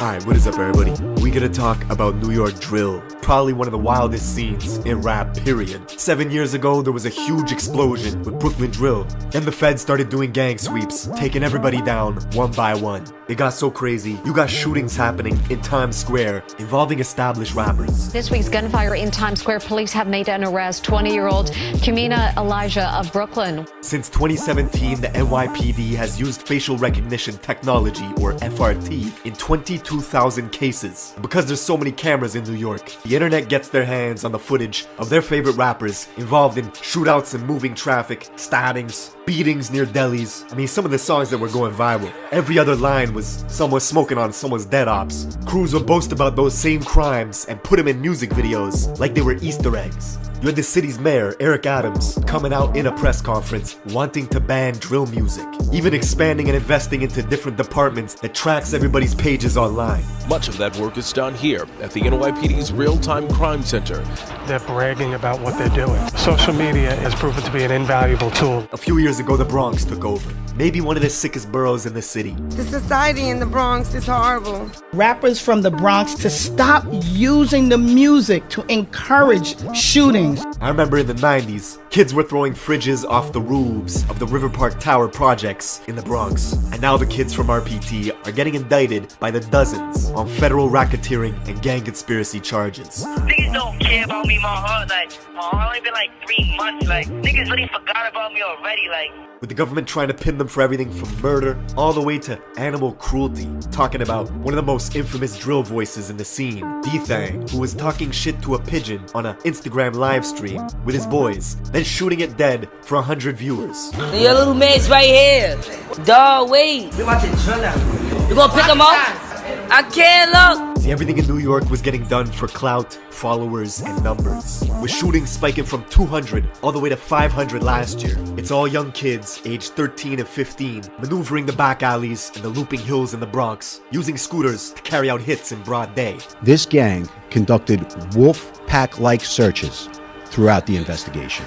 Now, we're getting into all this, but first, check out my song of the day. This is my guy Millie's. Let's go. I'm trying to send someone to urgent before they make me a patient. With the stroller in a hospital hallway pacing. Put it on my... think so. Wow. The music in the Bronx is super high energy, sometimes too high. Like these kids got ADD or something. The Bronx has the biggest dropout rate in all of New York, and it's becoming a problem. You got kids going to school in rival territories, with different campuses getting metal detectors in them to squash gang shootings. Jelly! OIK, you heard?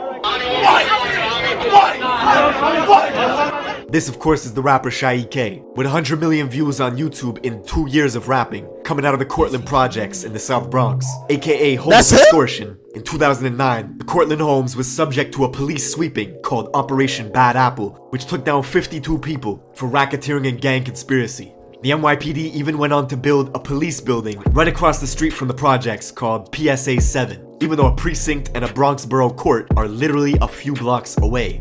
Cortland's home to popular rappers like B-Love and 6ix9ine. Sha, who's known for having a deep-ass voice that doesn't really match his face, went to the rival school in Mott Haven campus, just 9 minutes away from his hood, where he would bug out towards any kid that repped the rival gang, the YGs.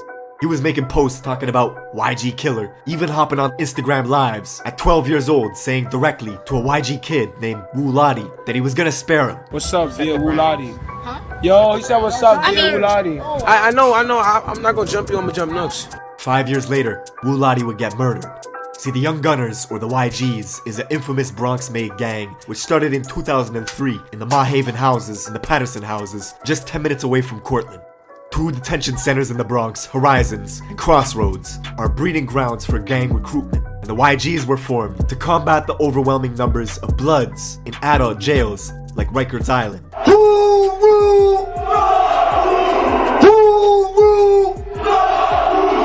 At one point, the YGs had dozens and dozens of different sets all banging under its umbrella, with all sorts of different hoods spread out throughout the Bronx, forcing other blocks around them to create their own gangs in response to combat the YGs. You can even see this in the classic South Bronx joint, Shot Caller from French Montana.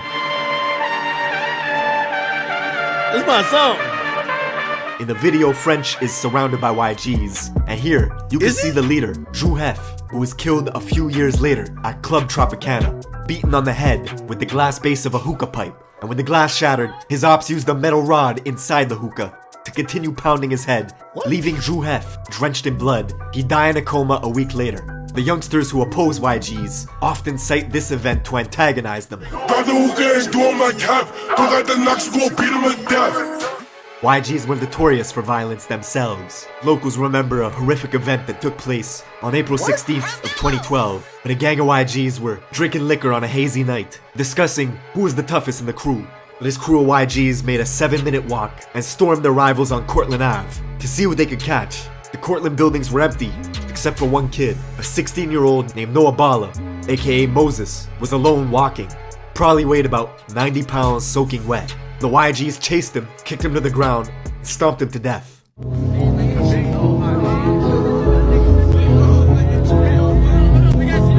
Kids from the Cortlandt projects hold Noah's name in high regard. Be Love, whose hit song, If You Know You Know, got 16 million views when it was released 2 years ago. He actually confronted the brother of a YG's member that killed Noah outside in front of the Metro Court, as this guy was waiting to be tried for a different murder of another Cortlandt youth named Yellow. Come across the street. I can't even score with it. God, flop you, throw that up one more time. What the fuck you talking about? What you talking about? Come across the street. The Bronx is so crazy. Dudes will get active in the courts, outside the courts, in front of police. They don't care.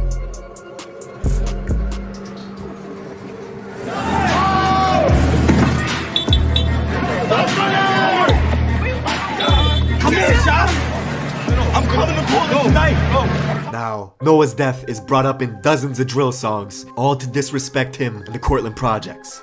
Notorious YG rapper D-Thang out of the River Park Towers, a YG stronghold in the West Bronx, made the song Wedgie Man This, Wedgie Man That. In it, D-Thang has a cold-blooded line talking about the beating of Noah. Just watch how we spin like a fidget. If we catch a hobby going like that midget. So Jelly fall back, I'ma clip him. That song is riddled with disses. The title itself sounds funny. Wedgie Man This, Wedgie Man That. It's a direct shot at 6ix9ine, the rapper from Cortlandt, who was caught on camera getting a wedgie. Drag him! Yo! Do you like my new song? Wait, 6ix9ine got a wedgie? So I thought 6ix9ine like killed like 10 niggas. He ain't got no fucking wedgie.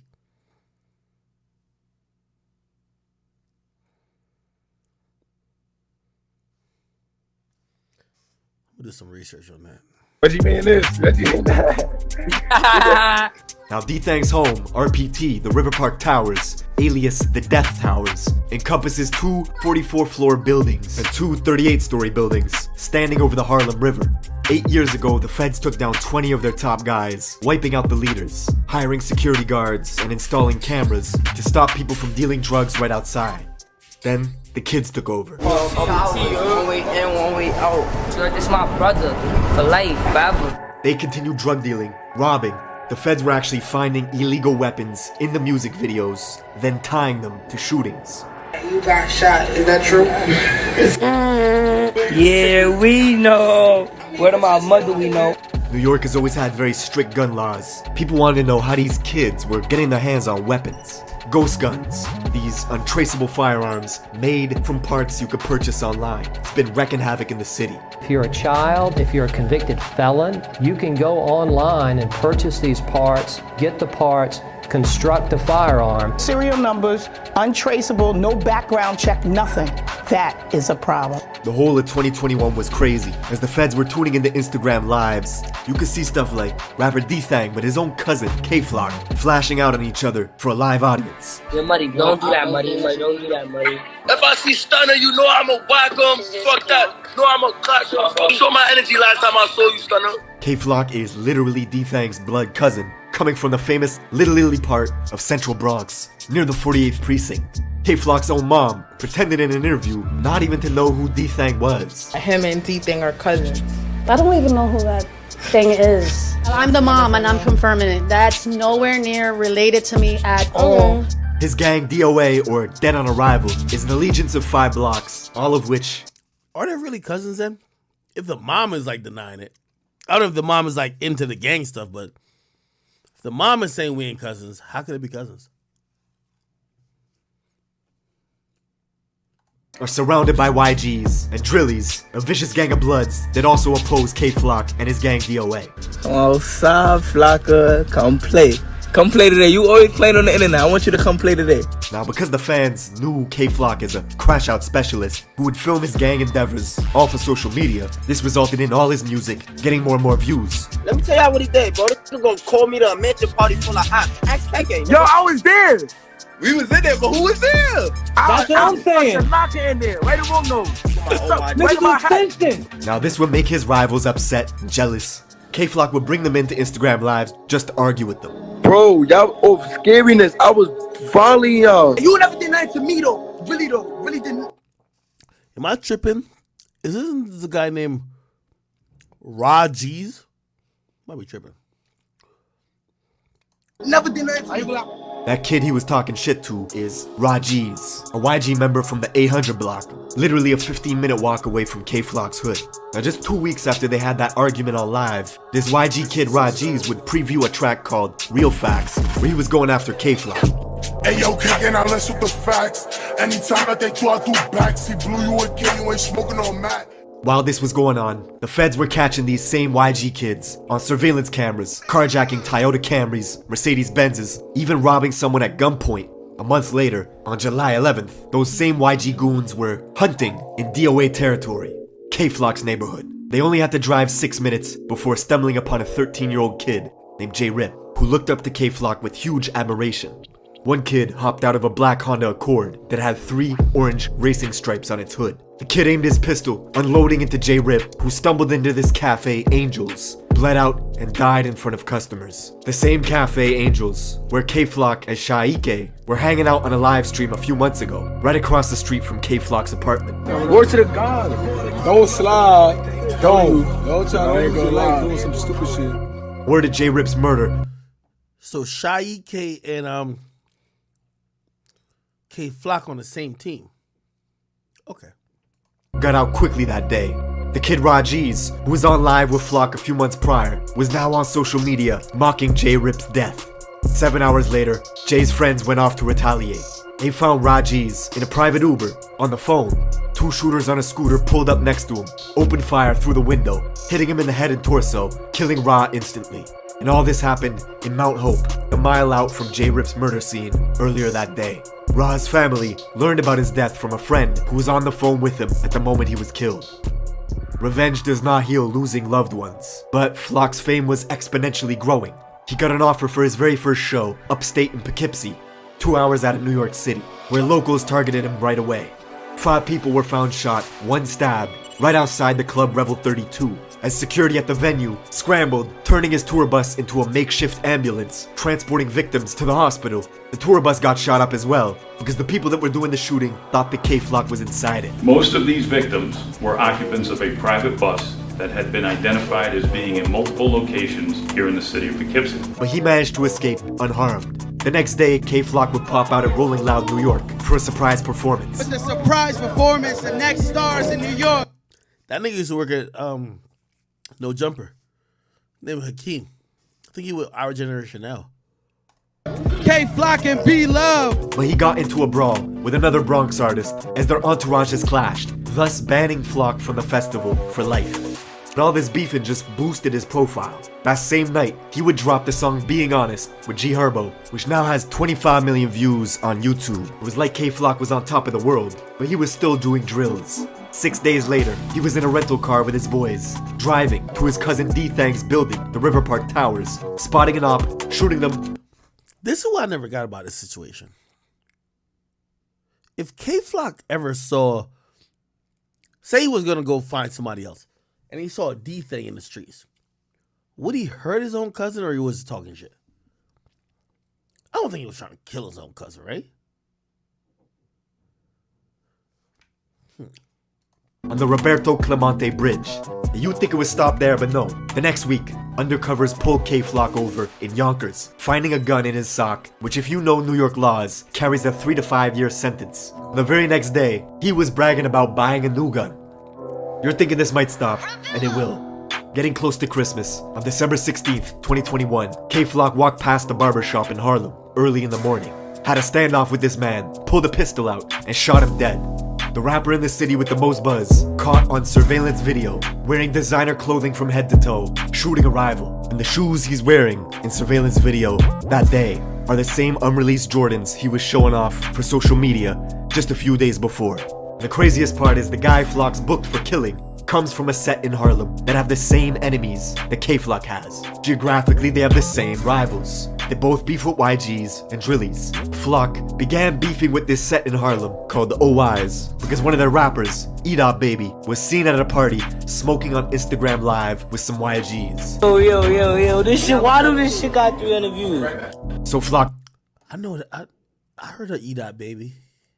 Not Flocko. K-Flock mentioned him. Said, Edop Baby, he ain't on nothing. Who's Edop Baby? What do you do? Showing off for social media just a few days before. The craziest part is the guy Flock's booked for killing comes from a set in Harlem that have the same enemies that K-Flock has. Geographically, they have the same rivals. They both beef with YGs and Drillies. Flock began beefing with this set in Harlem called the OIs because one of their rappers, Edop Baby, was seen at a party smoking on Instagram Live with some YGs. Yo, this shit, why do this shit got 300 views? So Flock turned on them, gathered his posse, and made one of the coldest Bronx drill songs yet, called Brotherly Love, riddled with disses towards this Harlem set, the OIs. I catch a funny gon' knock off his hoe. Niggas talking fuck he wanna do. He chill with them op niggas. Nah, this on fire. Whatever they throw up, I'm dropping it too. Shy-E-K, the rapper from Cortland, would side with Edop Baby, so in turn, he would start beefing with Flock, and Flock would start beefing with him, both of them releasing diss tracks. Wait, Shy-E-K and K-Flock, I thought they were on the same team. How you beef with your own teammate? What the fuck going on? All brotherly love, riddled with disses towards this Harlem set, the OIs. I catch a funny gon' knock off his hoe. Niggas talking fuck he wanna do. He chill with them op niggas. Whatever they throw up, I'm dropping it too. Shy-E-K, the rapper from Cortland, would side with Edop Baby, so in turn, he would start beefing with Flock. So this guy said G-O-M-D already. What does that mean? What the fuck does this mean? Go MD already? What does this mean? Somebody tell me what this means. Oh, get off my dick. Oh, shit. Niggas got like shortenings for that? Okay. Get off my dick already. And K-Flock says stop hiding. Let me ask y'all a question, man. I've been trying to figure this about K-Flock. If this is the Shy-E-K nigga, and they were like friends and teammates, let's say they got upset at each other or whatever, would y'all think that K-Flock would have killed this guy? Nah, right? Just like, are we to believe that K-Flock would have killed his own cousin? Nah, he wouldn't be doing that shit, right? What do y'all think? Like K-Flock not no King Von, right? Like King Von look like you. King Von on some other shit. K-Flock wouldn't have killed his own cousin D-Thing or killed his former teammate. Shy-E-K, right? No, he wouldn't. Like, I see how a lot of y'all say yes. Nah, he wouldn't. Nah, come on now, bro. Stop it. Nah, come on. You think that he would have been cool with this guy than killed him? Nah, come on now. Stop. What? And Flock would start beefing with him, both of them releasing diss tracks, with Flock saying he was smoking on Shy-E-K's dead father. Free Flock. All y'all niggas music is doing bad now. Y'all need him, but free him, because you know what we're gonna do. We gonna be the 5th dead DOA member. Interestingly, just minutes before Flock pulled the trigger at that barber shop, killing... Wait. What this nigga say? Start beefing with Flock, and Flock would start beefing with him, both of them releasing diss tracks, with Flock saying he was smoking on Shy-E-K's dead... So K-Flock said he was smoking on Shy-E-K's father? Nah. What? Father. Free Flock. Oh, so this is after K-Flock get locked up. Then this is a Shy-E-K dude. Is this guy still free? Is he alive? I don't know. So then he started talking about K-Flock. What'd he say though? All y'all niggas music. He said free K-Flock. Let me just go back. I want to get the whole thing. Free Flock. All y'all niggas music is doing bad now. Y'all need him, but free him, because you know what we're gonna do. We gonna be the 5th dead DOA member. Interesting. Did he say K-Flock was gonna be the 5th dead DO? I think their thing is DOA. He said he would have killed K-Flock? No, what?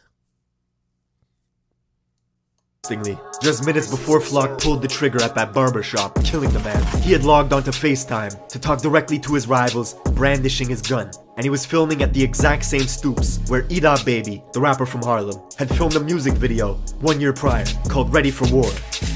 Slowly, one by one, the Bronx was following the Brooklyn scene, with all their rappers getting wiped out by police indictments. 5 months later, the Drillies would get taken down in a massive RICO case, booking 20 people for murder, conspiracy, racketeering, and gang activity. Not even a month later, D-Thang, along with 22 of his guys from RPT, would get swept up as well. Then if you thought the scene wasn't toxic enough, 6 months later, the young rapper from Harlem, Baby, would commit suicide, which has fans still wondering to this day. Wait, the dude Baby that K-Flock rapped about killed himself? Oh, shit. Why that happened. Fast forward to this year, February 2023, and K-Flock, who was already sitting in prison for murder, I think K-Flock hella brolic right now. What's up? Would be one of 7 DOA members named in a federal indictment spanning from 2017 all the way to 2023. This is the New York drill scene in a nutshell. Every few years, a scene pops off from one of the boroughs, rappers make a huge wave, and then it all comes crashing down. That's it for this video. Thank you for watching, and I will see you in the next one.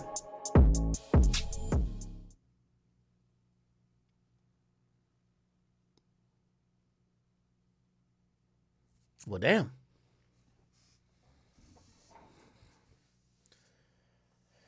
Well, alrighty then. So these guys are all friends, and they're like, all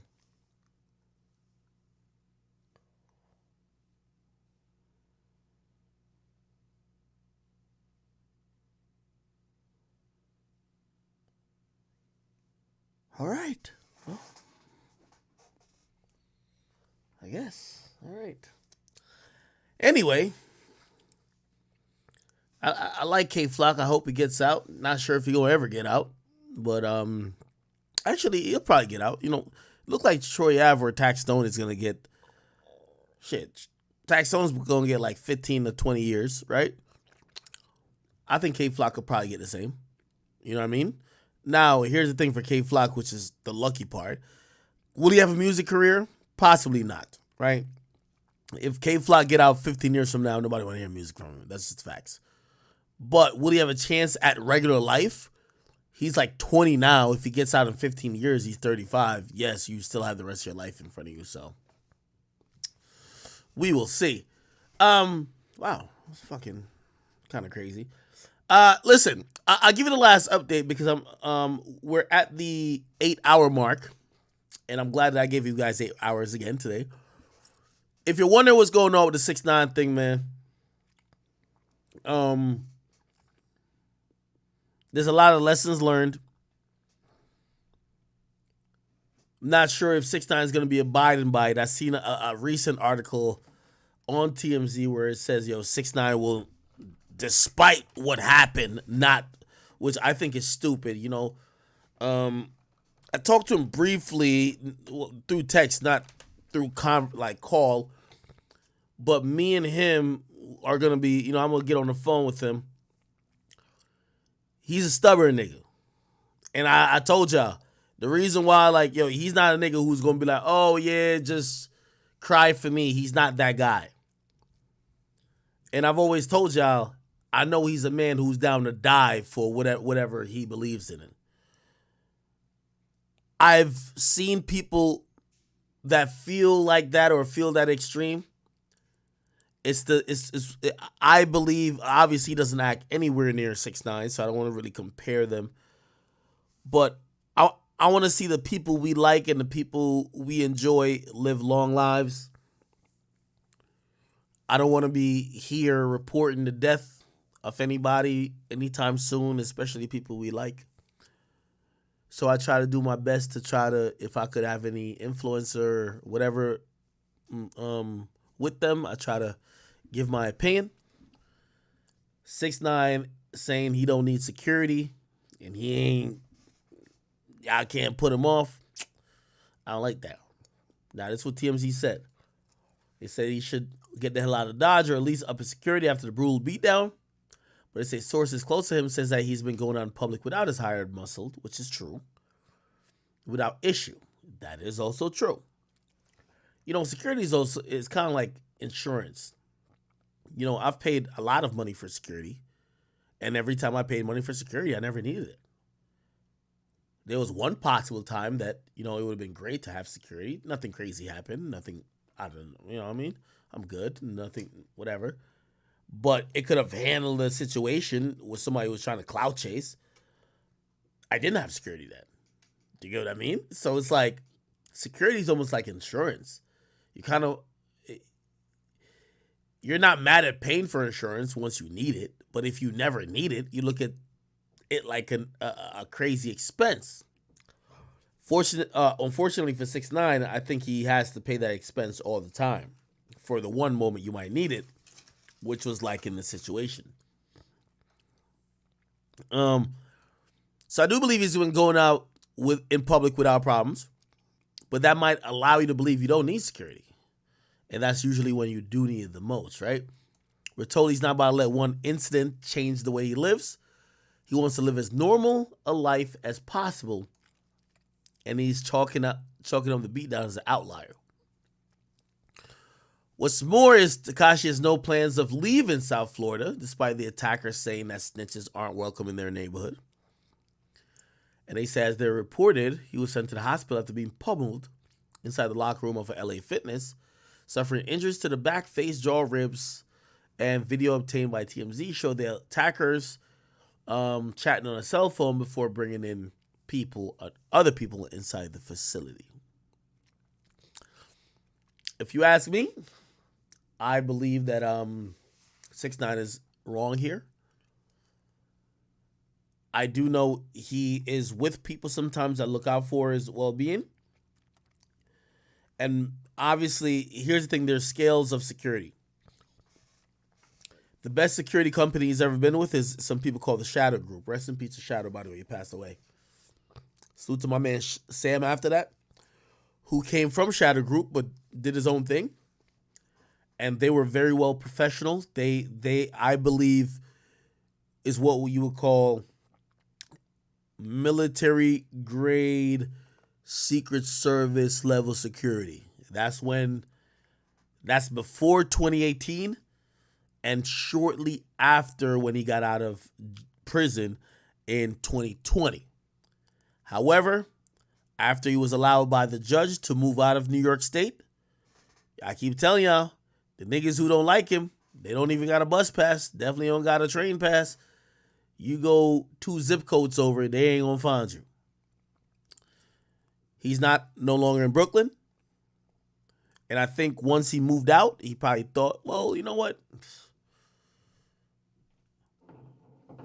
Niggas don't give a fuck like that. And I think he probably got a little bit lax. And I don't think normally that would have been a problem, except he still talks shit. He still's an agitator. He's still driving expensive cars that's very flashy. He's out there. He's talking shit. You see him drunk, going on rants.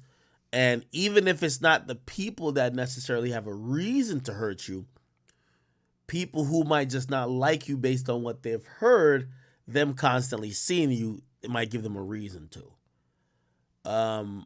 Again, I keep telling y'all, I don't believe 6ix9ine has a fearful body and a fearful bone in his body. He's more dumb than he is scared. I've always told people that. I know people want to say, oh, he's pussy or whatever.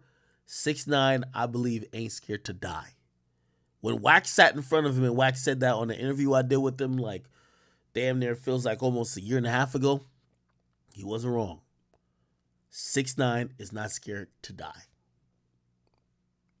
And that's scary for people who like him, people who care about him, and people who would want to just tell him that whatever he is trying to prove, trying to be a martyr or whatever, is just not going to do it.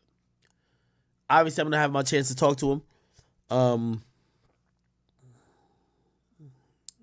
Y'all just won't believe what I'm saying with this because to y'all, 6ix9ine will forever be pussy. But I will say this. 6ix9ine to himself still believe he gangsta. I'm going to just tell you that right now. So whatever you want to think about this situation, 6ix9ine is not the little bitch who's be like, oh my God, let me go. That's what he still believes. You don't got to believe me nothing more, and I won't say nothing more about that. Is he a cooperant or a former cooperant of the U.S. government? Absolutely. That's not how he carries himself. That's not how he thinks of himself. Do I believe he's willing to die over people believing that he's a bitch or he's just a snitch cooperant? Yeah, 100%. And this is where people like me come in, where we have to have those conversations with him to say, bro, you might be willing to throw away your life, but you support your mama and the rest of the people in your family and a lot of people in your team. And you need sometimes to wake up on not only about what you feel in terms of your selfish beliefs and your ego, but you need to know who's relying on you. So, I'm going to have that conversation with him coming soon. And I'm glad that he's okay in terms of, obviously there's bumps and bruises, who knows, whatever, like the full extent of whatever, but he's alive. For me, just like for you with any person you consider as a friend, you just want to hope they move a little bit better. You get what I mean? And even if they felt they were moving right, just, try to take some precautions. Lesson learned.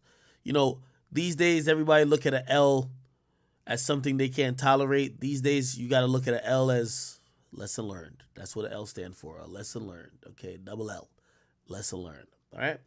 I'm going to try to have these conversations with him in the next coming days, if not weeks.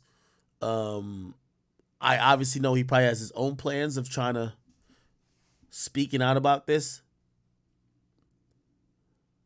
Also, it's incumbent on somebody like me to tell him, brother, you're on federal parole. Also, you cooperated with the U.S. government. You're not in Treyway no more. If somebody did something to you in Treyway, this is how you would handle it. This is not the case anymore. So, I'm going to try to do my due diligence. Is that, am I upset or do I care if anybody, I think anybody who has clowned him, anybody who has commented about him, I think is well within their right. 6ix9ine does vile things. 6ix9ine will diss your mama if your mama die. He's fortunate to have his life. If somebody diss him for getting beat up, it's par for the course. It is what it is. So you don't see me sitting there like, oh, whatever. Now, I will say, I do believe that people clowning him only encourages him to clown other people when misfortune happens to them too. But you can't tell people now to stop clowning him when he never stopped clowning people. So it is what it is. Anyway, I'll me and him hopefully we'll talk tonight, or if not tonight, early tomorrow. I know it is a Sunday night, so I'm gonna give you guys the rest of your night back, because we have streamed 8 hours today. Though it was a very adventurous stream. I know I didn't hit all the topics, but I appreciate you guys for rocking with me for the topics we did hit. Okay? I know Dirk posted some stuff, whatever. We will get to tomorrow. Maybe tomorrow it's a later stream because tomorrow is Monday. Regardless, I appreciate you guys for tuning in. It's been 8 hours. A lot of things to talk about. Digest the stream. You can watch it on my Twitch channel, or you'll be able to watch the full stream on one of my YouTube channels. If not, you'll be able to see the clips broken up by my man Drill. All right? I want to thank you guys, and I appreciate you so much. Have a good rest of your day. Get ready for Monday. If you got school tomorrow, you got some obligation to do tomorrow. Hopefully this gave you enough fuel and energy to go get your dreams and goals accomplished. I will see you guys tomorrow, whether early in the day or later. I appreciate you guys. I love you. And Christian, we still sliding, okay? Yeah, I'll be back tomorrow, all right? Love y'all. And oh wait, before I get off, I cannot get off without doing this. Oh my god, this fucking why do I keep? I gotta go back to this. Oh no, I'm trying to shout out to my peoples. Here we go. I just want to shout out to all my gifted subs for my people on Twitch. And by the way, I gotta give me like 5-10 minutes. I have a lot of like donations and shit to read, so give me a second. OVO Rizzo, thank you for the 5 gifted subs. Playful Anxiety, thank you for the many. I'm pretty sure you probably gifted over like 10 or 20 today. Thank you for all the gifted subs. Jinx9110, thank you for the gifted subs today. Polo PSM, I appreciate you so much. Thank you for all the gifted subs. Ray the Gamer, thank you for all the gifted subs. Too High for This, thank you for all the gifted subs. Appreciate you so much. The POV God _ thank you for like the many gifted subs. NM Guts EBK, thank you for all the gifted subs. And thank anyone else who did contribute. Swigger Giovanni, all my Discord people, everybody, if you watch me, you should get in the Discord. I want you to have some representation in the stream. Now, let me try to read all my. I gotta read these gifted. It's like these donations on. Okay, good. Jeez, it was a lot. Wait, don't tell me I missed them. Don't tell me I can't scroll back up. Frank Myers, thank you. Hustle Crow, thank you. Tony Anthony, thank you. He said, yo, Cola Ray doing her thing with the little player song, ain't it? Yo, that player song is kind of going up. I ain't gonna lie. At first, I thought it was just a remix, but like, yo, there's a movement into itself. I think she got to thank TikTok for it, but we got to give her the credit nonetheless. How to, man, thank you for the $10. He said, I'm broke. What would it take for you to participate in a virtual panel with me and a few others? What are you doing a virtual panel for? Let me know. Big Woo, thank you. He said, Flacco built like Consuela from Family Guy. Who's that? I appreciate you, though, for donating. Big Woo says, Flacco, learn how to talk before trying to come for the chat, niggas. Big Woo look like he's clearly sliding for the chat. Double D, he says, yo, shout to Boom, the regulator, for real. Somebody says, Suspastor says, Flacco lame, he don't got his energy for anyone else. Double D says, let's go band for band. Then Little Boy Blue says, fun facts, the age of consent is 16 in 34 states, 17 in 6 states, and 18 in 10 states. This topic shows the issue between legality and morality. That's actually a pretty interesting conversation, or a pretty interesting point. I guess they're talking about the Adam whole thing, right? Okay. There was some more. Fuck. I should have read them when they came up. How can I see the old? Oh my God. I can't see the old, I want to see the old super chats. There's some old super chats that you guys were, when we were having the real good discussion. Fuck. I appreciate all you guys, though. Give me 1 second. Let me go check the other YouTube account. The Negotiator. Salute to the boys on the Negotiator, man. Y'all boys be getting it in. I know you're bringing. Oh, I thought you brought the dog in here. Here we go. All right. Oh, okay. Shout out to John Smith. He says, shout out to all my black Canadians, Vancouver, Toronto, Winnipeg. Salute to Winnipeg. I've never been there, but heard good things about it. Halifax, Calgary, and Edmonton. Somebody says, when Jim Crow died, so did the black family. John Smith, do you believe that? EX Democrat says, yo, I own 2 box trucks, 2 cars, my own house, and I'm CNG. I guess he was trying to show that, yo, chat niggas, they really holding out here. Ab Studio, thank you. He says, Beyonce PR says her and Adidas split was mutual. Of course it's going to be, they're going to say it's mutual. It says, all cap, she got dropped. She lost them way too much money. Adidas recently gave Ye a shout out during an earnings call. Did they? Oh, wow. If you guys, if you guys listen to the earnings calls, you'll be able to hear and see a lot of shit. It says, also, Ivy Park is Yeezy, whatever. Adidas lost U.S. market share. All right. Thank you, guys. All right, people. I'll be back on tomorrow at some time. Expect a podcast on Off the Record. It's just going to be a rant podcast. So if you enjoyed the the stream today and you want a little bit more of it, definitely watch the entire 8-hour broadcast. I think we did a good job of trying to entertain. But if you still want more, please tune into Off the Record. I'm going to drop a podcast where it's just me ranting, talking a bunch of shit. Hopefully you guys will enjoy.